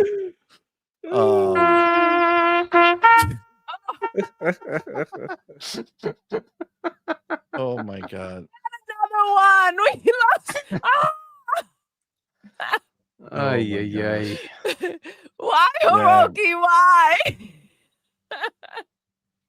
It's dumb. It's the PlayStation people. They talk about these games like they're getting something special, and then they drop it. They don't play them. They don't do anything, man. That's why PlayStation doesn't care about them either. That's why they don't give them any hype. That's why they don't do anything for the PlayStation people, because they don't show up. They don't show up. They know that they're just there to play their Fortnite, their Call of Duty, their Apex, their Minecraft, their Roblox, their Madden, their NBA, their football, soccer. Look at me being all correct. You know what I'm saying? I did it the opposite. I called it football and then had to dumb it down for the Americans and call it soccer. You know what I'm saying? But yeah, it's the same shit. that's what they show up for. You know what I'm saying? Like that's what they're there for. They're not there for any of this extra stuff. It's all a lie. It's all an illusion. And then just as a bonus, OG School added a picture for us. So wow, it's a foamed up pony. You know what I'm saying? Bro, I was actually looking for try to make one of those, but yeah, that one works. The foamed up. That was now, pretty good. Now I did get sent something by FarkU. Oh yes. And I want to show it. I think a lot of us are not fans of this person. Maybe you are, but I was not. Especially after like the betrayal of she spoke on Xbox for a little while on IGN, and then she like started playing them and like basically leaning all towards PlayStation again. So it was like, all right, well, you're dead to us. So I don't know if you're familiar with who she is. I'm sure some of you are, but do you know who she is? This is Stella from IGN. And she used to be on the Xbox podcast. I don't know if she's still there or what she does or what she did, but she has an important update. And I feel like it's something that we should probably listen to because FarkU sent it to me. So shout out to FarkU. Oh my homie God. FarkU. So let's see what her important update is. Hey y'all. So you may have noticed that I've been more online and streaming this week during the daytime.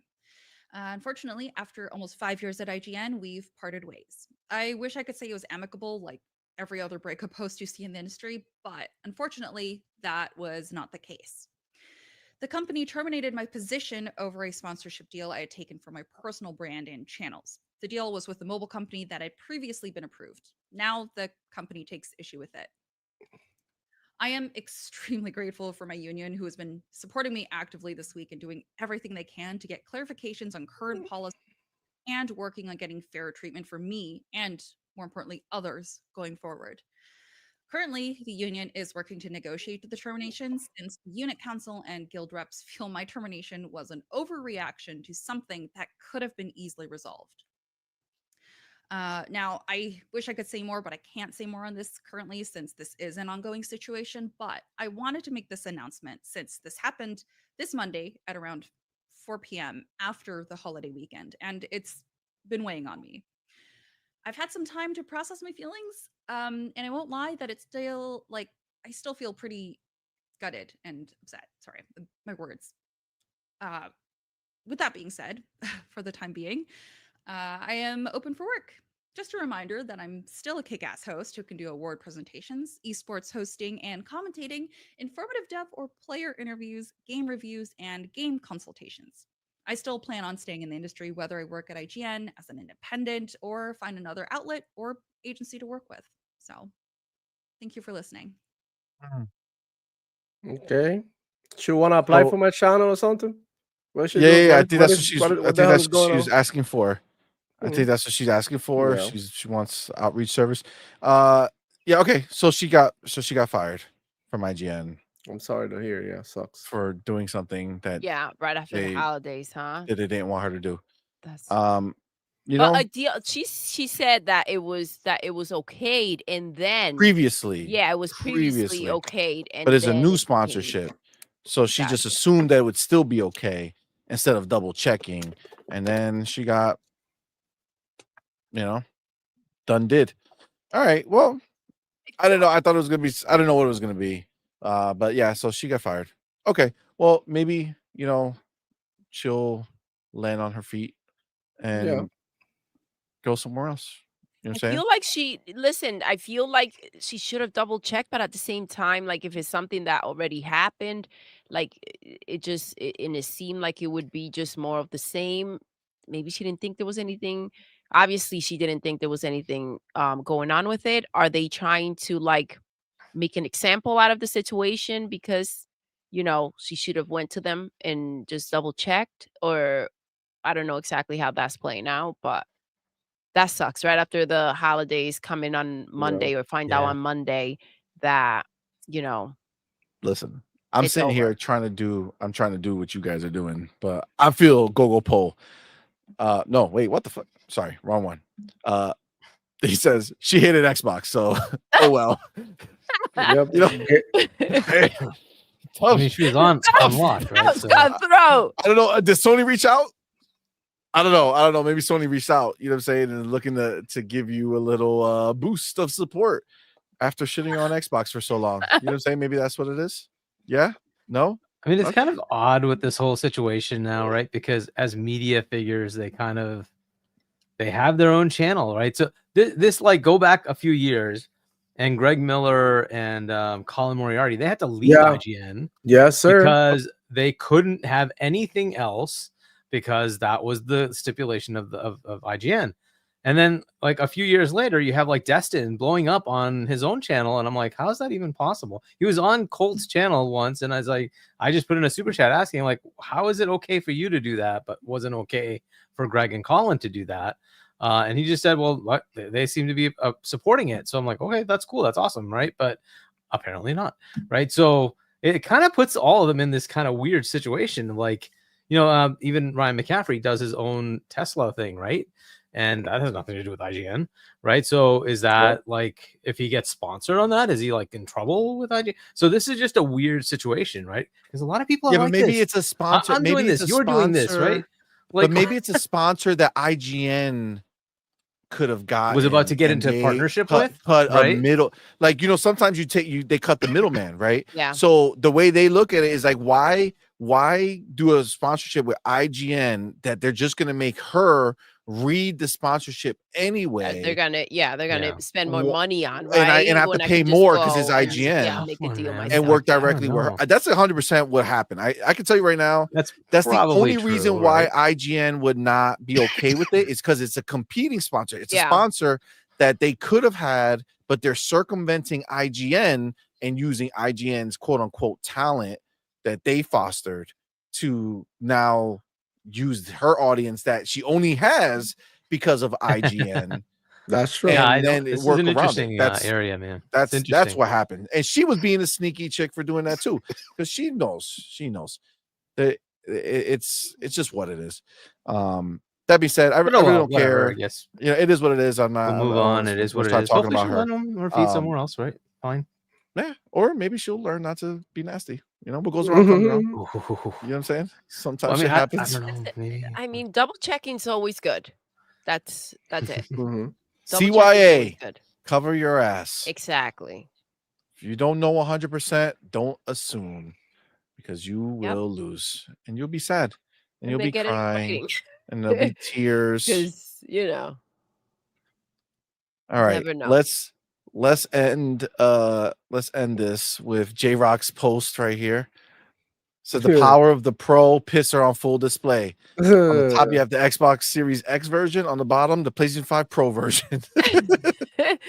that seems if accurate. the pisser's engaged, that's the way it looks.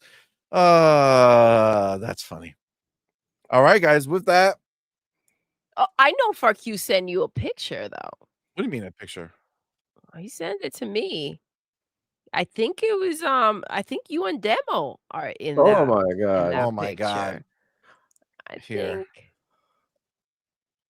think. Look at that little demo on the side. You see yourself, Demo? Oh my god. I love it. Out there with the This is PlayStation. wild. This is what Oh my god, PlayStation fanboys are gonna put me on the toenails. I'm so scared. Oh my god. Oh, that's fun, man. That's wild. That's wild.